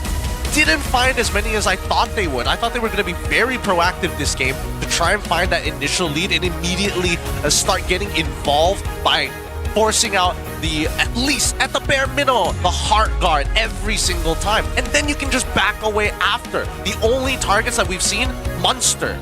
He is a problem. So just play on the opposite side of the map. Yeah, and fun fact as well, shout out to our stats team.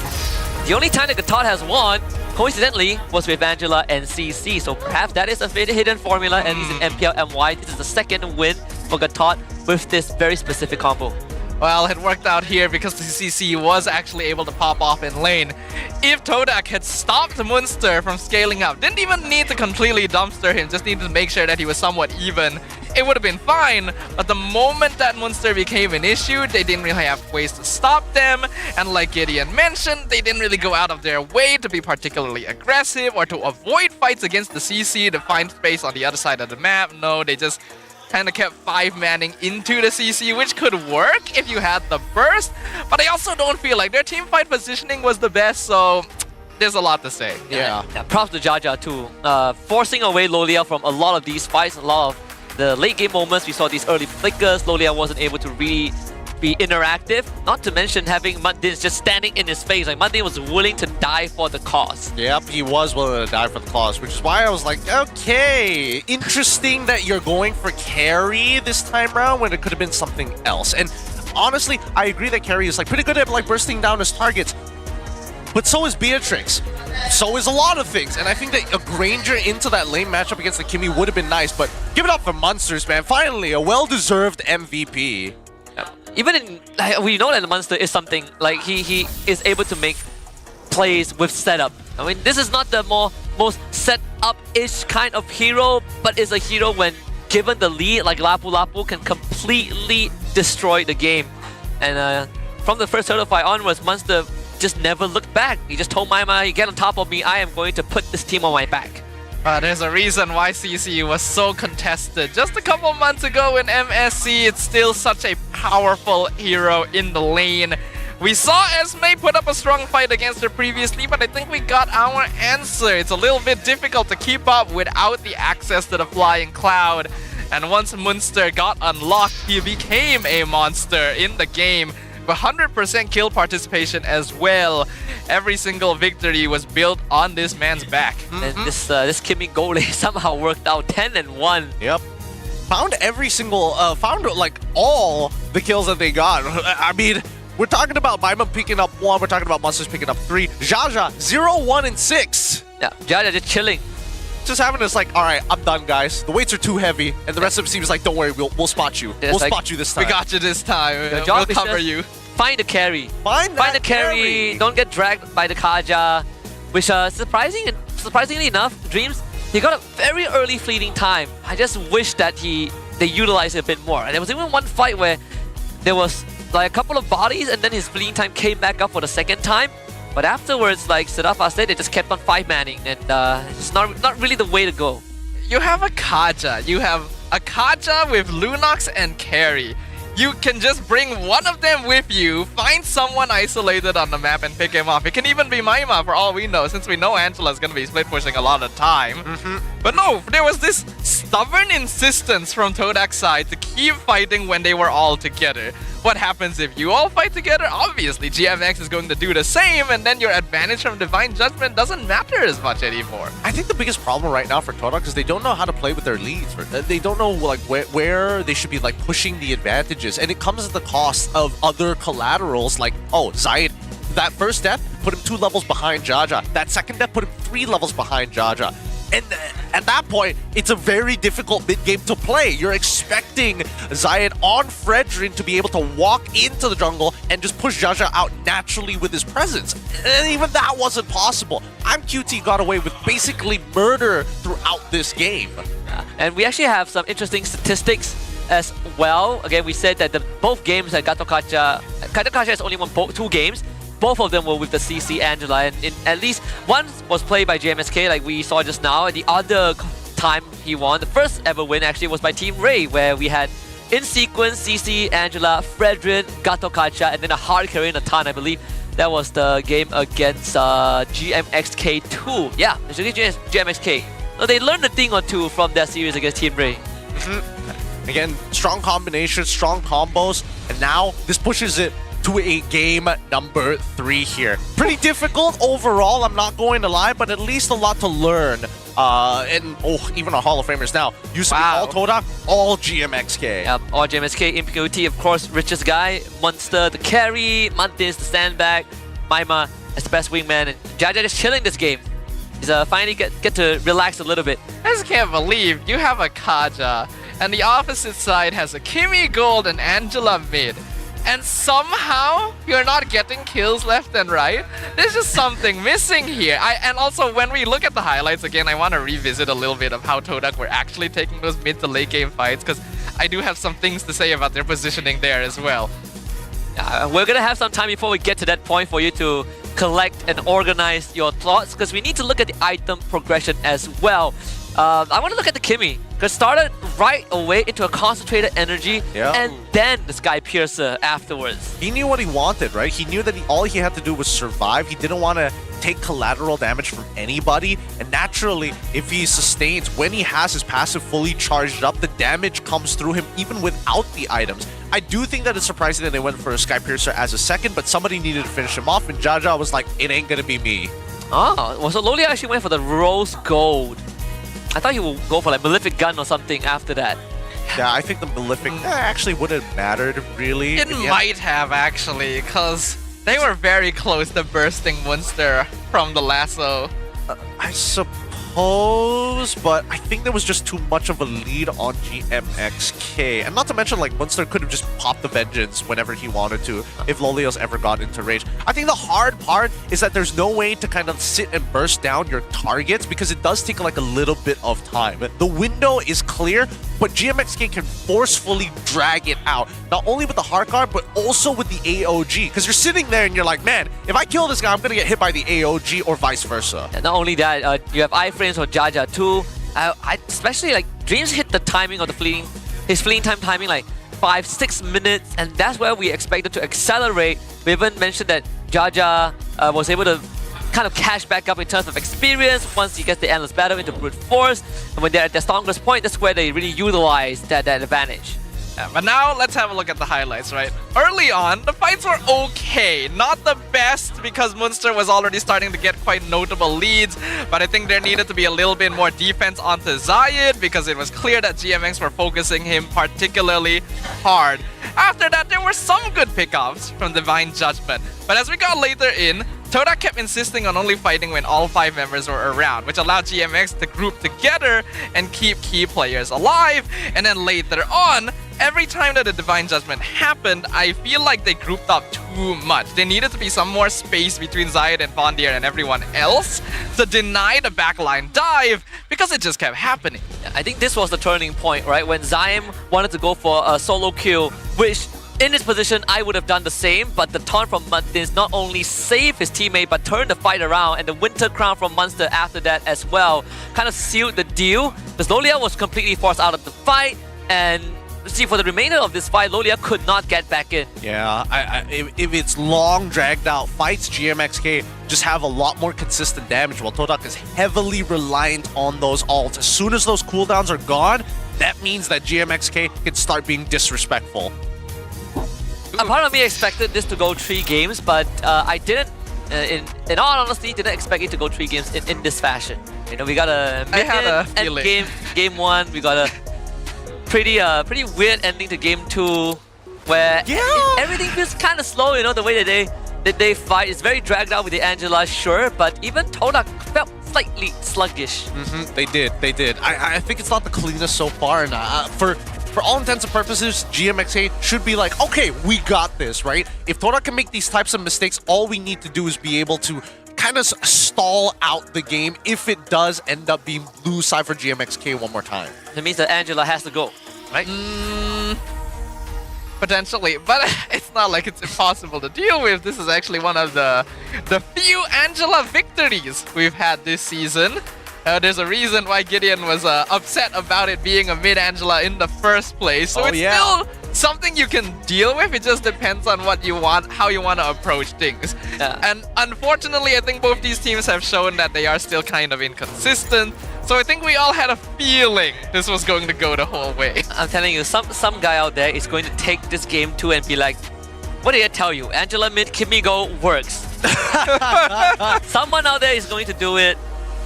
And you can't argue against it, at least not based on that. Wasn't that game. Coach Panda in the Todak room? Oh yeah, yeah, it's Coach Panda.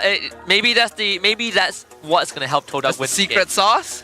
They say it's the secret sauce. I mean, the last time yesterday that I talked to Coach Panda, he was telling me that like, nah, I'm not doing anything. Yeah, we were you're on holiday. Like, well, the transfer window is open. It's like, no, I swear, I'm not joining any team. This guy. All right, GMXK will be on blue side one more time. So I don't know if it's going to be like an adjustment to the draft from Todak, or are we going to expect to see different bans? I think for all intents and purposes, just get rid of it. Just get rid of the Angela, and then just, you don't have to think about it anymore, because it's clear that they're more comfortable dealing with the AOG than they are with the Heart Guard. This is also a conscious choice from Coach Nafari too, to pick red side for the second time in a row. Yeah, hopefully they've been able to learn from their previous loss, because now all bets are just off the table, right? One game to determine which of these two teams actually gets that victory. For GMXK, it would be their first series win. For Todak, it would be their second of the season. As we've already pointed out multiple times, neither side looking the most comfortable so far, and we're already 3 weeks in. So need this. Funnily enough, if GMXK wins this, not only will they overtake Todak on the leaderboard because Todak has played 1 extra series, but they'll also overtake Todak by a margin of 1 game. This game. Oh boy. But also the 1 point that they got off of Team Ray, because Todak went 0-2 for the rest of the other series. Yep. Man, it just goes to show how important it is to like win clean series overall. The extra point makes all the difference. Now, Expanding Rivers going to be the random map draw. We get back into it. GMXK on blue side, Todak on the red. Is someone wearing a Akatsuki robe in the crowd? What the hell? I mean, it fits the GMXK colors, I suppose. May as well, I guess. Still a Franco ban. You ban Angela, right? Call me a hero. Alright, Angela it is. Almost 100%, right? Todak said, run it back. Run it back if you dare, Vivi. Do it! Lock in the Angela. I hope to There we Yeah, go. alright. Lunox Fredrin? Maybe not the Lunox. I wonder if they're going to go like, if they're going to change either the first phase of the drafting or the second phase. I feel like Mintoda could steal CC. They could, but I think maybe you don't review the Lunox this early, right? Like you probably keep the Lunox. You should. Yeah. Fredrin Arlet, more crowd control and setup, but Are you sure? I mean, it's a good combo. Fredrin Arlet is a classic, but against Angela? CC then. You just won the XP lane. there is counterplay for Arlet at the bare minimum. It's just level 1's a little bit hard. I'm not gonna lie. Level 1, you're gonna get chunked. You're gonna get chunked. You just cannot disrespect the CC. As soon as you hit level 2, you have ways of getting in and out of these fights at the cost of a little less HP. But even so, it's a little interesting to see. Yeah, until Master gets a War Axe and then the lane is over. Yep. But Lancelot also gonna come into play.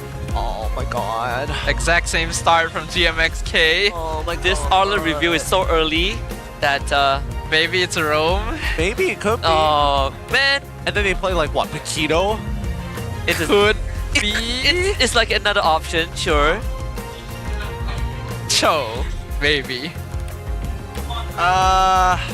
I think the Kaja is still okay in this particular case, but they will need to ban out the Gaton after. Whoa, that's such an early Kaja too. Yeah, because again, it's like, oh, if I play Cho, you're just gonna take Purifies. Now you don't have a choice. So they're gonna save both the core picks to get the best possible matchup. But ban. okay. Dear God, please ban out They're banning the same stuff. Dear God, please ban the Gaton. You gotta ban the Gaton. Gaton or Grok? Gaton or the Grok, one or the other. Like, you have to pick a poison now. Oh, Lunox ban. I wonder why this Okay, so alright. You ban I want to say Kadita, but probably not that worried about that. About her. The Kadita? Nah. I think they'll just, if they're worried about the Kadita, they'll save the mage for the very last pick. Unless what like picks Valentina and just try to take hard guard. The good old matchup. Let's take hard. I think they don't have damage. Yeah, I don't. That's the thing. If it wasn't for like the Arlet EXP, I could actually argue for the Valentina, but yeah, they don't have enough consistent DPS if they go for Valentina now. Oh man. Hey, in dire situations, usually Lolia will pick Claude. That's the thing. Oh, but in dire situations, we could have had an Eugene gold lane. Kadita ban. Oh, they actually banned a Kadita. Okay. But why though? Why did they? So they want artillery then, right? So you don't want a one shot. Okay. Carson gets locked in. Good call. Oh, this is a Gatot angle. Yeah, Gatot is great here. Just take Gatot. Come on. Just run the same draft. Gatot and... Are they actually gonna get the exact same thing What was like the last? Kimmy? Kimmy, yeah. Kimmy Gold. Could you run Kimmy Go again? You could, honestly. It's a little more vulnerable since there's a Farsa now. Or just go like Moskov, you know? Yeah, Moskov would be really nice. Moskov, Granger. Unless they're feeling frisky, you know, double fighter. Lapu right CC now. Go, Lapu EXP. That would be so bold. That would be bold. And then it would just be like true mechanic test. Really a test. It would be like, Jaja, you rested enough. It's your turn now. Jaja, put the bar down, Jaja. We got this. We'll go for the war. That's the Lapu. I hear the Lapu. Oh, wait. You caught it. Okay. All right. Todak, what do you go for now? No way, they actually did it. I didn't think they'd actually do it. I really didn't think they were actually going to do it as well. Hey, we caught the last like few picks pretty well, including the Kadita ban. Oh. All right. Well, does that reflect bad on them or does that reflect bad on us? I don't know. Is it a carry pick again? Dude, I think you should play it safe and go Beatrix. It's a little tough to do that, especially because like Lapu. When there's a Lapu around. Yeah, he's just gonna run you down. That's Can't true, pick Moskov. but at least you could shotgun, right? Yeah. you know what?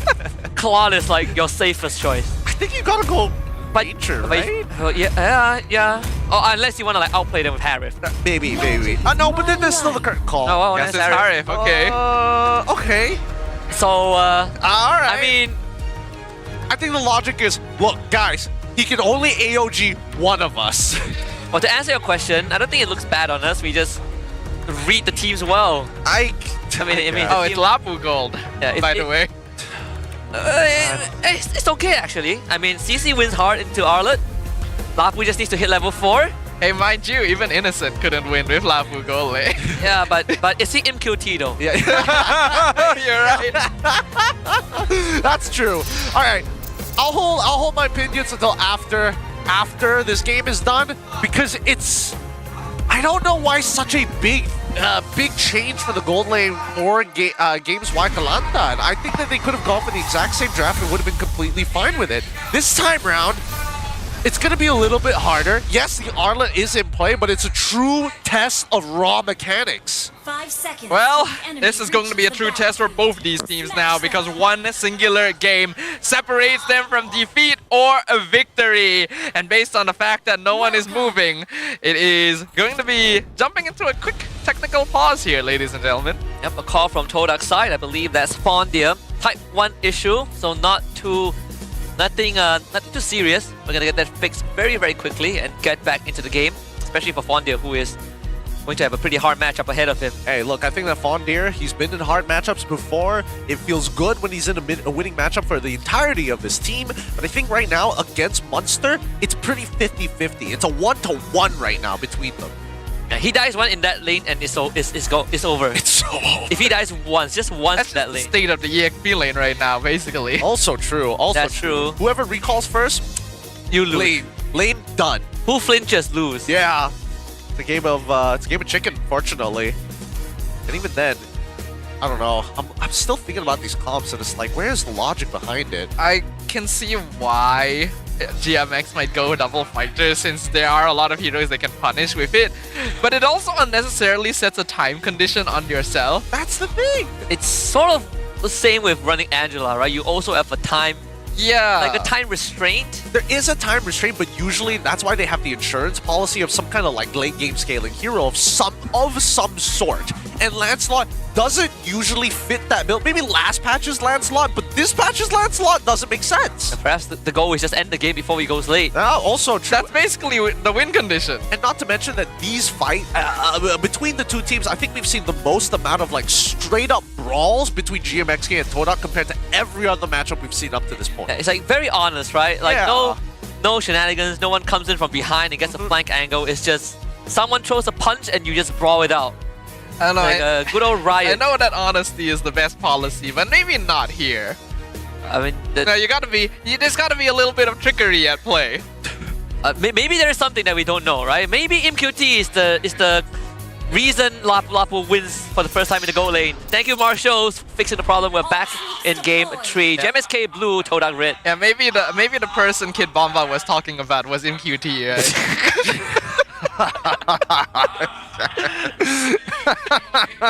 He is one of the rookie candidates. He is the rookie candidate. Dude, Kid Bomba, huge fan of MPL. He knows all the players by He knows MAL because that's where he was back then. I'm telling you, Kid Bomba lost, beat us once and never again. Oh, God. I missed the EEC. Yeah, I gotta catch up on what they're up to. Even so, let's look at the emblems so far. Okay, Lethal Ignitions, nothing too out of the ordinary. Wilderness Blessings, alright. Yeah, nothing too out of the ordinary. Pretty standard so far. Although I do say that, yo, Montines, don't die. Montines, don't die right now. I'm trying to explain why Jaja is going for Swift instead of the traditional extra adaptive attack.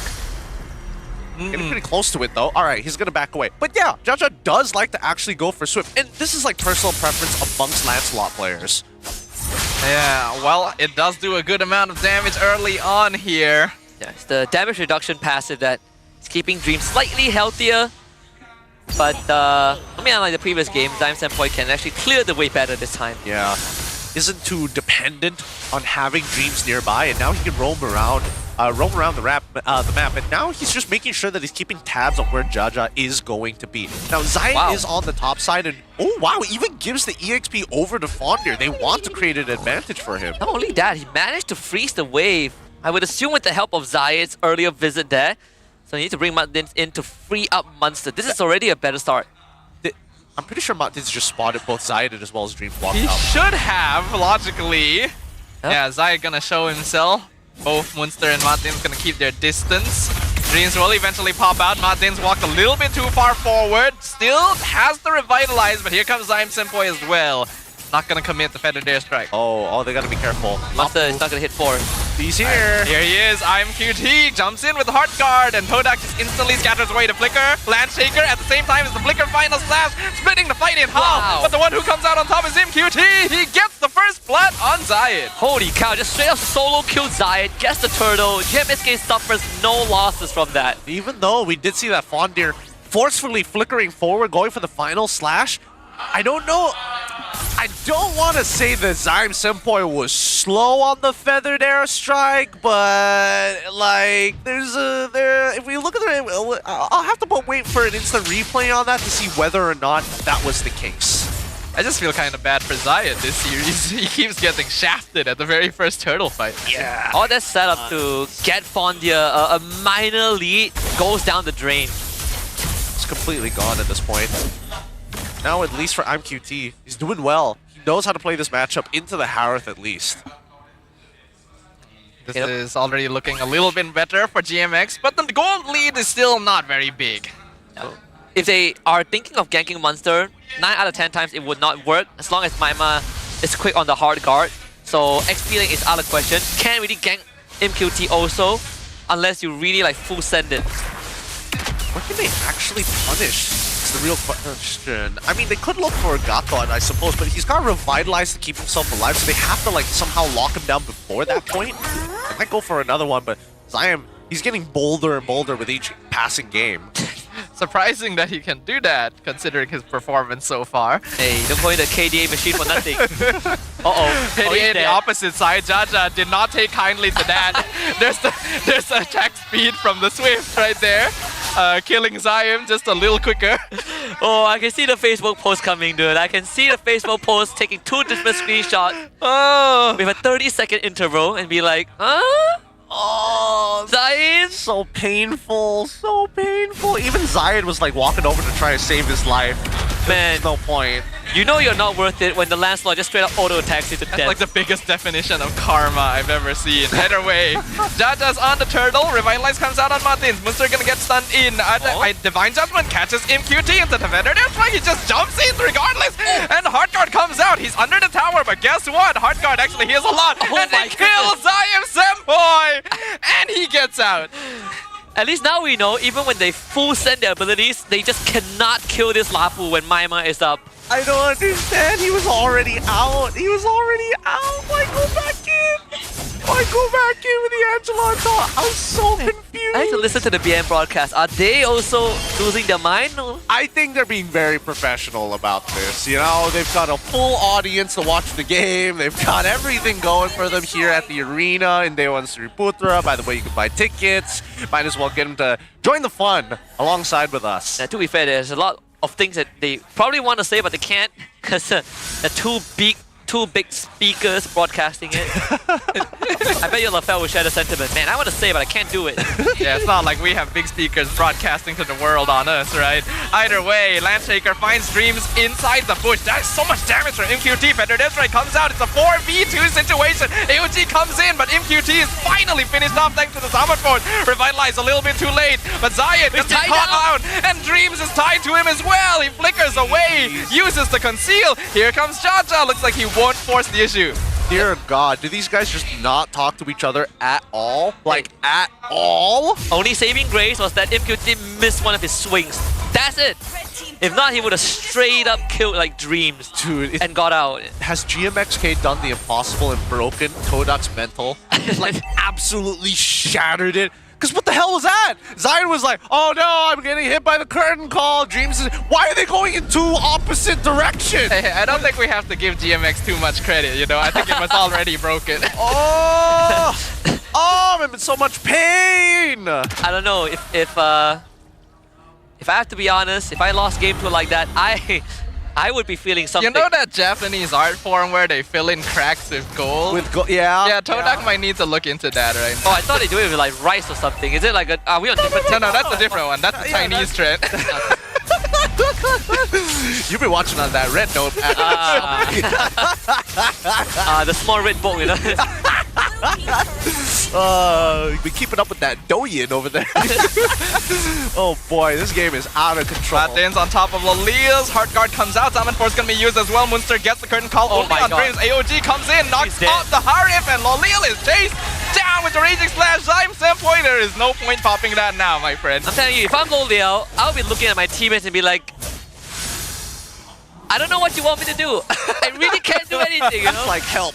You know, it's like that disappointed fan meme where you just like, they're still fighting. Martin's under the tower, survives it all with the Revitalize, and yeah, nothing's gonna happen here. Yeah, I think that at this point Jaja is really starting to get involved. He knows that the rest of his composition can clean up any messes that he inevitably starts or the rest of the team inevitably starts, and it goes both ways. Now GMXK, as we mentioned before, are on that timer. If we look at the item list so far, they're doing phenomenally. Wow, 2 items already complete coming in from Jaja. We already have, sorry, I was about to say Bloodlust Axe again, but I'm still living in the past of Mobile Legends, but truly the War Axe on all of their members. I am slightly surprised that MQT didn't go like extra greedy and just go Hunter Strike, right? Yeah, I was thinking that as well. You still can. You still can. You literally can run them down with the Angela too. So the first lore is going to be the biggest like breaking point, right? If GMXK can get a first lore, you take all the tier 2s, and then you starve Todak out of their own jungle and just have Jaja and Mandis sit in it, I think that would be what wins them the game. Yeah, and at this point, now, I'm guessing that Dreams is looking at that fleeting time and thinking like, man, I'm getting like no value out of this. I'm getting nothing. Everyone I drag just kills my team. It's either they're impossible to kill or they end up just killing my team anyway. What am I supposed to do about this? Yeah, he may have... I think MQT is like the only guy he can reach. I mean, technically you can go for he can reach him because MQT is reaching for him instead. That's true. MQT is like standing in front. Oh, Brute Force from Monster 2. What do they call that painting? The one where it's like they're like touching. Oh, I know what you mean. I don't know the name. Worse. Oh, that one hurt. Oh, that one hurt me so bad. It really shows my age. Woo! Not ready for that one.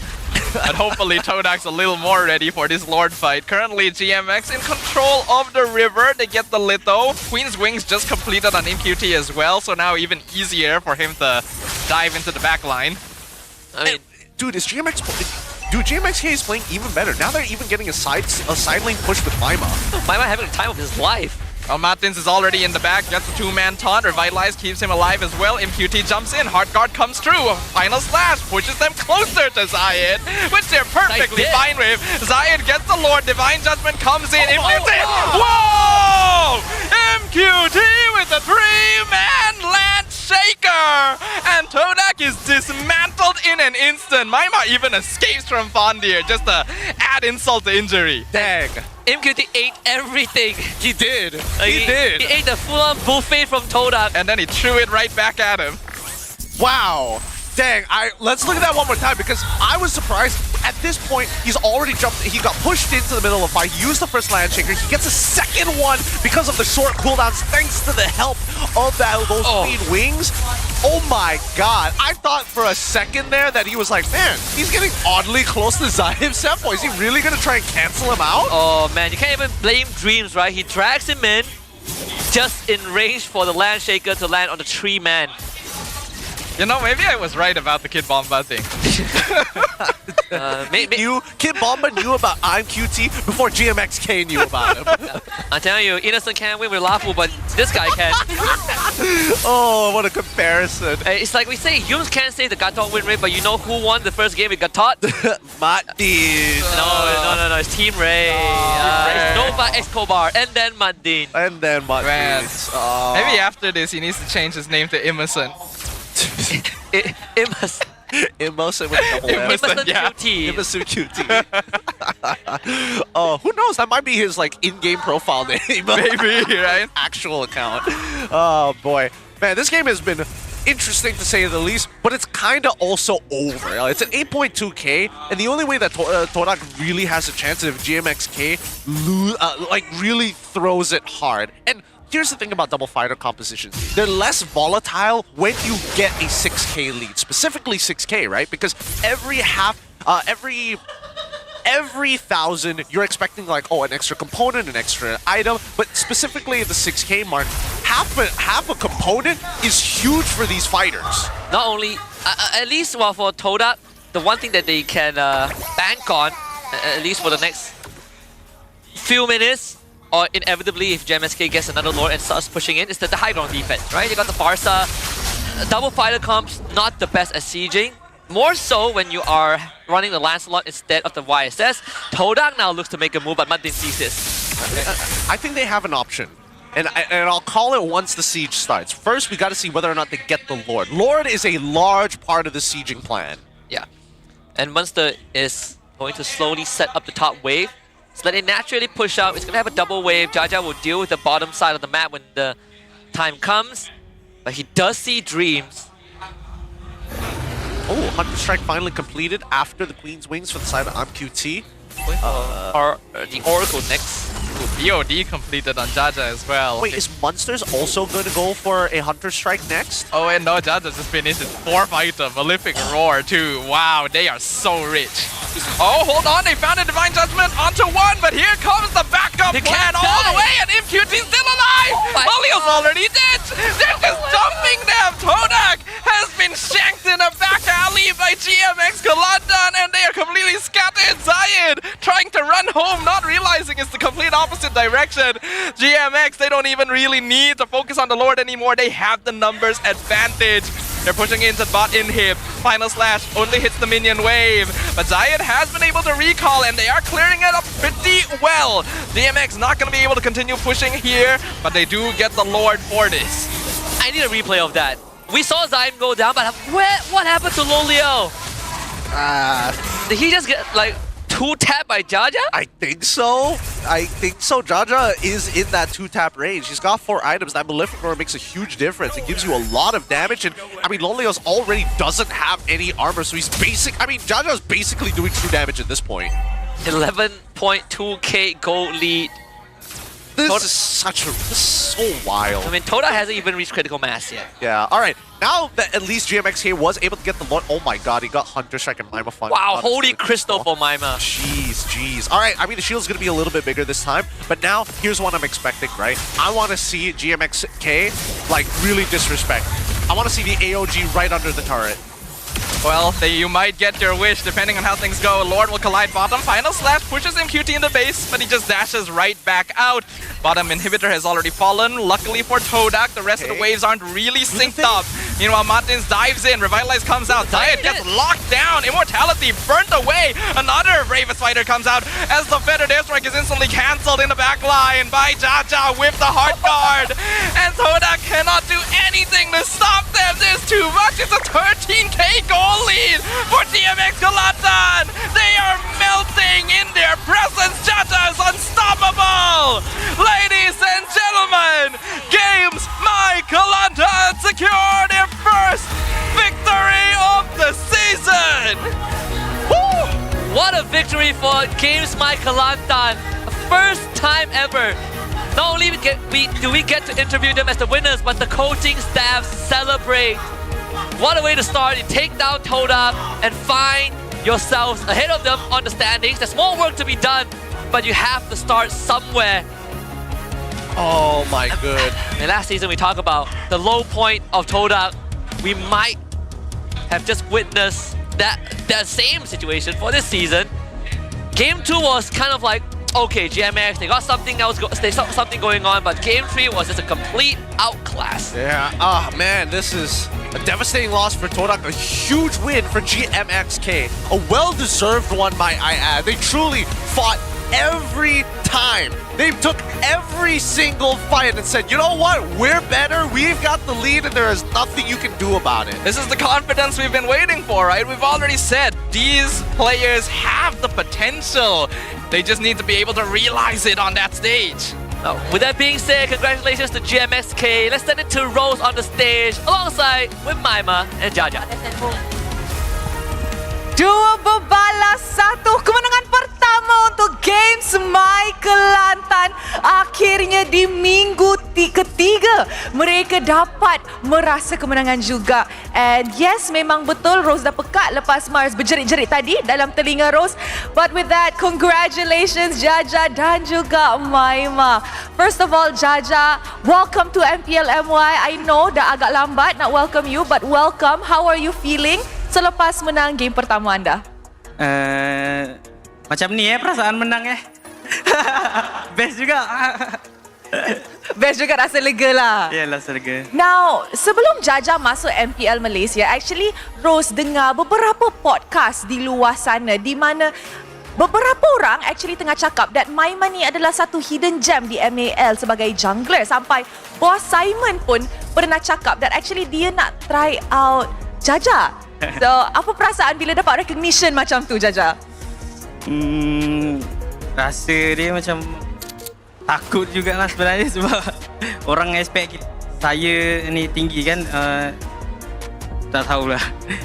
Tapi I rasa you actually live up to the expectation. Walaupun korang baru sahaja dapat kemenangan, tapi kita boleh nampak dari segi prestasi Jaja that he's actually a very good rookie jungler. And I'm pretty sure ramai orang yang setuju dengan statement tu. Now Jaja, ramai orang tengah cakap awak ni padu, hidden gem. Tapi kenapa awak pilih stay dengan GMX? Sebab Kelantan. Anything yang you nak cakap dalam bahasa Kelantan sebab Rose tak reti? Saya hitong makan bodoh. Thank you very much, Jaja. Okay, now Maima pula. Depan sikit, Maima. Sebelum Rose start tanya betul-betul lah, mungkin Maima boleh ceritakan apa yang terjadi di game pertama. Comms macam mana? Game plan macam mana? Kenapa kena end dengan minion macam tu? Game pertama, kita orang lebih kepada kita orang planning tu ada, cuma maybe sebab something happen out of our planning, so kita orang macam ada a bit of time lag untuk kita orang adapt lah dengan situation tu. So kat situ Todak kan kita tahu player-player diorang lebih berpengalaman kan, and diorang lebih adapt dengan laju, and sebab tu diorang macam lebih ada orang cakap backup plan lah untuk execute kat dalam game tu. So I rasa it's just more towards experience kot untuk mendapatkan execute lebih baik di masa tu. Alright, Maima, and of course secara realistik kalau kita tengok daripada match win mereka, it's not looking too good, but playoffs masih lagi, kita boleh nampak dia belum dim tapi dia actually terang lagi. With that, secara realistik, do you think you guys have what it takes untuk mendapatkan satu playoff slot untuk GMX? Pada pendapat saya, walaupun ni kita orang first season kan, tapi bagi saya benda tu tak mustahil lah. Sebab macam kita tengok juga semua tim yang masuk daripada ML ke MPL memang orang cakap proses lah. And kita orang belajar match by match, kita orang dapat satu by satu dengan pertolongan coach, pertolongan kadang-kadang netizen juga sometimes bagi benda tu, benda positif yang kita orang ambil, and benda tu dapat build our team untuk ke arah yang lebih baik lah. Maima pasal cakap ni memang padu lah. Rose suka interview Maima. Alright guys, kita dah tengok perlawanan 2-1. Tetapi hanya seorang yang boleh menjadi MVP of the game. And with that, mari kita tengok MVP of the game in 3, 2, 1. MVP of the game jatuh kepada Jaja. Okay, Jaja sekali lagi. Macam mana kemenangan ni boleh membantu mereka untuk next matches yang akan datang? Oh, dia kena translate dalam... Okay. Bolehlah. Maybe game ni boleh membakar lagi semangat kita orang untuk fokus next game. Jaja, apa yang you rasa masih lagi kurang yang korang boleh lagi perbaiki untuk match yang akan datang? Mental ke, disiplin ke, draft ke? Maybe confident kita orang sendiri. Okay, confidence. Guys, bagi tepukan sikit, bagilah semangat tu. Alright, thank you very much guys. Anything yang nak cakap kepada friends dengan family yang datang? Nampak ramai family kat sini juga. Okay guys, kepada semua yang datang support Games My Kelantan dan juga support Todak, terima kasih sebab meramaikan dekat Dewan Sri Putra ni. And kepada fans-fans MPL MY kat luar sana, jangan lupa datang and support semua game yang ada dekat Dewan Sri Putra ni. And itu saja, terima kasih guys. Terima kasih, congratulations sekali lagi kepada Games My Kelantan.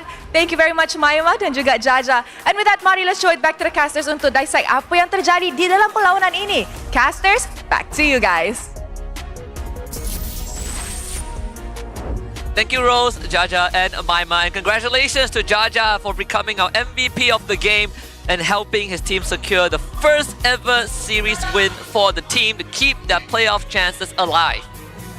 Big chances. And I mean, overall, his GPM, ridiculous. Wow. Absolutely ridiculous. 887. I would like to see his GPM on average throughout the games, but generally speaking, he was pretty much untouched in game number 2, untouched in game number 3 as well. And I think this time round, he got a lot of confidence from the rest of his squad to get involved in these fights. Yeah, confidence really is the name game here, because I think after the momentum of game 2, GMXK looked a lot more comfortable going into game number 3. They knew exactly what they wanted to achieve. They knew where they had to attack to do that.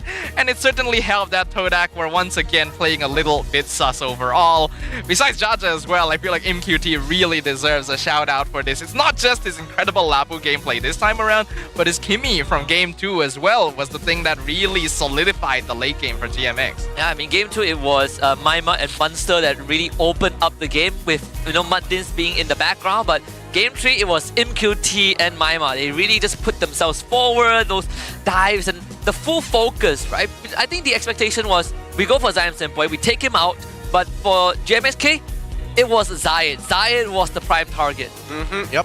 In a lot of these fights, you would have expected that Todak were going to be the aggressors at some point in time. But again, very good smothering motions coming in from GMXK. Good communication to kind of make sure that, hey, we are expecting Dreams to be on this side of the map. We saw Zaim Senpai actually rotating up there alongside with Zayed. We have to not give them these early kills. And as soon as they come down to these turtle fights, then it becomes a lot harder, right? Because again, just the raw staying power of GMXK in prolonged fights is actually unfavorable for Todak's side, who solely depend on, I use my ult, I connect with my ult, I take out one guy straight away. Let's look at the statistics here. The overall damage taken by the members of GMX is actually insane, right? MQT and Muddins are both tanking almost as much damage as Zayed did throughout the entire game, and even Munster was absorbing quite a bit himself, and then they're also all doing just as much damage out.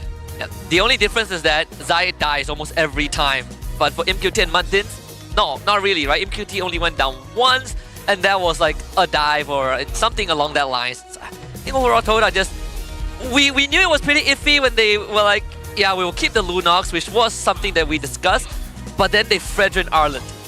Yeah. And then they started going downhill very quickly. I was hoping a little more from Fondir, right? And it's not like he didn't hit these final slashes. He was finding a couple of decent final slashes, but not enough to really show what he's capable on this hero. And I think that there were definitely moments where he was like, okay, I can peel for you. I'm able to stun the Lapu Lapu. I'm able to kind of displace him if he ever gets a little too close. But as the game progressed, he just lost a lot of value because his enabler, Zayed, was just too far behind. It's not just Zayed as well. Almost everyone else was falling pretty far behind at that point. Even if Fondir was able to get the initiation, by the time it actually happens, Zayed is like at what, 20% HP. Zaim Senpai is probably dead in a ditch somewhere. It's just very unfortunate for Todak and really speaks to how inflexible their early draft ended up being. As a result, Jaja, Rich Guy, nearly 900 GPM, Munster as the carry, once again on the EXP CC, not even having the hard card most of the game and still popping off. It's just unlike last season where you could like just blind pick like a Arlet or Hylos or Gadot and put them in that flex role, or like even the Badang.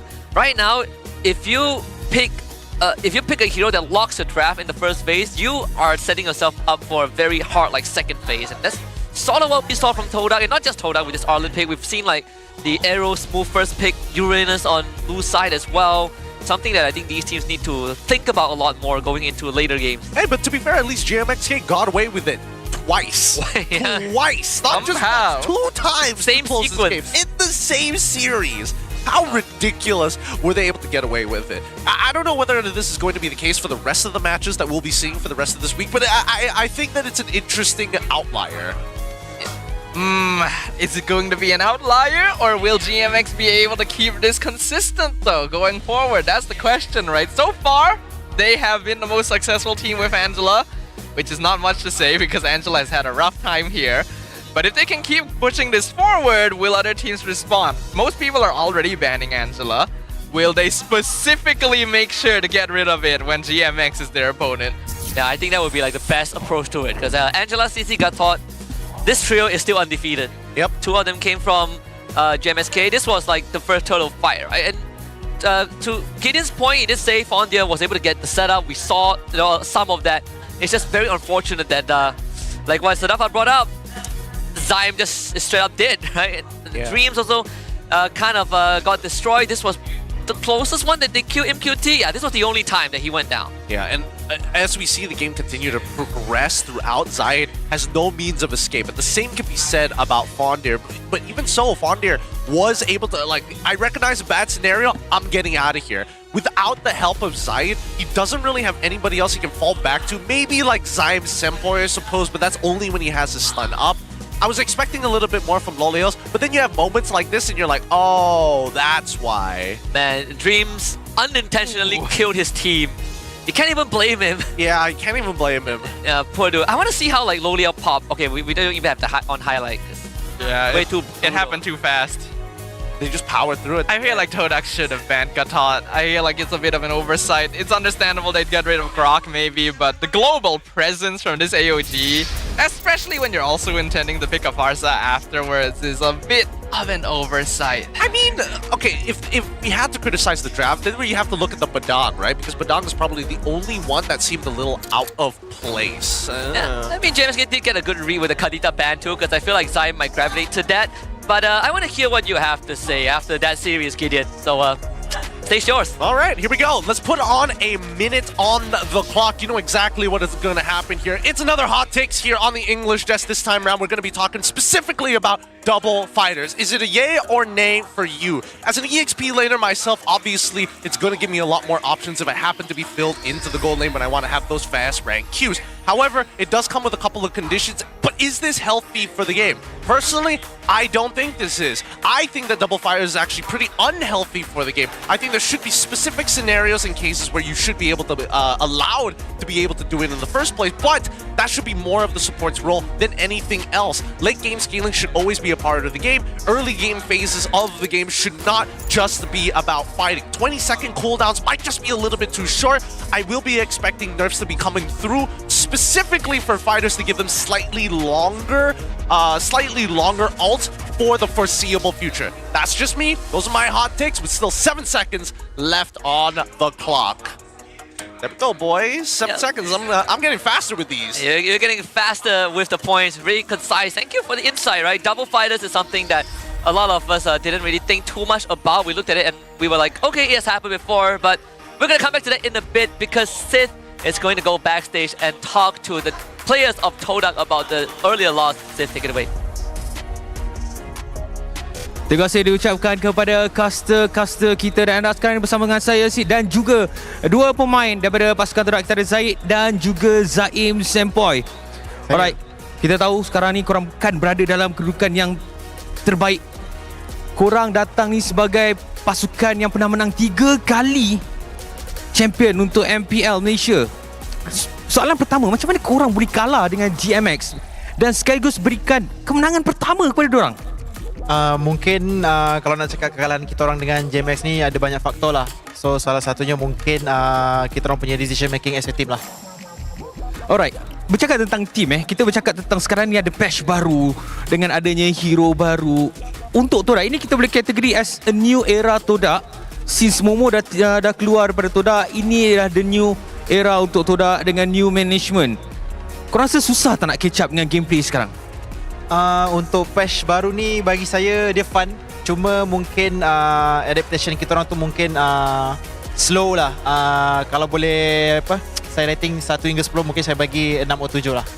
6 atau 7 pun agak tinggi sebenarnya. But it's okay. Okay, orang mengatakan yang pasukan daripada Todak ni memerlukan someone yang agresif. Kita tahu Todak ni terkenal dengan Todak langgar. Dan especially alang-alang kita ada dekat sini Zaim. Bila kita nak tengok Zaim yang agresif? Tak ada cakap lah. Dia depends on gameplay team jugalah. Mungkin kalau sekarang kita change gameplay kita orang lah. Mungkin sometimes kita kena balance langgar and objektifnya part. Faham. Alright. Kita masih lagi berada dekat dalam transfer window. Adakah kita akan melihat muka baru untuk pasukan Todak ataupun korang rasa korang percaya dengan roster sekarang ni? Kalau saya masih percaya lagi roster sekarang sebab kita orang ada berbaki 4 match lagi dan playoff is still possible. Kalau nak cakap player untuk transfer window tu, it depends on our coaching staff punya decision lah. So nanti kita orang akan talk balik satu team, then they decide together lah, coaching staff. Alright, thank you. Zaid. Stresan kalau banyak kali kan. Alright. Boleh tak convince dekat fans Todak kenapa diorang kena datang? Sebab sekarang ni saya tengok dah ramai fans Todak dekat dalam internet. Ramai fans Todak, tapi bila kat venue macam kurang. Boleh tak suruh diorang datang kat venue ni?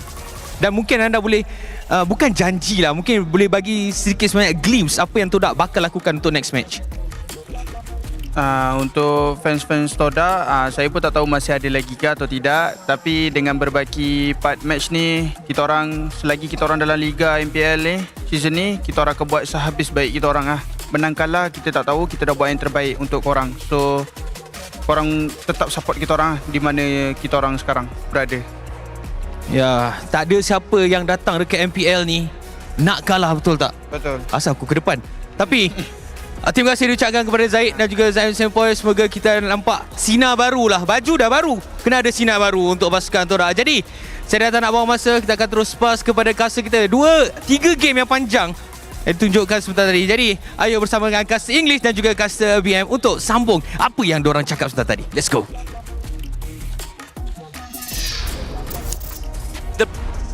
Thank you, Sid, Zayed, and Zaim Sempoi. The brutal reality sets in for Todak as Zayed isn't wrong. It's a tough pill to swallow. I think Todak fans, even from last season, has been evacuating from the fandom, and even outsiders can understand the reasoning of doing so. But Todak, at least for Zaim Sempoi, still confident that with their remaining matches, they have a chance to make playoffs, but it will definitely be on the lower seeding end. They still have to take into account aggregate points. So 2-0 from this point onwards are absolutely crucial. And it's going to be so difficult to do too. GMXK, we've already mentioned, they're not a bad team. It is not a complete loss to know that you have been defeated by them, but in the manner that it happened, as well as all the efforts that have been seen by the public leading up to this, which haven't really amounted to much, you can really say that Todak is facing a crisis. Yeah, no, the growing pains might just be a little too intense for them, right? I think with this roster, on paper, it should look good, but I think there are bigger issues at hand, and I don't know whether it's just nobody wants to take responsibility for it, or everybody thinks it's their fault. There's 100 different variations that could lead to the same thing that, unfortunately, right now, Todak are just not winning their games. I mean, they're in the same spot that they were in the previous season. But that wraps up our second best of 3. We'll go for a short break. When we come back later on, Master Vicious takes on Team Ray. We'll leave you with the mic check of this series. See you in a bit. Sabar. Bawah kita jelek tapi ya. Mati hari guys. Balik boleh guys. Tak bisa balik tapi kita. Nice try.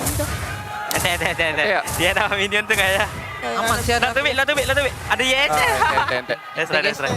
Get try. Mati. Let's go. Gua mati ya. Apa boleh. Go in. Tadi aku tunggu retri aku sebenarnya. Tak apa. Nice. Tan. Let's go. Boleh. Kimi dulu. Late Kimi. Mati. Nice. Teker. Gua tarik. Tarik. Gua tarik. Nice. Aku tengok mid. Dan Ready ulti gue. Aku inter. Kuatan carry. Gua ikat. Carry ya. Lo. Carry lo banget. Depan-depannya. Carry lo banget, tak ada spell. Depan. Mati gajah. Nice. Aku lo. Compete dia bos sama gua bos. Aman ya bos? Mati. Aman bos. Esme target. Aku TB guys. Jom. Aku TB. Orangin lagi orangin. Nih, Esme dulu. Nice dah. Itu loh, Cah. Tunggu dia pusing karena wave aja, guys. Ya dah. Tengok aku. Kulti, tengok aku. Aku ikat. Kena tarik. Hero. Aku cari yang emosi ni. Hero target. Aman. Kejar Ferry belakang yuk. Ferry belakang. Kejar. L. Ada tak? Tak ada. Bawah aja yuk. Tak aku kongsi guys. Tarik aja guys. Ayo. Depan ni. Cycle hero. Dengan aku cycle hero. Jom, guys. Gua kuat, guys. Tahu. Aman. Alhamdulillah.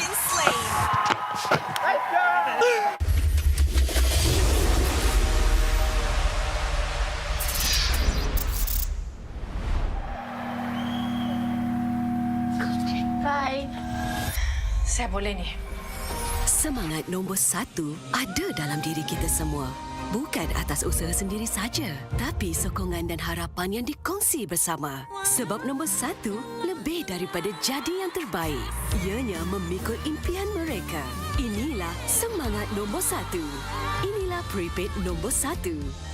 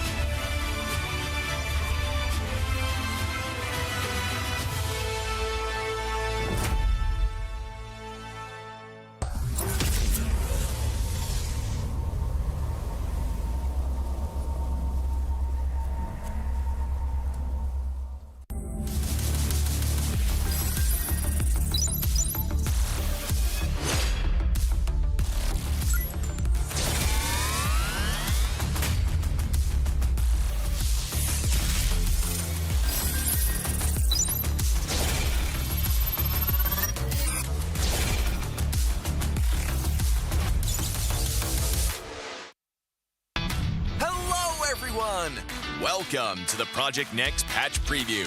We've got a lot of great content to show everyone, so let's get into it. New hero, Obsidia. The Sovereign of the Abyss has risen from the ruins of a forgotten age. As a gold lane marksman hero, her core gameplay revolves around building up bone shards to unleash devastating single-target burst. Her bone shards automatically hit enemies struck by her basic attacks, and she tethers herself to enemies hit by her ultimate. We can't wait to see your spectacular plays with Obsidia. Abyss heroes Alice, Dyroth, and Thamas have all been revamped. We've updated the visual designs and backstories of these three heroes and completely redesigned Alice's skills. We buffed her early game while preserving her signature life drain mechanic. Our goal is to elevate the gameplay experiences for these heroes, and we're excited to see how they'll perform in the new patch. The annual map changes feature is also coming this patch. Each match will get a random new map mechanic. Each time the meta cube flips, the battlefield will be transformed. opening up new opportunities and challenges for even more strategy and tactics. The achievement system has been revamped. We've added all new season achievements. Based on your playstyle and match performance, you can unlock varying levels of prestigious flares to show the world your skills and abilities. Plus, the new Wall of Honor lets you showcase your achievements for all to see. Let's see who has the most elusive achievements. In this patch, we've refined the feel and responsiveness of the game's controls. Many of these improvements came directly from your feedback. Through these targeted optimizations, we hope to resolve many of your gameplay issues and deliver a more fluid and responsive combat experience.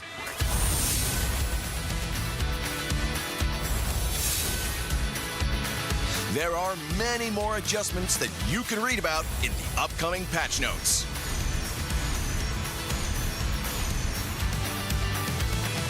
That wraps up our Project Next patch preview.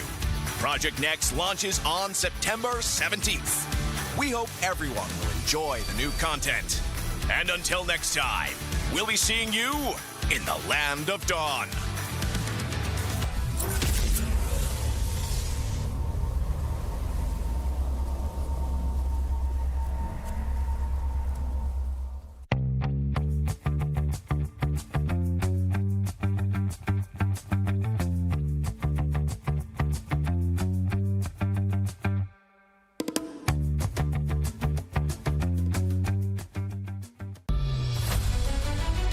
Everyone, and welcome to a special preview of our annual map change. In this video, we'll explore more about this exciting new gameplay feature. Now, let's get started. When the annual map change launches, details of the feature can be found here. When a match starts, players will be notified of the battlefield mechanic that's in effect before hero selection. You can view info about the mechanic anytime during hero selection to plan out your strategy. Are you ready for the Broken Walls Challenge? The old walls across the battlefield have crumbled, revealing new paths and giving heroes without blink a chance to shine. We can't wait to see the optimal routes you'll come up with. Danger lurks in every corner when dangerous grass is in play. The battlefield has been overgrown with bushes, so proceed with caution. Will you be the hunter or the hunted? You'll need new strategies to survive this deadly jungle. Have you ever dreamed of soaring over the battle like a cloud? With Flying Cloud, rideable clouds will spawn on the battlefield. Just hop on and take to the air for swift lane rotations, or plunge down for deadly ambushes. Come, ride the wind and own the skies. The river will bring you to victory with Expanding River. River currents will expand into the jungle areas, and new currents will appear when the Lord spawns and when it's defeated. Travel with the current for a massive movement speed boost. Master the flow of the currents and drag your enemies into a whirlpool of defeat. We hope these new battlefield mechanics will break stale metas and deliver new experiences and challenges to everyone. See you all on the new battlefield.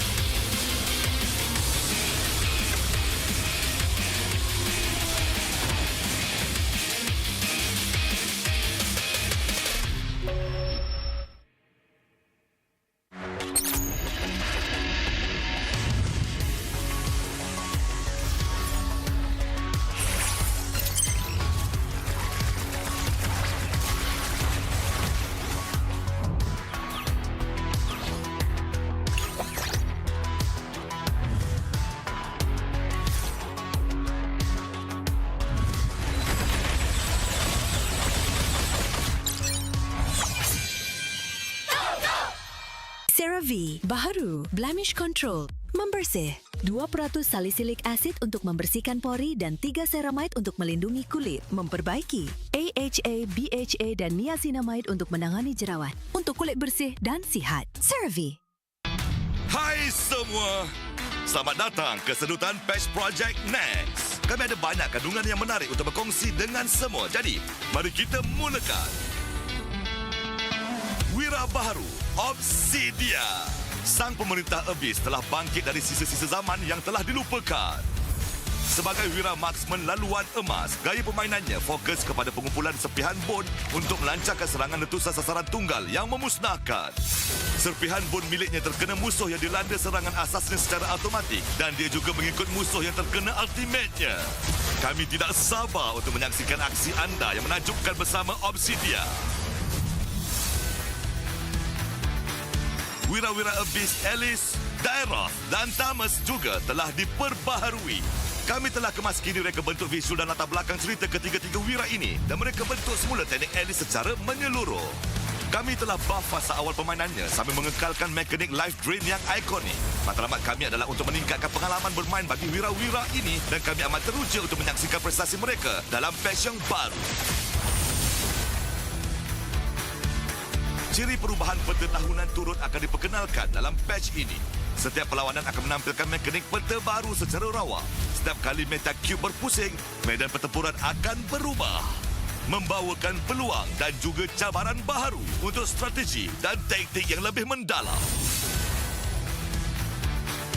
Sistem pencapaian kini diperbaharui. Kami perkenalkan pencapaian musim yang serba baru. Berdasarkan gaya permainan dan prestasi anda dalam perlawanan, anda boleh membuka pelbagai level gaya yang hebat untuk menunjukkan kemahiran dan keupayaan anda kepada pemain lain. Selain itu, Wall of Honor yang baru membolehkan anda mempamerkan pencapaian anda kepada semua orang. Mari lihat siapa yang mempunyai pencapaian paling sukar diperolehi. Dalam patch ini, kami telah memperhalusi pengalaman dan tidak balas kawalan permainan. Kebanyakan penambahbaikan ini didorong oleh maklum balas anda. Melalui peoptimuman ini, kami berharap dapat menyelesaikan kebanyakan isu permainan yang anda hadapi dan memberikan pengalaman pertempuran yang lebih lancar serta responsif.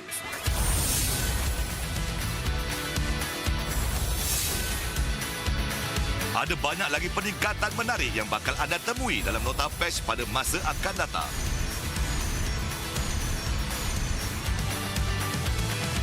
Itu sahaja sedutan patch Project Next kali ini. Project Next akan dilancarkan pada 17 September. Kami berharap anda menikmati semua kandungan baharu.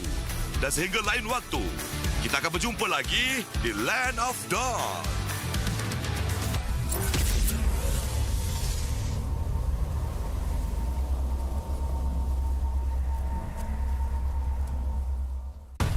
So much talk of AI and tech today. Virtual worlds, what are they going to look like when we get there? I would like you to meet Ares, the ultimate soldier. What are you? I'm looking for something. Something I do not understand. A malfunctioning program who wants to live. Fascinating.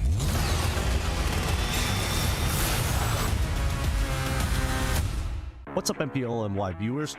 Getting to you here with another report from last week's games. Now, the NXT patch had already dropped in, and big changes have come to the Land of Dawn. One of the few changes happens to be Bane Gold. With the change to his skill 2's force multiplier, his magic multiplier has increased, and it looks ridiculous. Here's a simple example here that we can see specifically from SRG facing off against Todak Innocent with no completed items whatsoever. Maybe a component at most. We see that Dreams loses 50% of his HP. Gone just like that. A ridiculous showing to see how powerful Bane could be in the earlier stages of the game and eventually scales to one-shot his opponents in the later stages of the game. That's been one of the very few changes that we did get to see in the gold, and maybe it's already affecting you in your pub games, but that's not all. Blessings have changed for specifically roamers. Not only does it give you gold, it also gives you EXP. A minimum of 4 people need to be revealed to hit an early level 2, and we see this in one of the applications in our game in Vamos versus GMXK. Now we see that Jaja is dealing with the purple buff, and Zorn on Fanny Roam specifically is able to hit level 2 way earlier and forcing Jaja to actually use his retribution early. Now, most people are going to be thinking, why is Zorn playing Fanny Roam? Well, that's because he can roam really, really quickly on that Fanny. Contest, reveal his opponents not only on the purple buff, which he did, but now he's going straight towards the orange buff to test against Jaja's Ishin Shin's red. It's not the greatest thing in the world, but it's just one of the few applications that we do see in the game itself, because multiple MPL regions have already given this a shot. Maybe not with the Fanny Roam specifically, but hitting level 2 early definitely skews the lanes, especially when we're talking about the gold or even the EXP, which is a lot more volatile in comparison to the jungle. Now, out of the big changes, our 4 annual map changes also come into play, and I specifically want to talk about the broken walls. In this example here, we do see Kodak facing off against Untitled. Now, most of the time, these fights usually happen on this side of the river.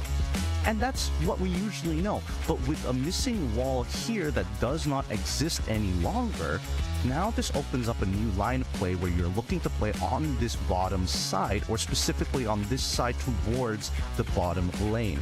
And it's kind of scary. We'll see in this particular fight that Todak, keep in mind that they're missing their mids tier 1 and bottom tier 1. So fighting in a position, especially this close to Tribrush, puts them in a lot of danger because their only runaway path is down by their own bot side. So Untitled can essentially force Todak into an all-in position just because they missed their first engagement. These are only a few of the changes that we did get to see from last week. We are monitoring the other impacts from the other lanes, if not the drafting phase from every other region. But keep in mind that this particular week we will be seeing Allison as well as Obsidia come into play, and that itself could change the meta a lot. So that's my report here. We'll catch you on the next one.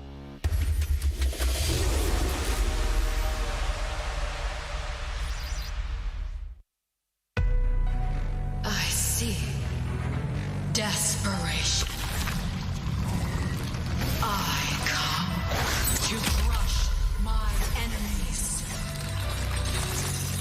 I reap the strong rise, the weak crumble. My will is absolute. The abyss shall kneel.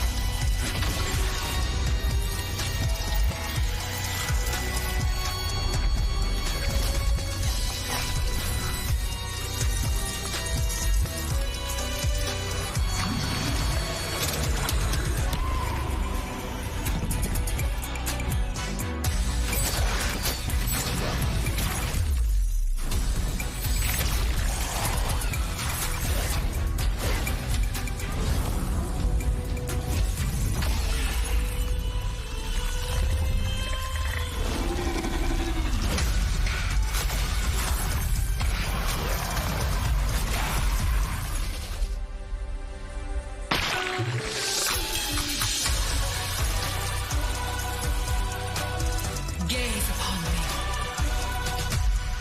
Become me.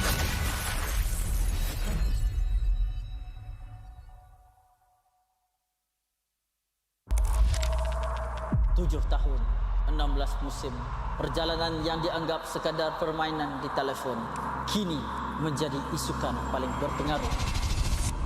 Inilah MPL Malaysia. Era permulaan segalanya, titik mula sejarah apabila Malaysia dan Singapura menjadi tuan rumah MPL pertama di dunia. Di musim pertama, kita melahirkan legenda, Solos, Penjahat dan Fredo. Dari musim ke musim, MPL NYSG menjadi pentas lahirnya pemain tersohor. Musim kedua mengukir cerita untuk pasukan yang tak disangka.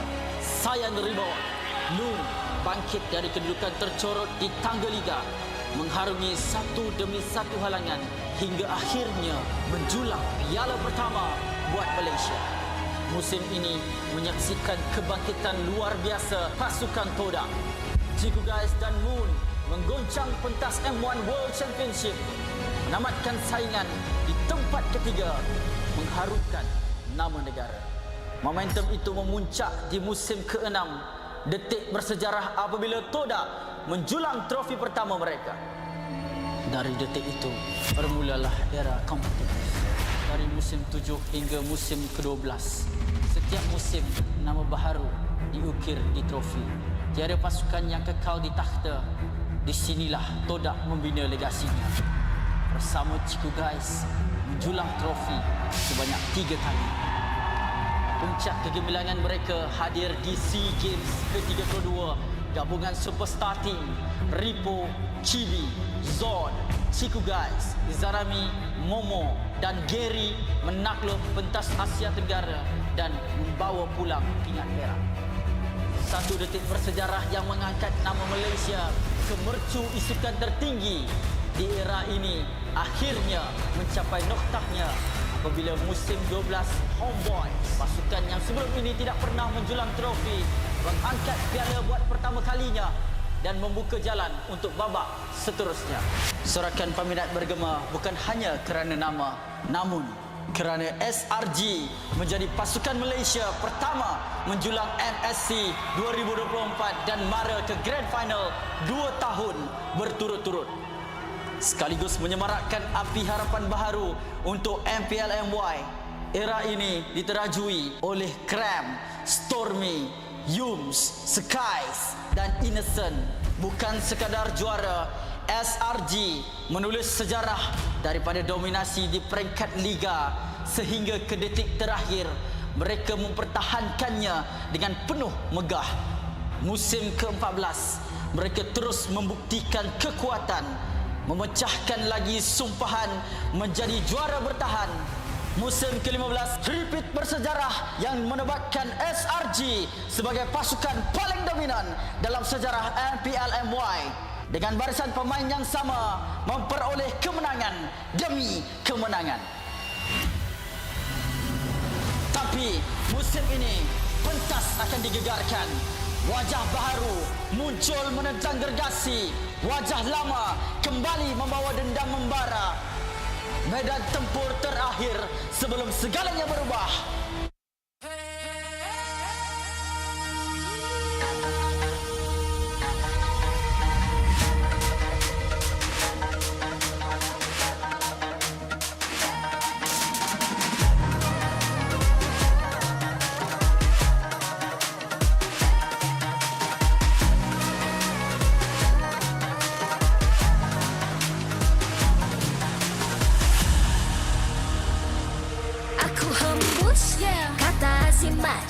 Bila terjatuh, aku beringat jalan dah jauh, cari titik bermula. Krak, krak, krak, krak. Jangan patah semangat. Semarak api bukan calon-calon. Biar apa menghalang, aku sambut datang. 1000 daya, 1000 alasan, harungi semua sampai di akhir garisan. Eo, eo. Kami tak sedang mengalah, kami luar biasa. Semangat membara, harungi bersama.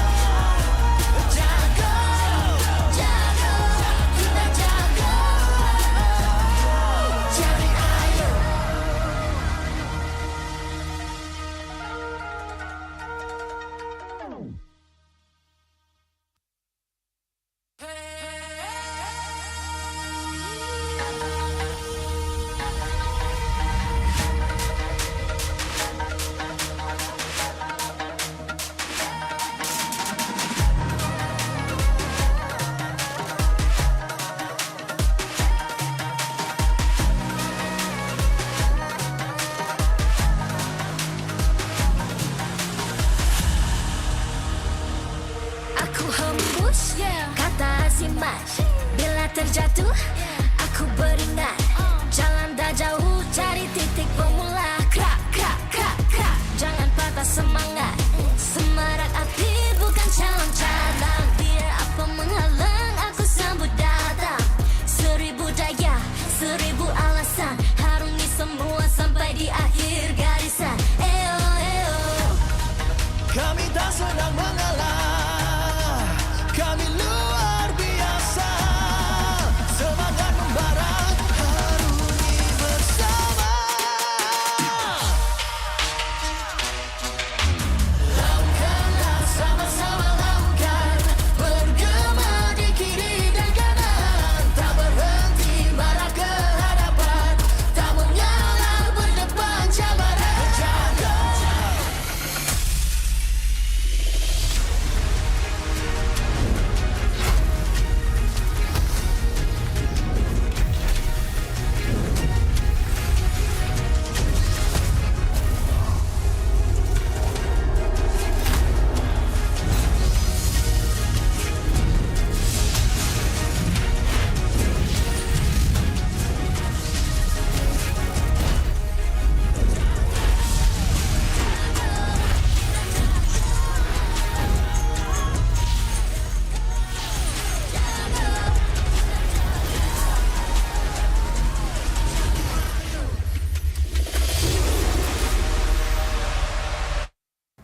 MPL Malaysia Season 16 is powered by Moonton. Presented by Celcom DG. Stream, game, vibe on social media, and more to your heart's content without missing even a single moment. Power up with lightning-fast 5G speeds. Stream all day long with Celcom DG Prepaid 5G. Our official sponsors. Official gaming smartphone Infinix GT30 just launched. Comes with a free magnetic cooler, even more affordable than the GT30 Pro. The only phone in its class with GT trigger, 1.5K display, and 144Hz refresh rate. Supports steady performance with 120 FPS in MLBB. Available in 2 exclusive colors for the GT30, green and blue. Perfect meals for gamers, Grab.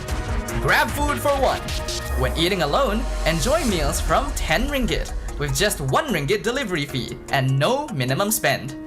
And group order. Get 15% off when eating in a group. Bigger gang, bigger savings. Our esports partners, 100 Plus, Ferry, and Yamaha. And thank you to all our strategic partners, CeraVe and Playas. Tron Ares in cinemas on 9th October. A visual spectacle action adventure. Tron Ares follows a highly sophisticated program, Ares, who is sent from the digital world into the real world on a dangerous mission, marking humankind's first encounter with AI beings. Catch Tron Ares in cinemas 9th October. Keep an eye out for special ticket bundles that reward you with in-game diamonds when you purchase Tron Ares movie tickets for 4DX, IMAX, or ScreenX. Supported by KBS, Rakan Muda, ESI, MESF, and PSM.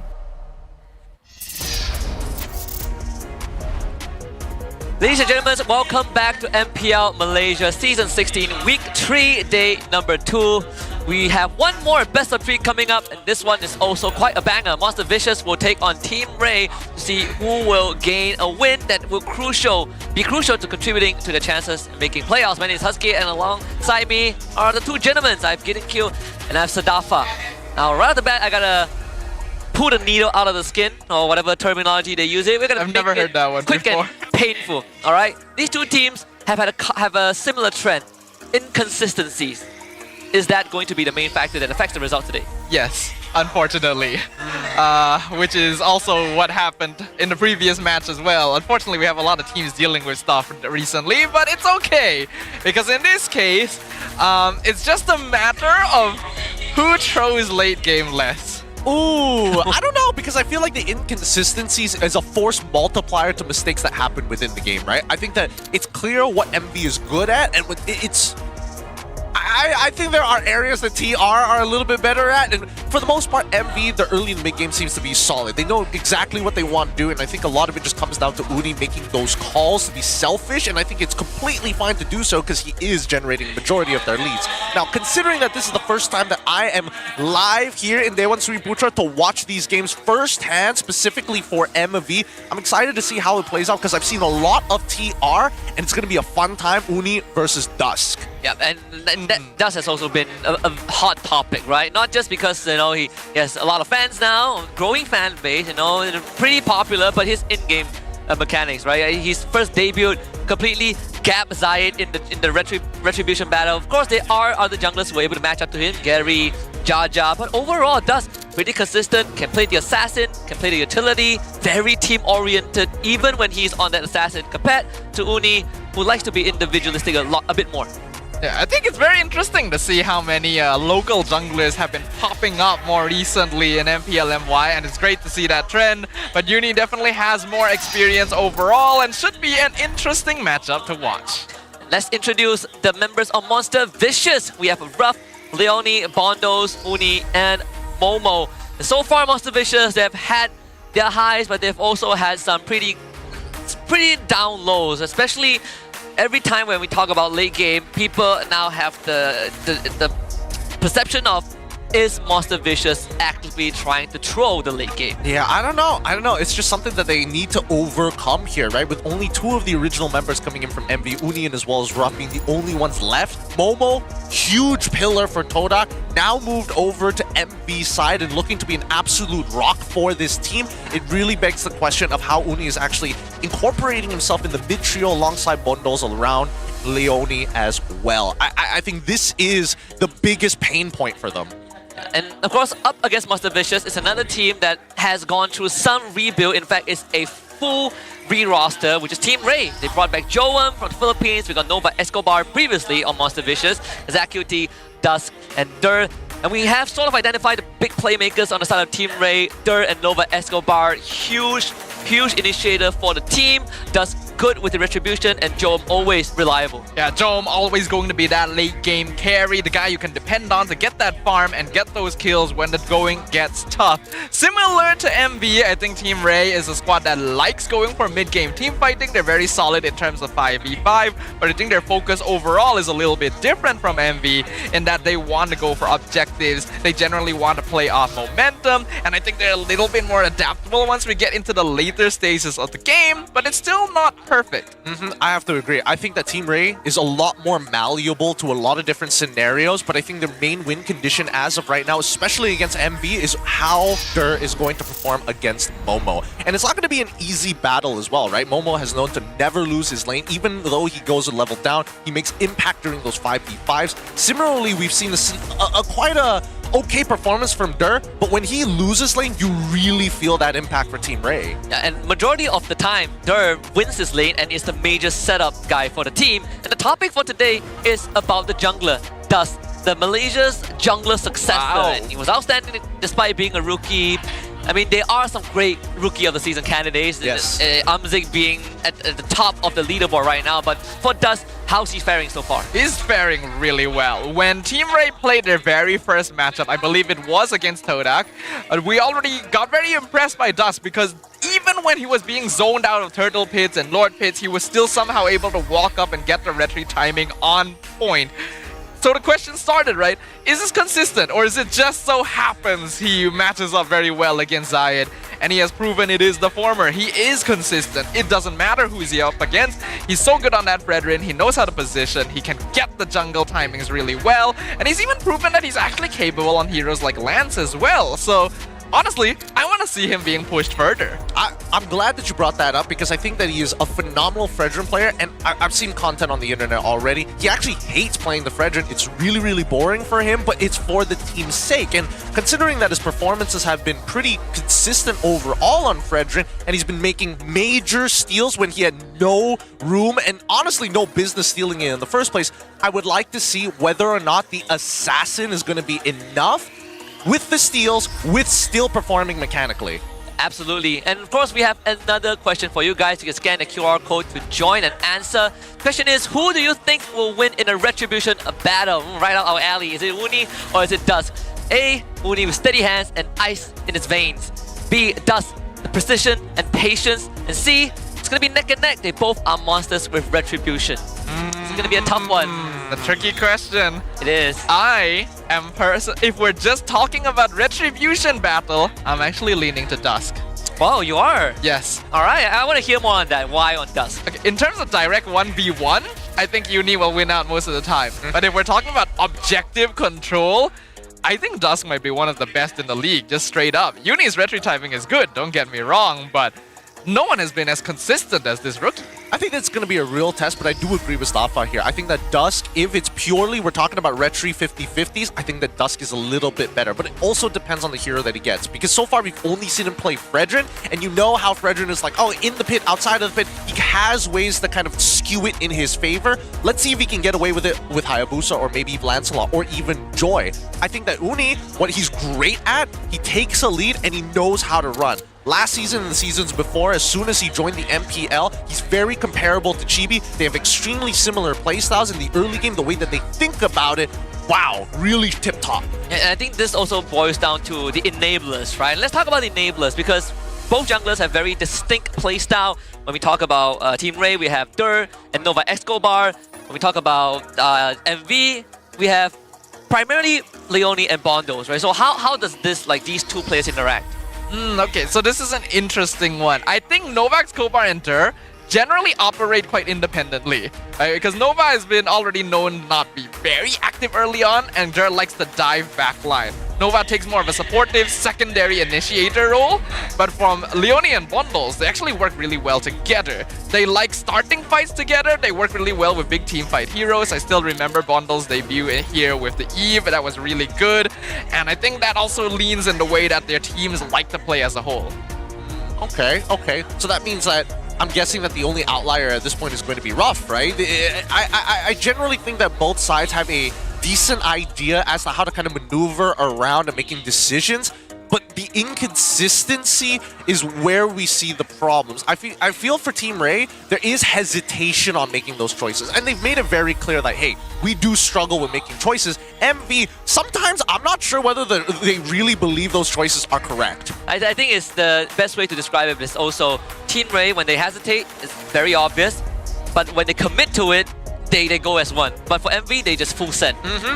Whether it's right or wrong, I don't know. But so far, MV has been looking really good on blue side. 100% win rate. And with the 100% win rate, we also talked to Coach Sora regarding the state of MV, and he says that the current issue lies in decision making. Based on their preparation in scrims, everything including chemistry was good. But in the MPL matches, it felt like nobody was making quick decisions, and instead they kept getting initiated on. I love it. Every single time we bring up a quote, the person who gives the quote always looks at the screen just like, was that me? Is that me? Did I send that over? Did I really say that? It's like, are my secrets being revealed? Yeah, it's like, come on, you're the guy. We asked you, you texted it back to us, you told us that this was okay. Well, I do agree with Coach Sora though. While it's what we were discussing, right? MV, when they lock into a decision, they just hard commit. But sometimes they're not able to make that decision in time, and it really comes down to the later stages when they have to adapt to situations, because this team is quite used to snowballing to victory, and they want to end games quickly while they still have pretty notable leads. If they're not able to do so, such as in their matchup versus CG, I believe, then they hesitate a lot. And which actually also kind of gave us one of the quote-unquote trolls of the regular season, right? Like Game 2 against CG.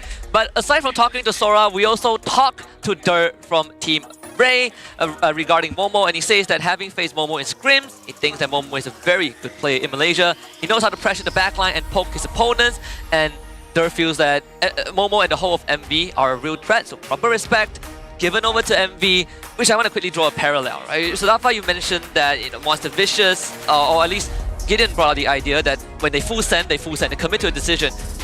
Is it fair for us to draw that parallel from what we saw between them, that playstyle against with what we saw earlier from Toda, where they're also sort of doing kind of the same thing, or is there like a stark difference? I think there's a very stark difference. One is, oh, there's quicksand, everybody jump. And the other is that quicksand, question mark? Everybody stick a foot in and we'll find out. They're very very big difference between the two and how they make their decisions. And I think that at least MV, this problem is solvable, right? Yes, there is a little bit of hesitation. Nobody's making those quick decisions because they're scared that like, oh, this might not pan out the way that I imagine it to be. Torak, I have no clue. Sometimes they're like, I have no clue what's going to happen, but if we poke the bear, maybe we'll know how tough they are. Maybe. Honestly, I think Todak themselves don't really know what's going on. But let's leave that in the past. Let's focus on MV versus Ray. Let's see what the map they're going to be getting. And it is Broken Walls. Currently 0% win rate on both sides. Can't remember which of these teams haven't played on this map. But MV so far hasn't had as many matches. So I'm inclined to believe that this might be their first time. Yeah, Team Ray has played it a couple of times in the season already. Right now, I think that MV actually likes the Broken Walls or even the Expanding Rivers because based on how they play, early to mid game, if they can take down the tier 1s of where the neutral objective is going to spawn, whether it's top or bottom side of the map, that's a huge advantage that you're walking into. No place to fall back, and the access to the back of the Lord Pit opens up a whole new level of possibilities for the Lord Dance. Yeah, something that teams have also been gravitating towards on the drafting phase after watching Team Ray play the debut match is ban out utility junglers, right? They felt like they have a slightly better chance dealing with, Assassin from Dust rather than the Fredrin Baksha, which he has found great success on. So, 4 jungler bans so far. Yeah, 4 junglers, 1 ban on the blue side. Certainly a little bit rarer, but we are seeing a decrease in this pick overall. And now the Joy, 5 jungle bans. Man, that's not good. It's either Lance or Hayabusa. Yeah, that's it. You go down the list, there's Akai, or in MV's case, Lucas. They played it once, didn't win, but it's in there. It's in there. It's something that Uni has on the back of his mind. But I think right now, it's a bit of a trap, right? Red side has a huge advantage now that there's like 5 jungle bans, including the Wanwan. Because if you go an Assassin first pick here, it's an instant Kaleo coming up from the side of Team Ray. So they take the CC first. The Angela is also still up, right? Still up for the taking. I know that Team Ray also played the Angela. Yeah, they did. The Angela, Gatot, and CC, which in this case, no CC for them. Jusin is still up. We haven't seen Jusin as well. Even just now in the previous series, Jusin was left untouched. No one picked her up. Yeah, no, I don't think Jushin is, is a little more situational compared to like must pick, must ban within the first phase of the game. It heavily depends on like how many tanks there are on the opposite side. But now we've seen huge prevalence to like anti-CC. The Groks have come into play. Not to mention, worst yet, Lapu forces out your almost guaranteed. So it's just a lot of problems to deal with. I think Lapu is something that Team Ray will probably consider going forward. Maybe not in the first phase. Valentina Arlet? What is the hard read here? Arlet could be a flex. They've done it once against GMXK. They lost that game, but it was a far-fetched idea. But Valentina, I think they're 100% expecting the Angela. Yeah, I have a feeling it's a deterrent. I hate this. More than anything. Yeah, I don't really like it. Because like as soon as you get to the later stages, you're never going to get the heart guard. There's also, you don't have to pick it this early. Yeah. You could have just waited. You could have just gone Kalea. Could have gone Kalea. Kalea, Lancelot. Okay, to be fair, if they do pick up the Kalea, that just means it's guaranteed for MV to go for the Gathon, and then they felt like a natural combination. But now, Kalea kind of shakes that up. They need burst, they got the Lunox to get that burst. If they pick Gathon here, it basically takes away the flex factor that they have shown before with the Arlet, which I sort of feel like is fine. It doesn't really matter much. They could. I think it matters a lot. Unless they run like Gatot XP. Because no matter what, Arlet has a pretty bad time in the early game. Into the Kalea as a roamer, there's nothing you can do. Oh, sure, I dash on top of you at level 1. I hit level 2, I might be able to get out, but Kalea just punches me to death. And then on CC side, same problem. Yeah, not really liking the Arlet suddenly popping up again. I thought we already leaned away from that, and they go Moskov for Jome. They do know that a lot of teams like banning Jome's hero in the second phase, so I can understand grabbing this now and maybe banning goal laners after. We also have a fun fact about Dust. He once idolized Gary and made Gary his main inspiration throughout his career journey. Now they compete on the same stage, which they did face off against CG already. So sometimes, you know what they say, it's good to meet your heroes.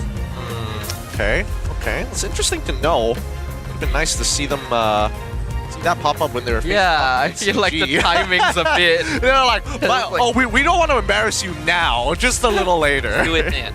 We'll do it first. All right. Ranger ban. There's one more pick that Ruff also goes for. That is aside from the Harif, it's the Natan. Also in his back pocket. I think the Natan is okay, but they do need some like raw burst, and I'm not entirely sure where they're gonna get that raw burst from. They could go for the Beatrix in this case to kind of make the gold lane a little null and void.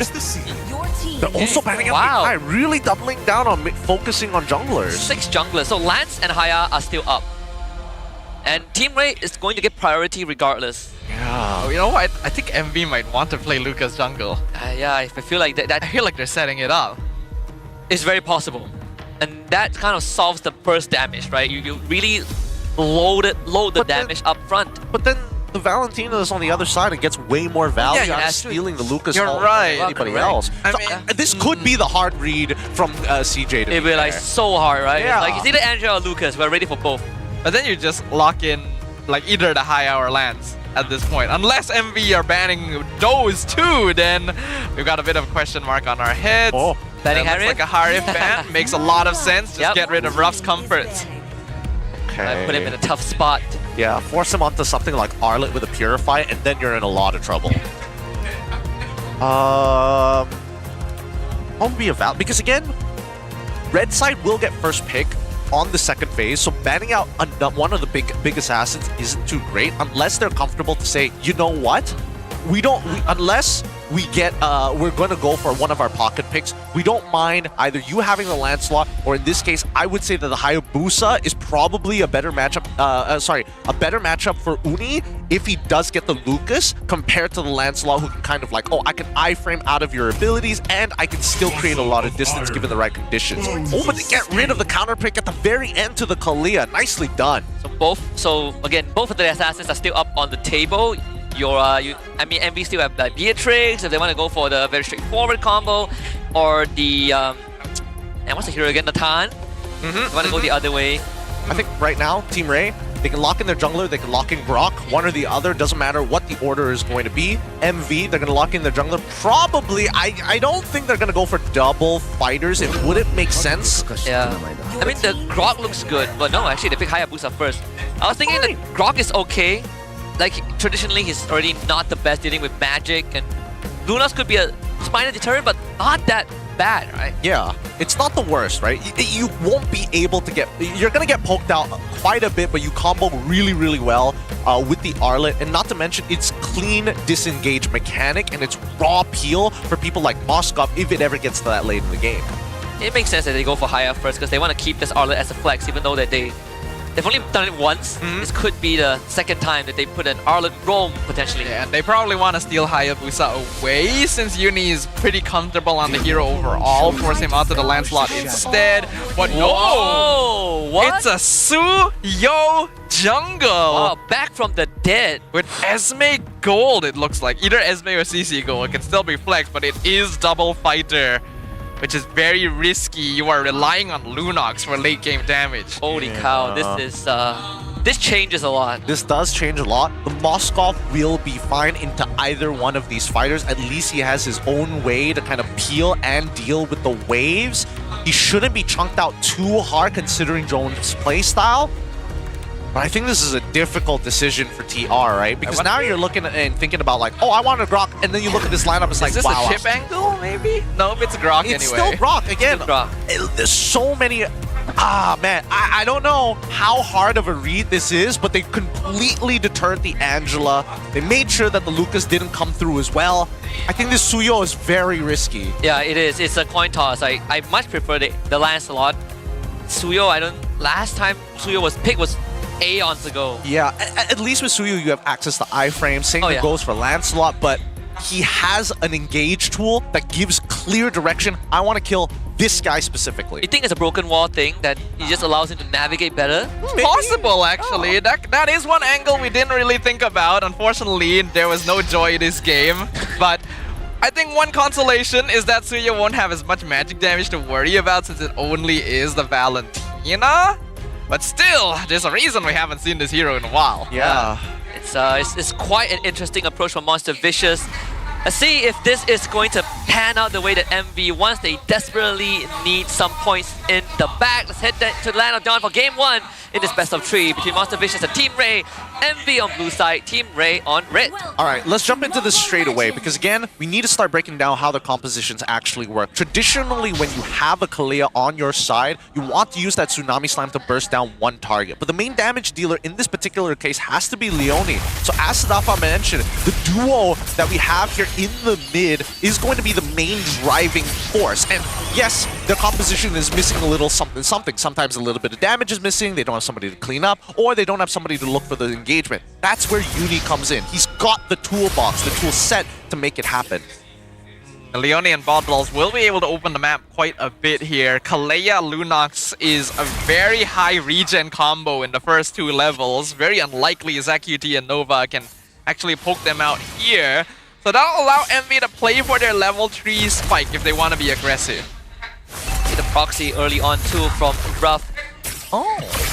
Thought he would try to go further, but does could pull into the bush. So no disruption will come through, but this lizard will be quite a contention point. So Nova needs to be there. Yeah, forces Ruff away. Yep. Good coverage. Yeah, very good coverage. Now, notice that they're not taking Festival of Blood on Ruff. They made sure that he did take Wilderness Blessing, so he's going to rotate a little bit faster to get to these turtles. And I think he knows that he's in a decently good position. I just don't know whether or not Joem clears faster than him, or... Because no matter what, no matter how much life Ruff actually loses, as long as he's above 75%, he can heal back to full with the Frost Moon Shield when he gets back to his lane, if not moving towards the turtle for the very first fight. I think Ruff definitely clears faster. Like, you put 2 levels in a Frost Moon Shield, you just destroy the wave in like 2 procs. Though, Joem, once he gets the item, it will be a different story. For now, Ruff gains priority. Speaking of priority, Team Ray currently on top of the turtle first. MV actually willingly giving them that space. Uni and Ruff now showing themselves. Literally the entirety of MV is here.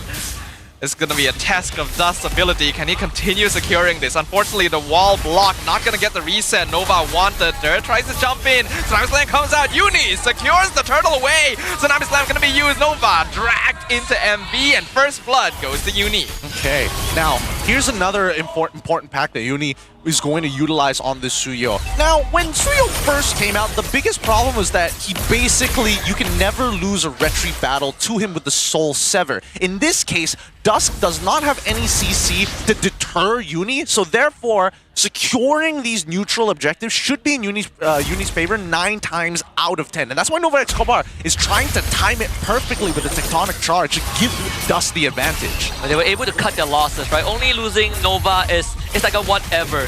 As long as no one else goes down, Team Ray are willingly going to take the trade. Thought that they might initiate there, but looks like Team Ray is playing it slow right now. They understand they don't really have the items yet to do the Did Joe hit the crab the row? Yes, he did. And that's good. That's a new one. Yeah, you don't get to see these interactions very often. I'm surprised how much damage it actually did to begin with through the Frost Moon Shield, but so far, I think Team Ray, they're only going to fight when Nova Escobar actually has his ult, right? They're so ult dependent. Nova in trouble once again. Tsunami Slam onto the Grok. Doesn't even have time to ult. Dust goes in with the Yogi Shadow kill. Leone very low, but 1 hit away. Heals back up. Match. It could have been an even trade if that Tectonic Charge came out, or maybe even the Mighty Swing. Oh, wow. Cancels the recall. Rough. Ruining people's days. Even forcing him to use the Stolen Brilliance as well.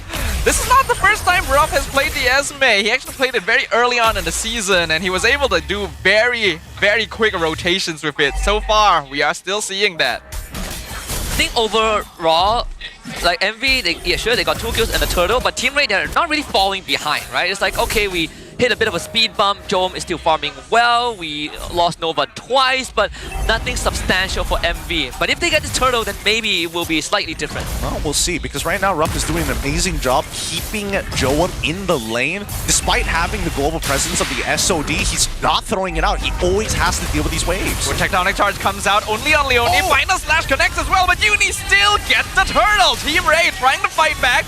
SOD going to connect as well, but they're all very, very low on HP. They're gonna try and back this up. Ruff comes in to fight again, and Zach QT will be wailed on. MV still not letting up the chase, forcing them back behind their tier 2s. Really good peel coming in from Team Ray. Zach QT sacrificing his life in for Joam, because if he didn't do it, Joam probably would have been run down. Unfortunately, Zach QT had the brilliance, I think, didn't get to pop it in time. Joam came in with the SOD, but he jumped onto Leone. Worst possible target to jump on without any items. Well, I mean, Leone was like almost 1 HP, right? But Leone was just holding on to his passes. Yeah. As soon as Joam comes in and goes for immediate knockback, then he has the green light to actually take the fight to him. Now, so far, as expected, early game falling into the hands of MV, 2.8k. But we'll see whether or not this is going to be a persistent problem.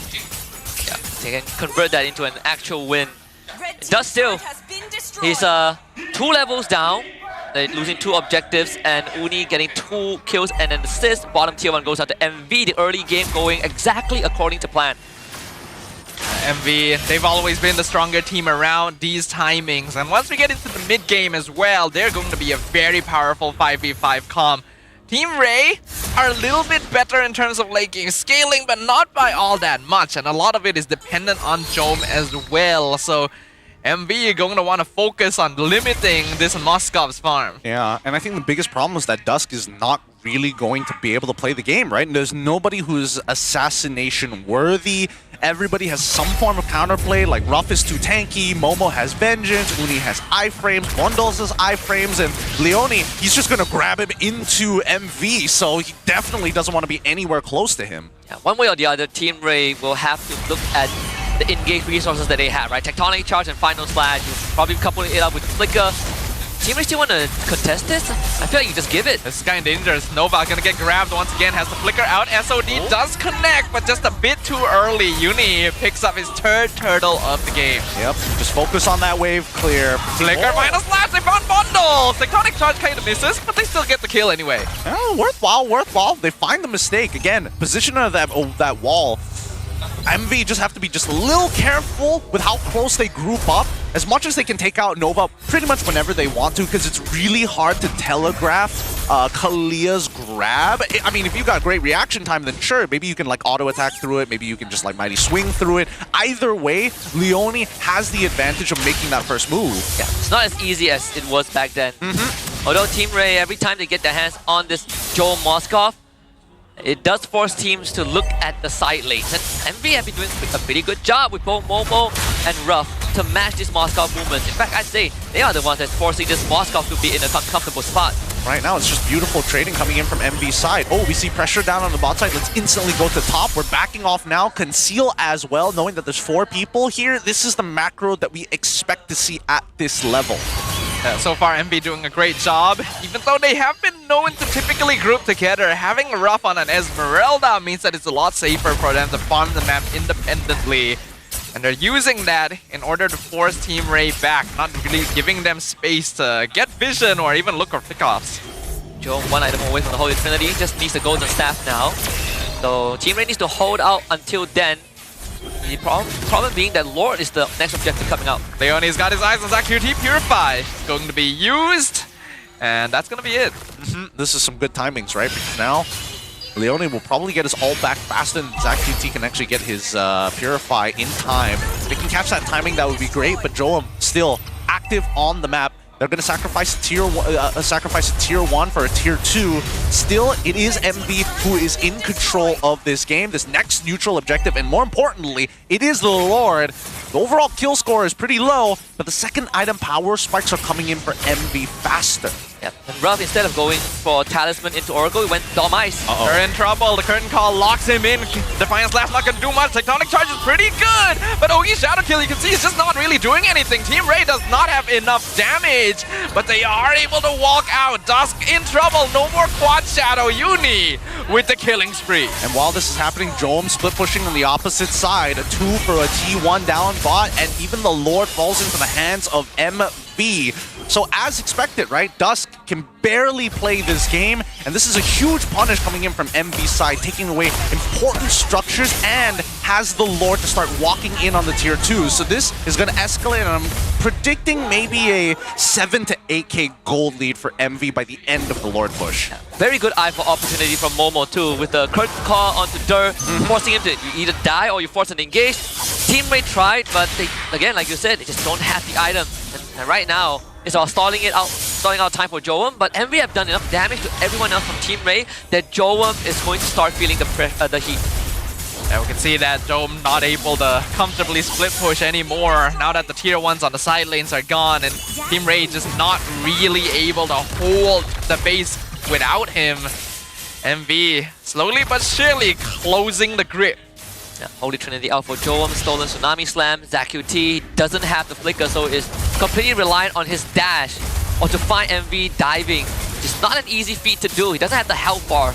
There's a chance he just straight up dies mid-grab. Yeah, ideally if he can grab the Kalia, that'd be great. But it's a battle of who presses their buttons faster or who presses it first, the bare minimum, right? Holy Shielding is already going to be taken away. At this point, with Lord already pressing in, they're probably not going to get an inhibitor turret, but at least they're putting some good damage. Here comes the conceal. Lord will collide with bottom side, but Joam has enough damage to deal with it. Unfortunately, the waves are not as synced as MV would like, but it looks like they're still sticking around. We're 11 minutes in. MV really wants this tower. They do not want to let this game last too long for Joam to scale, but Team Ray with a good base defense. MV will have to wait until the next Lord, so Team Ray holds the line for now. And the threat of ZaQT having a Tsunami Slam on top of you standing right in front of an inhibitor with a Croc on the enemy team is always a risky move for MV, even for MV. So for Team Ray, they get some breathing room, but the problem still persists. Dusk cannot really go out onto the map, and you need Nova Escobar to be the one that is checking these bushes, which also means that not having a tier 2s makes life hard for Joam. Wow, we got that. Wow. He's so good on the retry, dude. 2 levels down and he still got it. Undeniable. He's undeniably good. I don't know. These types of junglers makes you think that, like, does this IC in, like, I don't know, 240 frames a second or something? Like, it feels like he has, like, an unfair advantage somewhere. It's like in anime, when you train enough, you see the world in slow motion. But right now, we're just waiting for MV to make this next move, right? 20 more seconds until we see the next Lord actually spawn. And I think this is the point where it's do or die. If they fail on this next engagement to end the game, Joam will have Trinity built already complete. If not, I think that Joam is already at a point where he's very close to getting it. I think he probably has Winds of Nature or Rose Gold, because he already got his Trinity like 10 minutes in. Oh, yeah. 4th item then. Yeah, they were able to get him out of the base for now, Momo. Oh, they actually want to fight this. Momo can eat a lot of damage with the Oogie Shadow kill. Vengeance already used as well. Nice. Good. 13 minutes in. Resources baited. Lord still being danced around. Uni currently in control of it, but Team Ray waiting for an opportunity. They still have most of their ultimate. Falling Star Moon onto ZaQT in the backline. He has Tsunami Slam ready. Tectonic Charge misses. Novax Goldbar messes that up a little bit, and that means MV can go in. Curtain Call catches 2. Final Slash only hits 1. ZaQT gonna be melted away. Joam also gonna be caught with the dive in from Uni. Dusk finds 1 kill, but he's already lost basically his entire team in exchange. Triple kill for Bundles.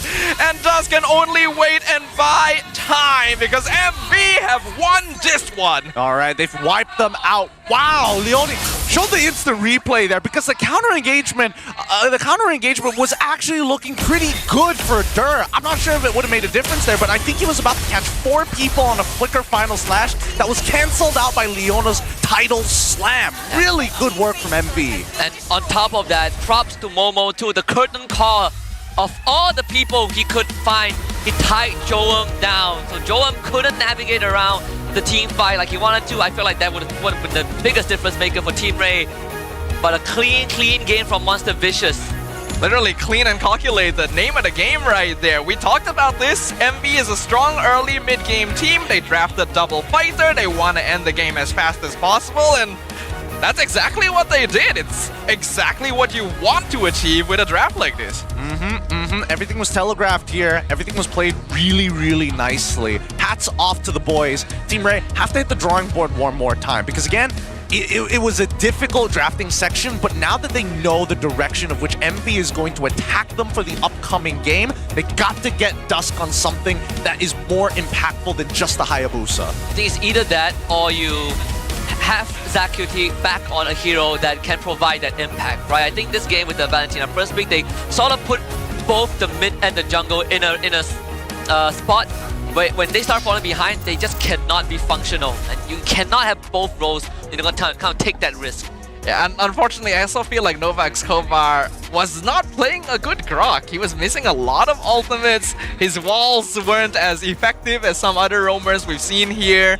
And having to rely on an Arlet once again to be the primary initiator just doesn't really work out. We were suspicious about the first couple picks, and well, those suspicions proved correct. I think it's just not as snappy as we've seen some of the games they play, where Dur would just straight up press flicker, start a fight, and Nova follows up.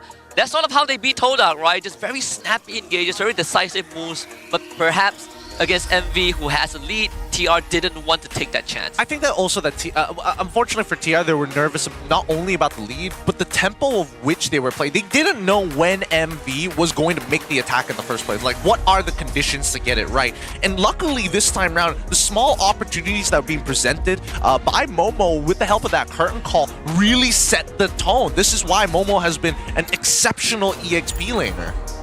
And Ruff as well seems very comfortable on the Esmeralda. We already knew he would probably win out the lane against Jomanda and Moskov, but he knows how to translate that into the rest of the map as well. I like that he's using his aggression, right? That was something he used to be punished for. Now he's utilizing it. I mean, allowed to be aggressive without the risk of dying. It's a 2-for-1 offer. But MVP of the game is going to be Bondos on this Lunox, just straight up destroying every single member on the side of Team Ray. I think Team Ray has some good ideas. They have some hard reads. Right now, you go back to the basics, right? Just draft normally, stop reading into it so hard. I think the Valentina Arlen was definitely quite a stretch for game one. It was a little bit of a stretch. Ideally, they would have liked to have a tank jungler in that particular scenario, but MV was already on top of it. Good job from Sora Bayongs to enable Bondols with a good pick, and more importantly, completely negating the effect of Hayabusa in pretty much every single role. I think Zora already knew exactly what was going to happen the moment he saw that Valentina show up at the very beginning of the draft. It's like, okay, you're gonna try and deny stuff like Angela from us. We're just going to deny this Valentina any useful purpose in this game, drafting heroes like Lunox, like Suyo, who are not going to give good ultimates away. Yeah, I think even, and not only that, I feel like Valentina was still like slightly forgivable if they didn't second pick the Arlet into it, and that's what really sealed the draft. They wanted to really kind of hang it in front of MV as a flex, but most teams just don't really care about it when they have the CC first pick. Wow, first Suyo pick ever in a long time, and it's a win. Leave it to Uni, I guess. I would imagine that the upcoming game, is he going to get away with this Suyo, right? And I think with the setup that Sora Bayong has put for him, sure, he's going to get away with this one time, but I think that TR are going to learn their lesson very, very quickly. Uni's hero pool, if it wasn't for the Suyo, was going to be what we were trying to predict ahead of time.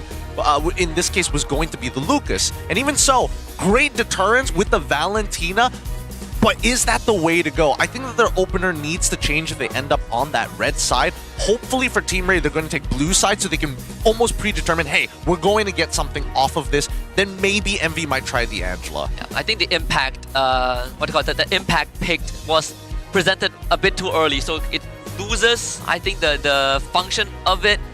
It could be that warm-up game in MV and TR, we came into this sort of having expectations at their best. MV is probably going to win, and they definitely didn't kind of drop the ball this time. They didn't let it affect them. For TR though, they have been in a losing spot before, and even they went 0-2, they got sort of stumped, almost a 10k goal, actually a 10k goal disadvantage. TR still has some very good protocols that they follow. And unfortunately, the draft was not doing them any favors. Again, we've seen this multiple times in this meta. You cannot lock your draft in so early. Flexibility is key right here. And that did not quite work out for them. Hopefully they will learn from this. I'm hoping that this was kind of an experimentation. And I personally do believe as well that the Suyo was probably a specific pickup just for this particular situation. I'll be very surprised if it ends up being a regular option going forward, because it really was the right choice for this game. Yeah, no, again, hats off to Sora Bayong, right? It's great to see him like draft live. You can see the thought process and a lot, again, a surprising amount of preparation from both sides right from the get-go. Once again, our Hall of Famers, Rich Guy going over to Uni, the carry going over to ZQT, Novex Kobar as our Sandbag, and Leone as best wingman.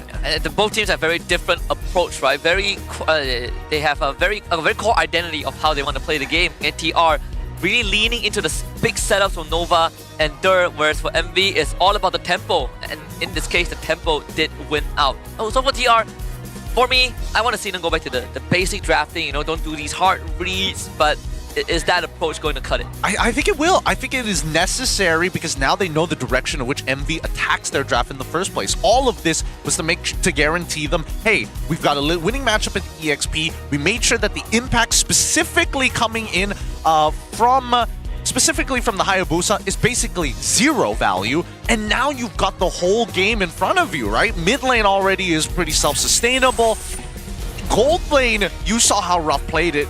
He made sure that Jom not only was slow, but minimized his impact overall, putting a huge brass tax on him, even on these after he SODs and gets into the middle of this fight. Watch, he's gonna come in right here on that top side. He's already lost a good chunk of his health.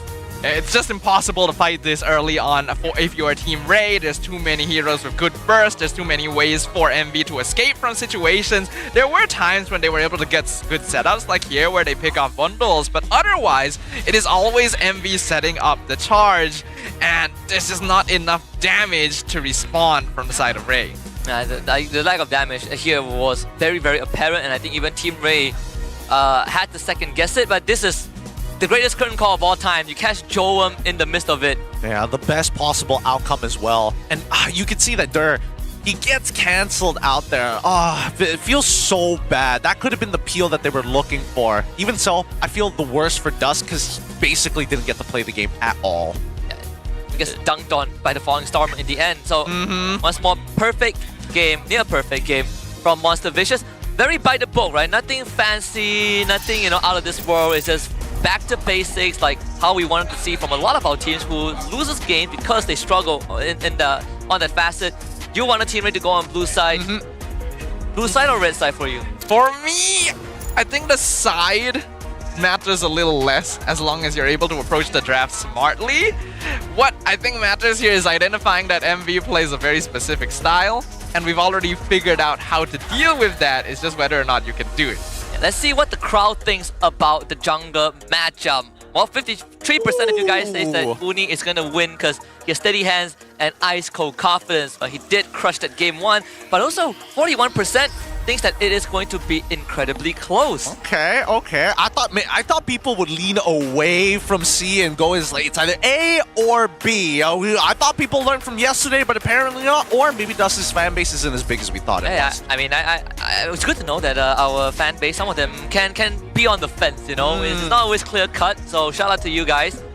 But after game 1, maybe opinions will shift a little bit. We have to see if Dust gets to do a lot more in game 2 because circumstances in game 1 didn't really allow it. I mean, yeah, give him a more fair match. Yeah, right? yeah. Like, the poor guy can only do so much. I think even he's like regretting. It's like, man, Hayabusa would have been good, but like I could have played Lance. It's the first time he's been attacked this hard. Yeah. Other teams have tested him before by banning Fredrin, and he can just go into Lance or Baxia. But here, MV banned like what? 3 or 4 junglers against him, and they themselves even banned all the tanks actually. Kai, Fredrin, Baxia. The Kai, Fredrin, Baxia took it. Oh man, it's just ridiculous. Yeah. I feel so bad for him. I mean, down blue side, they get to dictate it a bit more. But before we hop into the drafting phase for game number 2, I'm here to tell you guys some great news because you can be the pioneer, the first world champion from your region, because the wait is finally over. Join the MCGG, Magic Chess Go Rising Stars, the stage where everyone can compete, rise, claim the honor of becoming the first ever world champion. So if you have been an avid fan of MCGG or are thinking of getting into it, this is the best time to do so. It's season 3. It's been very fun. Yeah, it has been very fun. Manager resources, and who knows, it is an open category, so anybody, there is no threshold of which you need to qualify. You just join and see how far you go. If you play Eruditio, I hope you never make it to open qualifiers. But everyone else, all the best. Actually, if I'm not wrong, Eruditio doesn't exist anymore. Yeah, former Eruditio players. Former Eruditio. They have a new one. Oh, there was a new. What's the new Eruditio? I forgot. I think it might be Aspirants. Wouldn't be surprised. It sounds like what Aspirants would do. Yeah, sounds about the same. Now, back into meditation. MV had a clean game and they just need to have that clear mind. But I think that right now, Team Ray, if they want to have a chance in this game, not only do they need to get Dusk a proper hero, but they also need to figure out, hey, how do we make sure that we can actually protect a Joam properly? Oh, whoa, okay. They're giving MV blue side one more time. I think they want to change their opener. MV still maintaining 100% win rate on that blue side. Definitely seems to be the place they're most comfortable with. At this point, I think most teams understand MV. Very solid in those early rotations. Really good at 5v5 team fighting. The way that CG were able to deal with that was by playing hyper late game macro control. So either you match their pace and win out in the first few minutes, or you play like CG, which I don't think a lot of teams can right now. Yeah, it's a pretty tall order. We saw some glimpses, right? They were trying to circumvent that with the Moskov, but MV, they've got it covered. Rough, Esmer with the Rhythm's Blessing sort of plugged that hole. So let's see, in the drafting phase, we start with the map picks first, or the map roulette. They don't really get to pick the maps. We had Broken Walls for game 1.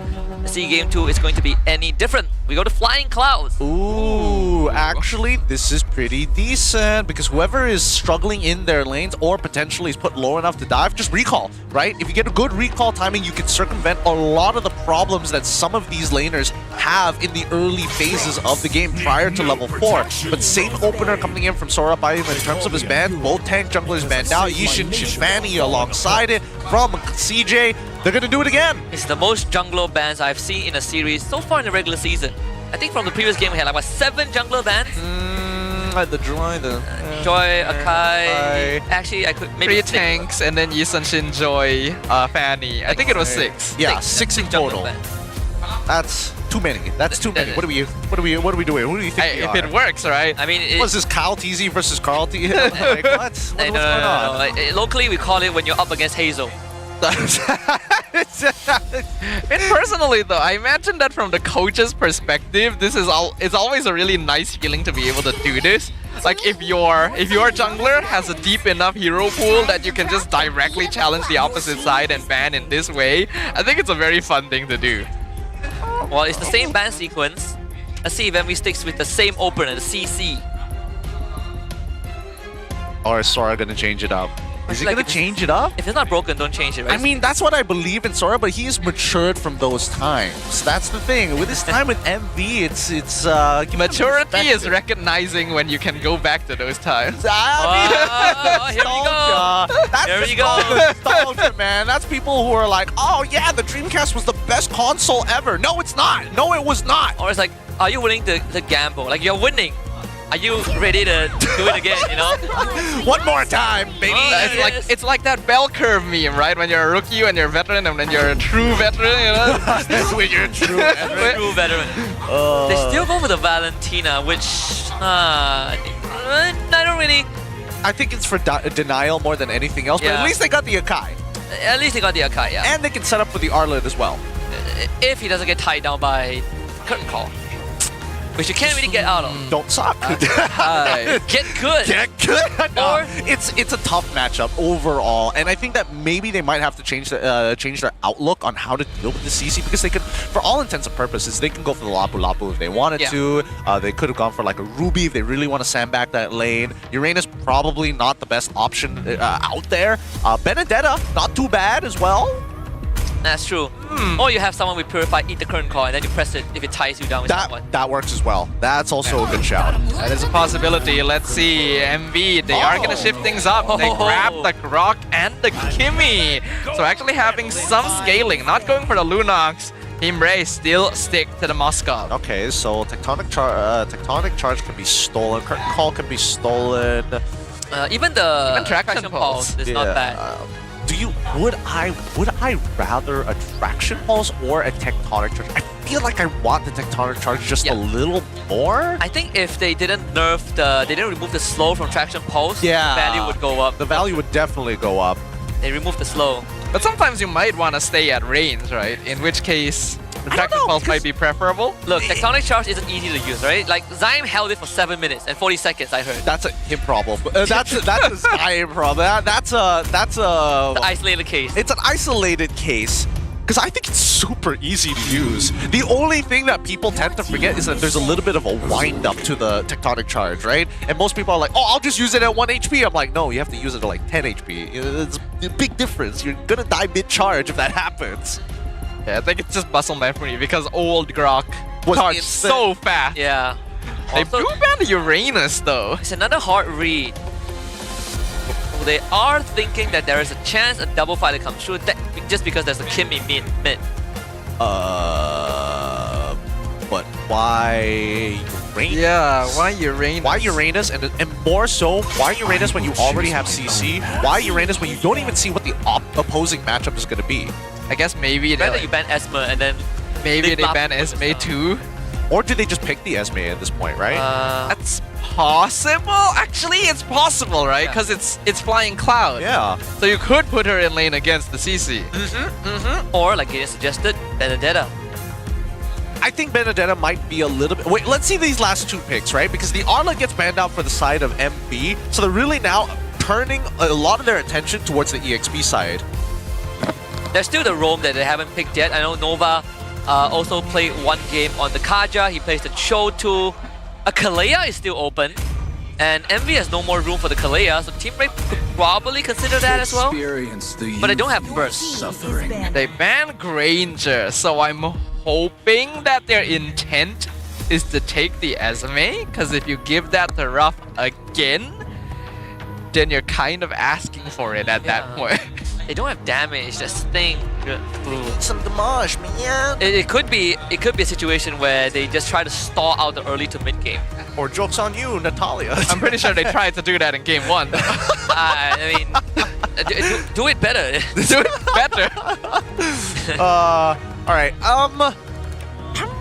I mean, they could go for Lapu if they wanted to. I think that's like the safest option in terms of EXP laners. I think that MP probably should think of... Oh, never mind. I'm sorry, Sora Bayong. I didn't mean to step on your shoes, bro. Alright, I mean, Lapu for Team Ray is not too bad, right? I wouldn't be surprised if Envy picks Lapu. Lapu is not bad. Lapu's okay. I mean, now that Arlet is gone, it's like you might as well. Yeah, if Envy picks Lapu, I feel like Team Ray probably, like, this game is just like half done. If you're particularly confident CC is EXP, you could also go Paquito, but they'll keep it safe. Yep. Go for Lapu. Anti-CC is always good. That Grok's Mighty Swing. Really, honestly, there's so many times when the Mighty Swing like clips you at the edge. You don't really know it because you have to be like within a specific range to get knocked back a fixed distance. So if you get hit by just the edge, you barely notice the knockback and you think you're just walking forward. And then you're like, wait, where's my ult? It's always nice to one-shot the enemy backline, I'll tell you that. Right, let's see. Currently, we're at a situation again where there's not a lot of magic damage from Team Ray, so it's not impossible for Suyo to pop up a second time. Alright. If MV are still looking for a fighter gold lane, they can fall back to Ruby, otherwise a classic marksman is probably the choice, but nope, it is the Ruby and the Lancelot. Yeah, pretty straightforward. Again, MV understand, we're good at the early game, we suck at the late game, let's double fighter and end it quick. I respect the team that can understand that. Any hopes of a Kai Flex roam is now out the window. I mean, there's no point because even if you play like a traditional assassin, well, how are you dealing with the Ruby, right? You steal Hayabusa, like, okay, good for you, I guess. Your only target is Kimmy. Can't got taught here. It deters the Cho too, thanks to the Ruby being around. Oh, I mean, again, Sora just very... Do you just... No, even Chip doesn't feel that great. Kufra? classic. Goni will pick Kufa in a heartbeat. Yeah, you know what? Mincetar, right? Nope, that's how it is. Okay, so at least now they have a guaranteed disengage mechanic, or 2 disengage mechanics, in a matter of fact, depending on how the team fights eventually break out. Because for all we know, Dur might jump a little too far chasing bundles in this game, and that could put him at risk. Therefore, somebody needs to fill in that gap, create him in that space, and Nova X, Kobar, and Dusk are looking to be the ones to do it. It's looking slightly better for Team Ray in Game 2 in draft-wise, but I think overall MV still got the read right. Sora Pion really on the ball with the hero picks this time. He's had the time to understand what exactly his team wants in terms of drafts and where they are going to be the strongest once we enter the Land of Dawn. I do like the direction that MV is going in once again. As you mentioned, Team Ray has a little bit more solutions, but we're once again in a situation where their early game burst damage is going to be a little bit lacking. So the question remains, can they hold it out? Can they beat MV in their own game? Only time shall tell as we return to the Land of Dawn for game number 2. Let's find out how they're going to break this down, right? It's still going to be opposite sides, mirrored starts from both. Now, even the supports just focusing purely on, hey, I just need to make sure that we get mid-prio. We get mid-prio, we can start doing stuff. Oh, that's so dirty! Oh my god, that's so dirty! So much damage. Dude, what a way. Leone walks up, baits Nova X Kobar, and then uses the wall to push him into turret range. That's, oh, who thinks of that? But at the same time, good composure from Nova to not panic press the revitalize. He's gonna be able to get away without using that. Wow, Quantum Charge for Leone. Quantum Charge rock. Oh, interesting. No way it's damage roam, right? I don't think his passive works the same way anymore. Yeah, no, you don't get like, oh, all converted attack damage. Attack damage is turned into like physical defense for Grok any longer. Now it's just I get anti-CC, I get a mild shield and a lot of stats and walk away. Reinforcements once more is going to come in a lot faster thanks to the flying clouds mechanic. We just got a glimpse of Nova Escobar literally coming back into the fight after a quick recall too.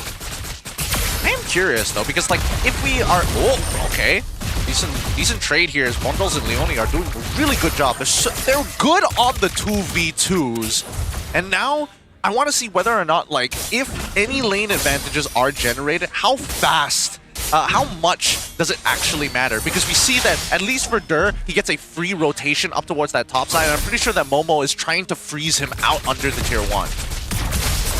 Hold on. In the mid lane, ZachQT in some trouble. Gets locked down by Bundles. Gonna have to dash back into the tower. Dusk is on the turtle, but he doesn't have his mid laner available anymore. Still holding on to that heavy spin. Bravest Fighter comes in as well. Heavy spin gonna be used. Uni secures the turtle, but Leone gets pushed into Team Ray's half of the map. He flickers out, but still gets caught. First blood to ZachQT. Okay. I'm surprised Dusk rolled out of there. Maybe he was still in range for the retribution, but Uni just quicker on the trigger finger. Not a problem. First blood for ZachQT. I don't think he was quicker. They did it at the exact same time. You can see that the cooldowns are moving like exactly the same. It was an honest 50-50 for once, and Dusk, his main goal was to try and catch Bundles out. So he had to split his focus a little bit. Yeah, it's a small matter still. I mean, at least we saw the stolen tectonic charge, and also saw the wind-up time, something that should be taken note of. More of getting some extra gold too. I mean, he's quite far ahead, half a level ahead of Joel. Yeah, he's just fighting for every single one of these gold crabs, and unfortunately for Joel, he just does not have the raw damage to steal that away from him. It's the sacrifice he's going to have to accept here. The only consolation is that compared to Esmeralda, it'll be a lot more difficult for Ruff to rotate the map on a Ruby. So Team Ray might be able to take some fights a little bit more easily, but it's still not going to be a simple task. See a full clear from top side down to the bottom side. I don't know if Uni... Where does Uni go from here? I think he's going to rotate back into mid because it feels like there's nothing going on down by gold lane. And that's why even the EXP laners, it's pretty sandbagged as well. Dusk wants to look for Bundles, but nice anti-grav thruster gets him out. Now Traction Pulse pulls in the Akai. They want him to use his heavy spin. He gets locked down. He's not going to use it. Phantom Execution finishes him off. Revitalize. A bit too late from Nova. Yeah, Dusk using it a little too soon, and Uni waiting until the very last moment to actually go for the Phantom Execution. Right now, mid-trio domination from MV. At some point, you have to press the button. There's a tectonic charge. There's a revitalize. I mean, hell, you could AOG that. I don't really care. And you give out the next turtle, which is something that TR would have to inevitably do, even if they get dust out of that situation. Now this turtle is a no contest. Ooh, good dodge for the SOD. I'm not sure if that was going to connect anyways, but then again, the hitbox of the SOD sometimes be a little wonky. Now, NovaX Kobar, he can't just be taunting in people's My faces. goodness, that poke. I mean, he'll live, don't worry, but he can't just be taunting in people's faces, specifically in front of Leone, who just punts him out of the animation. Oh, Leone has come down to Jome. Jome doesn't have dash just yet. We'll get it up now, but Leone's just gonna stand there and let Ruff take as much of the gold shield as he likes. Free resources all day. Just a great early game from MV's side, right? They know how to influence the map. They know how to kind of like chain one thing into the other after the pressure has been applied. I mean, I wish that MV could have kept this up all the way into the late game, but we all know how that goes. It's not gonna get any easier. Oh, Flicker Tectonic Charge only catches Novax Kobar. Looks like they're not gonna full commit. They know he has AOG still. Yeah, that's good. And Nova, still very patient, didn't use the Revitalize at all. It's almost a 3k lead for MV. Just like game 1, it looked very slow. There's not too much happening, but behind the scenes, MV is quickly taking out space. Yeah, because if every lane does evenly and you have a winning mid prio, just look at Uni, right? He's 2 levels ahead of us. He's been stealing camps one by one, every single interaction, and it's starting to compound in its interest. Ruff is just standing underneath the turret to slowly chip the health bar away too. Life doesn't get any easier for Team Ray here. It could just come down to Joam again, getting his Holy Trinity and hopefully hard carrying the game. Yeah. It's only an 800 gold difference, but it's starting to add up compared to everybody else's lead. The most even one so far has to be the EXP lane. It's just 200 difference, but a 1.8k lead for Uni so far. So, I mean, and the worst part is that as much money as he has, he literally cannot do many things by himself. It's just too dangerous to commit to an engagement, knowing that Dusk at any time could heavy spin him into a wall. That's why it's a good thing that his team is already doing so well on the map. He doesn't need to be the one making things happen on his own, since Leone, Momo, all gonna be walking around. Even Bundle's getting some really good catches and pokes. Turtle gonna be contested once again. Nova goes in for the taunt. Revitalize comes out. Traction falls, locks him down and bursts him. Dur with the land shaker into the back line, but Zach QT has been flanked from the back. Uni with the double kill with Ruff even chasing Dust down. That means Dur has been abandoned. And MV in quick and successive fashion take the fight and the objective. Zach QT missing the tectonic charge too. Literal airball. Not really sure who he was trying to knock up. Was it Uni? It was like in a straight line. I think that... I don't know. I don't know whether Zach QT's logic is correct or not, but I'm guessing that he thought that he could like ult into the ult to cancel it. But the problem is that Grok's natural passive, anytime he's using an ability, he has anti-CC. Uni 1v3, trying to iframe all of it, but TR is here. All 5 members, they get the stun and the shutdown. Yeah, Uni was not... Well, actually, he might have been able to outplay it, but he couldn't get the Phantom Execution off in time, so just let it happen. They get the shutdown, a small amount of gold, but enough to keep TR believing that they have a chance in this game. I mean, if it makes MV feel any better, the shutdown went over Zach QT, which needs to go the least compared to everyone else on the team. Conceal was broken. Yeah, looks like Team Ray doesn't want to fight this. They're going to be able to disengage from MV and they'll send the message to Jome. It's time to go home as well. Gonna see the game even out just a little bit, but still a 5k gold lead for Monster Vicious. Yeah, and now considering all the games that we've seen here today and yesterday, this is one of the few games that is pretty low on the kill count, considering we're 8 minutes in, MV is the one trying to play an early style of composition, and so I would expect them to fight a lot, but it's not happening. And this is allowing Uni to hit level 15, if not ahead of time, or at least for international standards, at a reasonable time. I think you could give credits to MV for making that space, for making sure that all the boxes are checked, but also Team Ray not really jumping the gun, right? They, unlike game 1 where they have snap engage tools like the Arlet, like especially the Arlet with Flicker and the Grok, they don't really have that for this game. To be a bit more conservative and careful, focus on just peeling for Joam, and even Zach QT needs to do that. now, here's where it starts to get scary. Ooh, 90 to 841 in terms of just how much Rome Gold bonus they were able to generate for themselves. They're only just getting a little bit much, and he's a full level ahead of Nova Escobar. I don't think Dust can even contest this, Lord, unless they somehow get a great teamfight win. Right, MV right now in control of the river. TR doing a good poke. The flicker tectonic charge finds Dust. And now the Dragon Pulse pulls them in, but the backline being timed over. Ruff gets the CC. ZachQT gonna be bursted down in an instant. TR trying to escape. AOG cancelled, and Nova not able to escape. Phantom Execution from Uni! Chases Dust down. MV showing us how it's done. Oh my goodness, ZachQT, another tectonic charge that hits the wind. It's not even the current call that limits that restricts his movement. It's just he was just short. Not enough distance. Yep, he was just short of the wall. He was literally an inch away from it. And that was about to be the turnaround of the fight. Oh, dude. Oh my god. That was close. Yo, if he stole that. How is Joel not the goat of Team Ray? Man, you see Uni, like, he jumped on his feet. He's like, oh, he almost got that Kelra moment. That was a nervous laugh from Uni right there. Almost botched that one. Oh, god. They would say I throw the game if we lost that Lord. Look, the vibes are still high on MV's side. They have a 7.3k lead and Lord pushing on. These tier 2s don't stand a chance against them. And unfortunately for Team Ray, it's come to a point where they got to start sticking together. Yeah, I mean, ZachQT, you have the tectonic charge. It has to connect.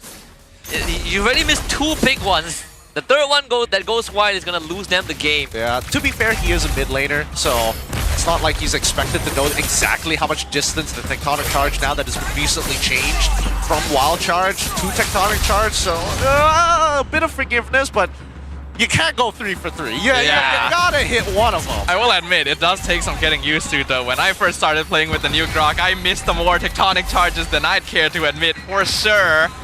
And now, MV knocking on the front door of Team Ray. Mid inhibitor charge. Oh, beautiful! I'm offended! The tectonic charge does land though. Cancels the momentum for a little bit. Team Ray looking to counterattack. Revitalize comes out. Jome picks one off. Actually doing a lot of damage right now. SOD misses, but MV have been forced back. That's what we were looking for from ZachQT. Beautifully played. Beautifully played. I mean, ZachQT could not have missed that no matter... Oh, actually, he could, but it was really unlikely with 3 walls directly close. Let's not forget, in the instant replay, you'll see it. 3-man locked it down by Dust. Look at that. Not only that, the AOG follow-up too was perfect from Nova. This SOD, if it hit onto Uni, they're all dead. No one would have went in and clean up house. Honestly, the only way for ZachQT to mess that up is that he died mid-charge. I mean, and that's not even his fault if that were to happen. Even so, this does not really change this scenario, right? Oh, we got some huge kills. We got some big shutdowns. 8k gold differential. About to turn into a 9k. They gotta do that again. Yep. They need to find another one. It's not really the momentum reversal Team Ray hoped for, but it is the foundation to a momentum reversal. But will they be able to achieve it again? MV so far has been doing a good job of not repeating their mistakes from earlier in the season. I don't know, it may have slowed down the checkmate, but MV still not really got the check on TR. 8.5k, if it turns into 10, it's a big problem, but they're about to hit the 42k mark, which that's when we're expecting like full item builds, or at least all core item builds from some of the side laners here. 17 more seconds, so not a lot of time for TR to scale back up. Yeah. And this next Lord is coming up too. Dusk is still level 12. Again, another godlike engage. Good news is they all have their battle spells. And like ZachQT is willing to show his life, flick a tectonic charge, 3 guys, and get that combo off again. It's highly unlikely TR will get this objective. Well, if they can catch Joam like how they did in game number 1, this game instantly becomes over because TR putting everything in the Joam basket. They're giving him all the resources. Even the orange buff is going over to him. MV controlling right now. ZachQT gonna be walled in. Here comes Lancelot. Uni from behind secures the Lord. Momo buying a lot of time, but he's gonna be pinned against the wall. It's a 1v4 on both sides as Momo and Dur are both traded away, but the Dragon Pulse comes in. MV looking to extend their lead. Revitalize not gonna be able to save Dusk as the Panda goes extinct. Nova, the next one to be chased down. Ruff finds the I'm Offended, pulls him back into his squad. Bundles a little late to the party, so the AOG allows him to get away safely. But his 2 members down in exchange for 1, and MV have the Lord. Felt like they could just kept running. Not really sure what the The intention was maybe they felt like they could save more of their teammates, but now this defense should work out. There is going to come back in 5 seconds. They have enough wave clear for the mid wave. Oh, that is rough right there for Team Ray. So disrespectful. ZachQT, you cannot be that close. You just can't. I thought he would have learned after the first time, but now that it's happened twice, he is uncomfortable with that range. Yeah, and unfortunately this time, no tectonic charge to reverse the momentum. Now MB going to look to push. They don't care that the Lord's about to die. They want this mid inhibitor, and they will get it. They are 5v4, another 6 seconds before ZachQT comes back. That's enough to clear up the entire base, which means only the crystal left standing for Team Ray. MB, do they want to force this right now? Nope, looks like they will play this safe. No way they dropped the ball at this point of the game. Yep. It is highly unlikely, but I think Joem is maxed out. Malefic Gun is now out. You give TR just a sliver of an opening. They could easily come back with this game on Joem's back. It's something that MV needs to take into account. Although Ralph, he does have the Winter Crown. That could make the difference. Probably going into Immortality next. Most likely. But in terms of the timing of the checkmate angle, like, yes, you have an 11k lead. That's phenomenal. That's great for you. However, TR is about to hit the 42k mark. And once you hit that 42k, you may not have, like, item swaps, and you may not be max items, but the core items is the most important for any hero in MLBB when you are looking to build your hero. And I think at this point, if MV, they drop the ball one more time, they would be in so much trouble. Yeah, this is a position we have seen Monster Vicious in before. Of course, they have a much bigger goal lead than those other circumstances, but it's not impossible for Team Ray to turn this around. There have been leads like this thrown away without proper care taken. MV should still have control of most of the map.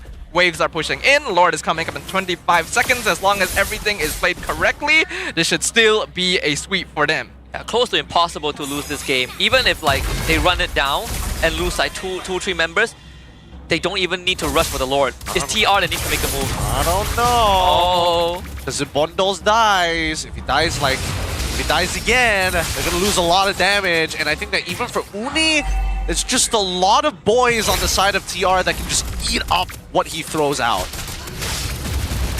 MB currently controlling the Lord. I'm offended onto Dust. They lock him down with the Kimmy. Nova comes in with the the tectonic charge from ZachQT finds 4. Bundles has been locked down and taken out, but MV still looking to fight back. Uni with the mega kill, dashing all over the backline. It's a double kill for the Landslot. Now Momo chasing. Vengeance comes out. Joe not going to be able to continue the assault, and it's a 2v2 situation. Landslot. Oh, the Wind of Nature comes out. AOG going to be dodged entirely as well, and now Uni and Momo backing it up. Dur still locked in a 1v1 death battle against Ruff, but with the rest of MV coming in, that's a monster kill. MV take control. That is just unlucky. If Joem hit that SOD, I 100% believe Team Ray would have won that fight. It was a 4v5 the entire time. Joem could not land the SOD off his life. Dude, Uni is playing a crazy good game right now. I can't believe that he managed to salvage after losing bundles in such a terrible manner.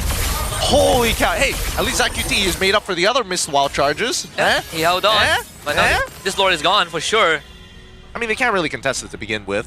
Oh, careful. Oh, that was close. If ZachQT didn't stop moving there, he would have 100% died once again. But the Lord will go to Uni, and MV will regroup. Okay, good calls here. Because at least Momo is like, you know what? I gotta make sure that Dusk doesn't get anywhere near this Lord. We really need this Lord to close out this game. We really need the empowered minions to start pushing through. They're missing all of their inhibitors. There is no way that we lose this from this point onwards. Impossible to lose. We say that now. I mean, I feel like MV has thrown games like this before. I know, right? Yeah. That's the scary part. In fact, now that you've said it, I'm a little bit worried. Not this one. No way. No way, no way, no way. They've got situational items. They can start swapping out if necessary. Okay. Now with this Lord, come on. Let's see it. All right, here it comes. Here it comes. 18.5 minutes in. Lord pushing in mid lane. Dur tries to dive to the backline, gets controlled instantly. Tectonic charge going to be used by Leone. And the heavy spin won't save them. Another tectonic charge used by ZachQT. Gets a nice knockout, but it's not quite enough. Joem going to get the shutdown on Uni, though. He's not able to get on top of Crystal in time, which means that the fight has been pushed back. ZachQT going to be flickered forward. And Ruff with the killing spree. But MV MLBB, they've lost most of their main damage. They're still trying to push this Jom, still fully alive, still immortality intact. They try to catch him, but he is dashing perfectly out of range. And MP, their health is dropping to SOD!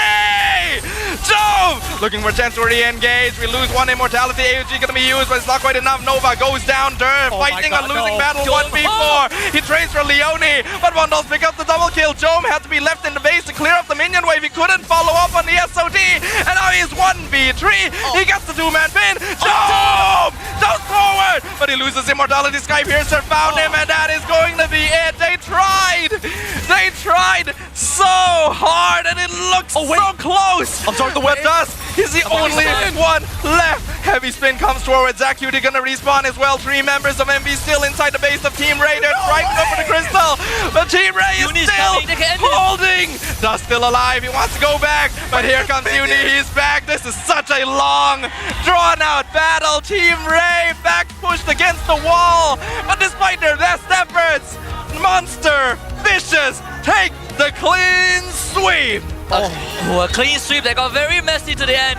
And once more, TR could not have Joam join the fight. It was the same at the Lord Pit, SOD missed. It was the same at the base defense where Joam had to deal with 3 super minion waves. But that aside, it was a damn good game from Monster Vicious. Perfect, clean, and composed. TR had some moments of brilliance, but the gap, the goal difference was what allowed Team Ray to win. And you even see Haru in the crowd. Just overall, a euphoric moment. 3 full points for Monster Vicious. That was so close. That was disgustingly close. And the whole crew from Monster Vicious side out to watch their boys take this 2-0 against Team Ray. Oh, this could have got to a game 3 for certain. Uni got distracted by Dur for some reason when he could have been sitting around with the next spawn of the wave to infinitely dash around. Well, with that being said, congratulations to MV. We'll throw it to Rose on the stage. 2 berbalas 0, 3 mata penuh untuk Monster Vicious. Congratulations, boys. Nampaknya dah bangkit daripada kekalahan minggu kedua, ya? Now, Uni, hari ni sehat? Tak sakit? Ya, sehat tak sakit. Patutlah menang hari ni. Now, let's talk pasal minggu lepas. Mungkin Uni boleh share sikit ataupun Raf pun, kedua-dua boleh share. Kenapa di minggu pertama you guys nampak sangat-sangat dominan, tapi ke minggu kedua pula berubah sangat-sangat pasal gameplay korang. Share sikit. Apa yang jadi di minggu pertama, minggu kedua dan minggu ketiga? Why so many changes? Saya rasa itu sebab kita orang kekurangan satu pillar lah, sebab Uni demam. So Uni ni antara kita orang punya salah satu call decision lah. So bila dia just main senyap, some of them ada macam ragu-ragu juga lah. Sebab tu yang membuatkan nampak kita orang tak sekali lah main. So macam kalau Uni demam tu, Uni tak beberapa banyak cakap, decision making agak susah sikit lah, shaky sikit sebab tak sekepala. Yes. Alright. Now Uni, ini adalah soalan penting. Kenapa setiap minggu kedua demam je? Apa you buat sebelum minggu kedua ni? Tak ada. Now Uni, kalau kita tengok daripada match up korang kan, you guys are the team yang baru sahaja habis 3 match. Tapi kalau kita tengok daripada pasukan-pasukan lain pula, diorang dah 3-4 match dah kan untuk 3 minggu ni. Adakah you rasa benda ni adalah satu benefit untuk korang? Tak banyak match di early fasa regular season? Maybe benefit juga lah untuk kita orang sebab setiap minggu just satu game. So either kita orang menang atau kalah, kita orang maybe boleh belajar. Kalau kita orang kalah ke apa, kita orang situ boleh remake balik lah. Okay, now you cakap it's a benefit and you guys boleh remake balik kalau korang kalah, since you guys play 1 game a week. Tapi di situasi yang korang kena main 2 perlawanan di dalam 1 minggu, in an event korang kalah, macam mana korang boleh bounce back secepat itu? Sebab saya dah set. Mantap! since dah lepas minggu kedua dah sihat. Alright guys, so kita tadi nampak a dominating game daripada side of Monster Vicious, tapi hanya seorang yang boleh menjadi MVP of the game. So with that, let us see MVP of the game in 3, 2, 1. MVP of the game jatuh kepada Uni. Wish, memang Uni dapat pegang mic lama-lama hari ni. Uni, I think one thing yang I nak highlight is that tadi pun Caster tengah tanya, kenapa you suka overextend? Kenapa you suka shing-shang ke dalam? Tak takut ke mati? Lepas tu kena comeback. Sebelum Sora tanya, I tanya dulu. Salah percaturan kot. Ke you macam suka flashy play macam tu? Tak, memang salah percaturan. Okay, tak apa, nanti I bagi Sora lah. Ajar you macam mana. Okay, now Raf. Hello, Raf. Hello. Raf. Okay, come here. Okay, very good. Now, just now you baru sahaja jumpa your ex-teammate, Nova Escobar, di dalam Team Ray. How does it feel like going up against him? Sebab korang beberapa season juga kan main together. Rasa puas lah sebenarnya menang dengan ex-teammate. Oi, rasa puas? Yes. Tak rasa rindu? Rindu tu luar game lah. Luar game. Now that kita dah luar game, is there anything yang you nak cakap kepada Nova Escobar? Untuk Nova, good luck ke depannya and semoga kita jumpa kat playoff lah. Oh, that's very sweet. Hopefully korang boleh jumpa dekat playoffs. Now, Raf, one last question. Your next match, you guys akan lawan Untitled dan juga Homeboys. Ini adalah kedua-dua pasukan yang top 3 untuk musim lepas. Are you guys feeling any pressure? Tak. Tak pressure? Tak langsung. Tak langsung. Why? Sebab korang ada King Uni dan King Bondol. Sebab Uni dah sihat? Yeah. Okay, hopefully Uni tak sakit untuk minggu depan. So kita boleh nampak lagi banyak shing-shang daripada Uni. Now Raf, is there anything yang nak cakap kepada audience, friends and families of Monster Vicious? Thank you untuk supporter-supporter MV, family, kawan-kawan yang datang pada hari ini. Thank you so much. Thank you very much, Raf dan juga Uni. Congratulations sekali lagi. And with that, let us throw it back to the casters to analyze apa yang jadi di game kedua. Casters, back to you guys. Thank you very much, Rose, Uni, and Ruff. And Uni, our MVP of the game, literally saving lives and puncturing the hearts of Team Ray's fans with this 2-0 win on that Lancelot. It's a masterful display.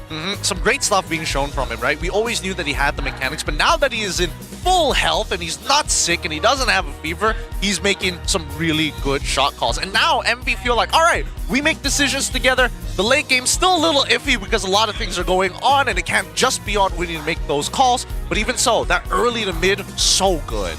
Yeah, I really like the discipline that was shown by MV in this game. They understand, okay, we don't need to push our advantage that hard even though we won the end game early because that can cause some risk. It wasn't perfect because there were definitely cases where they could have been turned around, but they understood that, okay, we need to end this now. We're just going to stay, we're going to try and make this work. And it worked out in the end, though that was a really tough base defense from Team Ray. Yeah, it really was, and you gotta feel bad for Team Ray when they got those big moments. They were losing out just because they were too far behind in gold, and Joel couldn't participate in the most important fights of all, and it just happened to be the last two fights that decided the game. But still, I think for Team Ray, they put up quite a showing. We kind of saw where the weaknesses for them are, is that early to mid as compared to MV, who took full advantage of what they're good at. Yep. Is that something that Team Ray needs to look at moving forward, that early to mid, polish it up a little bit? Well, I think a lot of it just comes down to like how exactly do you want to play this, right? Because they're putting a lot of eggs in the basket of Jom, and when the execution doesn't go through, it doesn't leave you with a lot of options because your composition is so alt-oriented, right? I think their trades need to be just a little bit better. When you know one side of the map is going to get attacked, you should be looking on the opposite end to generate advantages, right? Because there are moments where you could have looked to maybe attack Momo a couple of times. He was very far up in his lane, trying to make sure that the damage that he applies on Dur is permanent to force him to go back and pick up the Nimbus. Yeah, I agree with you. I think that Team Ray should have understood that MV is going to go fighter gold lane. Zome is probably not going to have a good time. A focus on the EXP lane or to help him out would be very good. The issue is they didn't really think about this draft like completely true. I still don't really like the Valentina 2 games in a row, even if it did get some good plays in the end, because they basically surrendered mid-prio over to MV both games, right? Yes. And when you don't have mid-prio, you don't have control of the river, you cannot rotate. So there's no ganks coming out. Yeah, best part yet, because of that mid-prio, that's how Uni got such a whopping lead over Dusk. It's just, what do you even do? You're facing against a man disadvantage. You don't want to use your heavy spin because the Lord or even the Turtle is coming up, so you're put between a rock and a hard place and nobody can really bail you out. That and also your role matchup also was a losing matchup, right? Because this Nova Gator can't really be in the face of Leone, doesn't want to show up, and a lot of times couldn't find a good AOG angle too.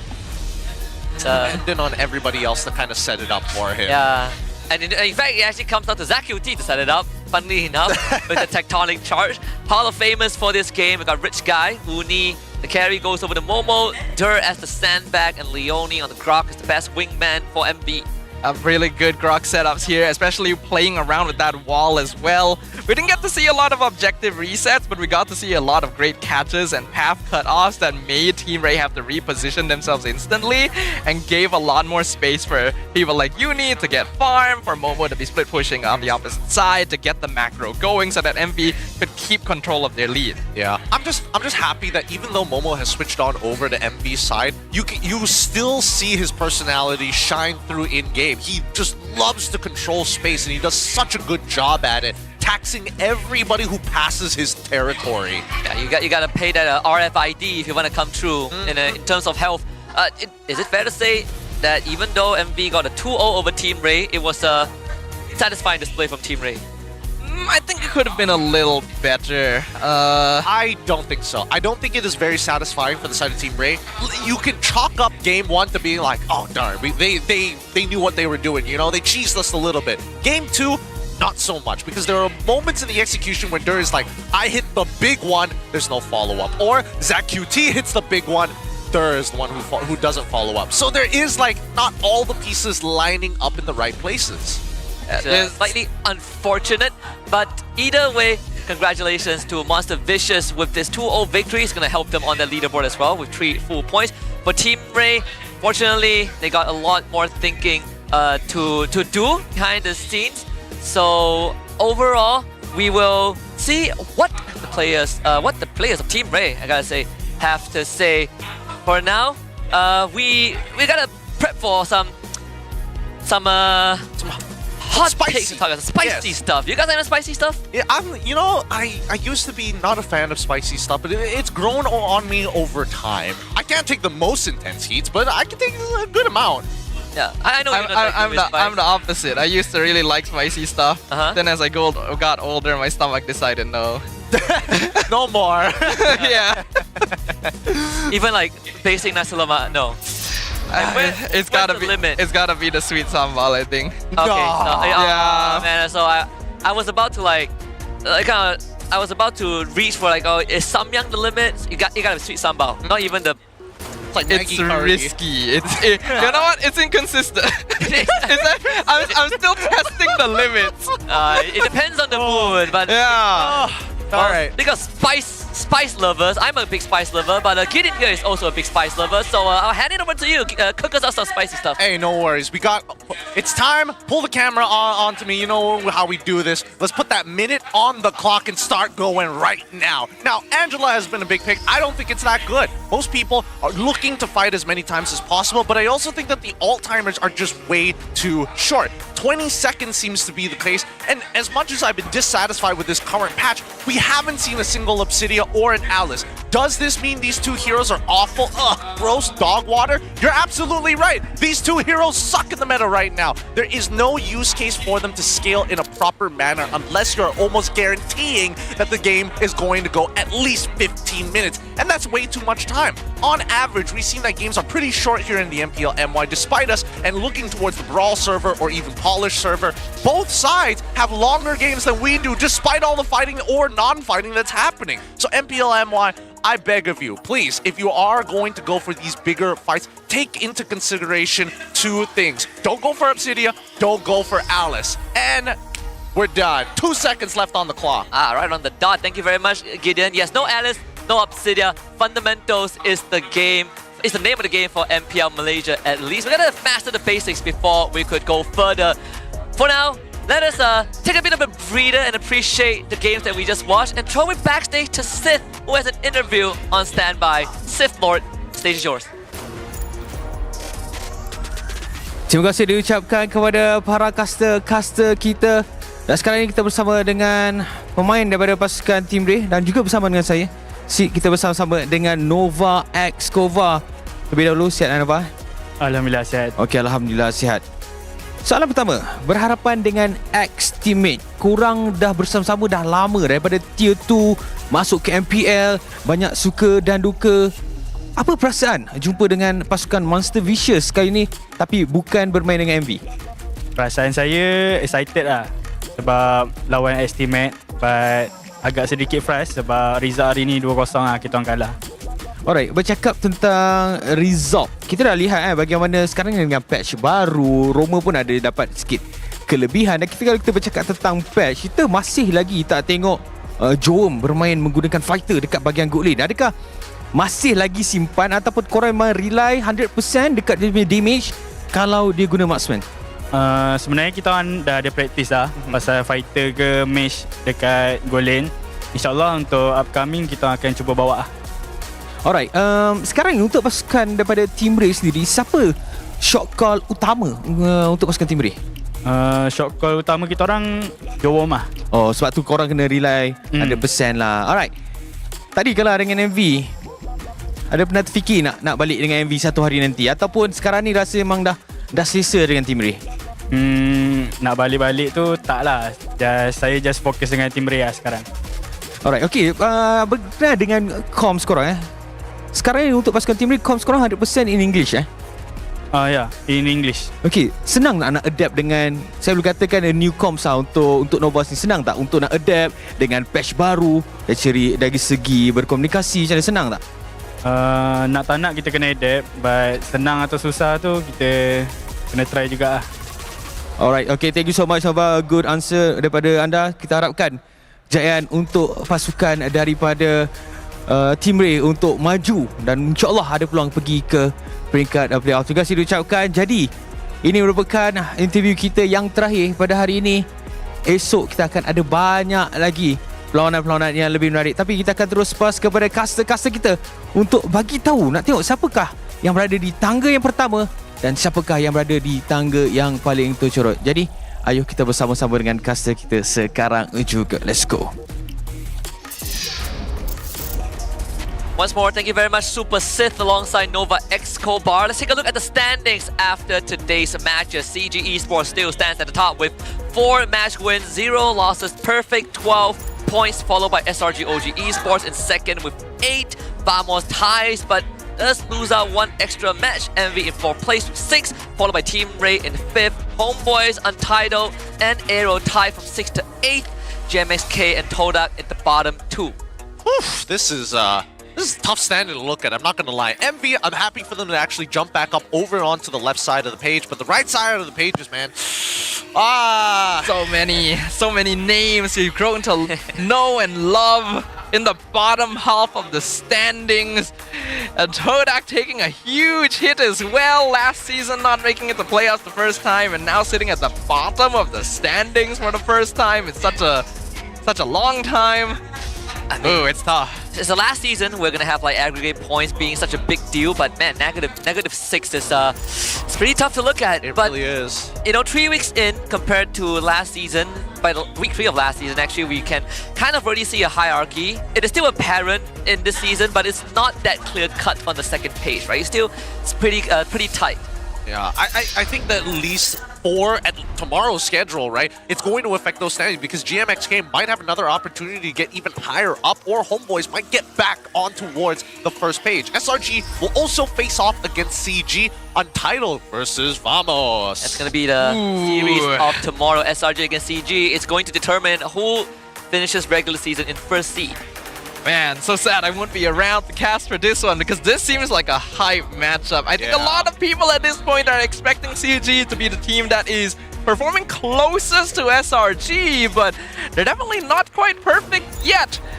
Have they had enough time to prepare for the Red Giants? Correct me if I'm wrong, but were you the one who said that even though CG is playing super well, it's still not enough to take SRG down? Or did I remember the wrong person who said it? Or maybe I said it. Yeah, I think you're just. Well, now I don't know. I'm sorry, guys. Or is he gaslighting himself? We don't know. I don't think I said that. Okay, it's a strat. Either way, we'll figure that out tomorrow.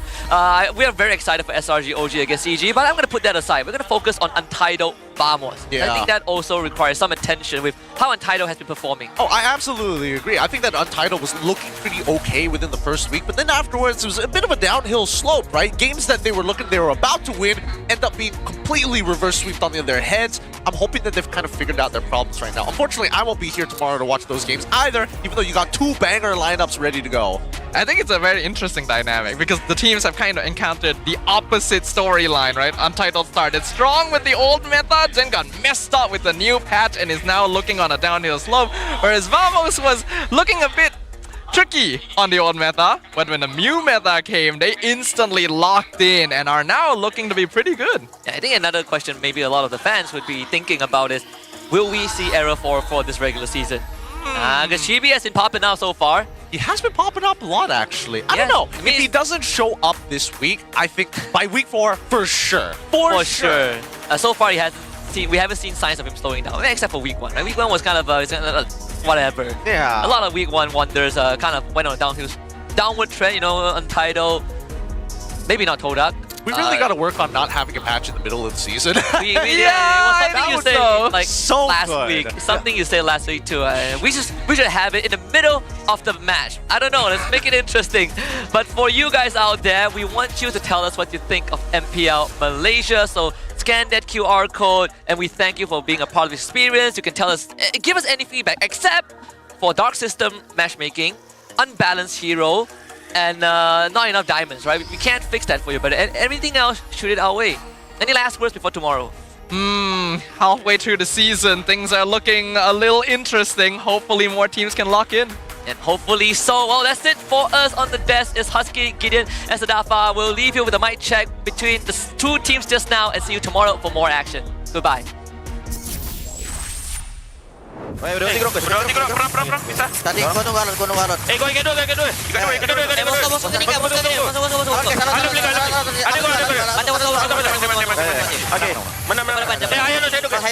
saya dulu. Mati sih. Mati. Tanpa bukir mau. Bisa tuh bawah guys, sisain bawah guys. Woi, tak mati. Gua bunuh. Bagi aja. Nice boy. Boleh. Nice boy. Nice. Spray. Bawa ke next game guys. Reset. Let's go guys. Ikan dulu. Oke. Beli dulu. Pada dulu bisa. Target bonus. Mana.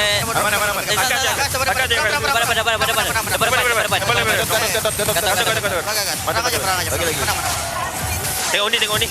Mati ni. Boleh. Aku atas. Aku titik guys. Good. Guys. Ayo guys. Gimme. Nice. See me guys. Let's slow guys. Can? Yeah, can. Ruby. Oh, it's good enough already guys. Sorry. Aman kali. Boleh. Boleh. Kabur. Nice boy. Dol, coba beli apa-apa, rose gold atau white one. Aman. Kasih main. Okay. Ruby. Wait guys, I cannot go so many waves. Oh, Lassie. Nice there. I'm over there. No, give me. Olo. GG no vengeance. That's if you still alive. Just push the skills, okay? Okay. Aman. Aman. Boleh. Aman. Ikan dulu. Spalen guys, spalen. Orang aja. Ada aku. Bisa handle. Aman. Orang dulu. Nice boy. Nice.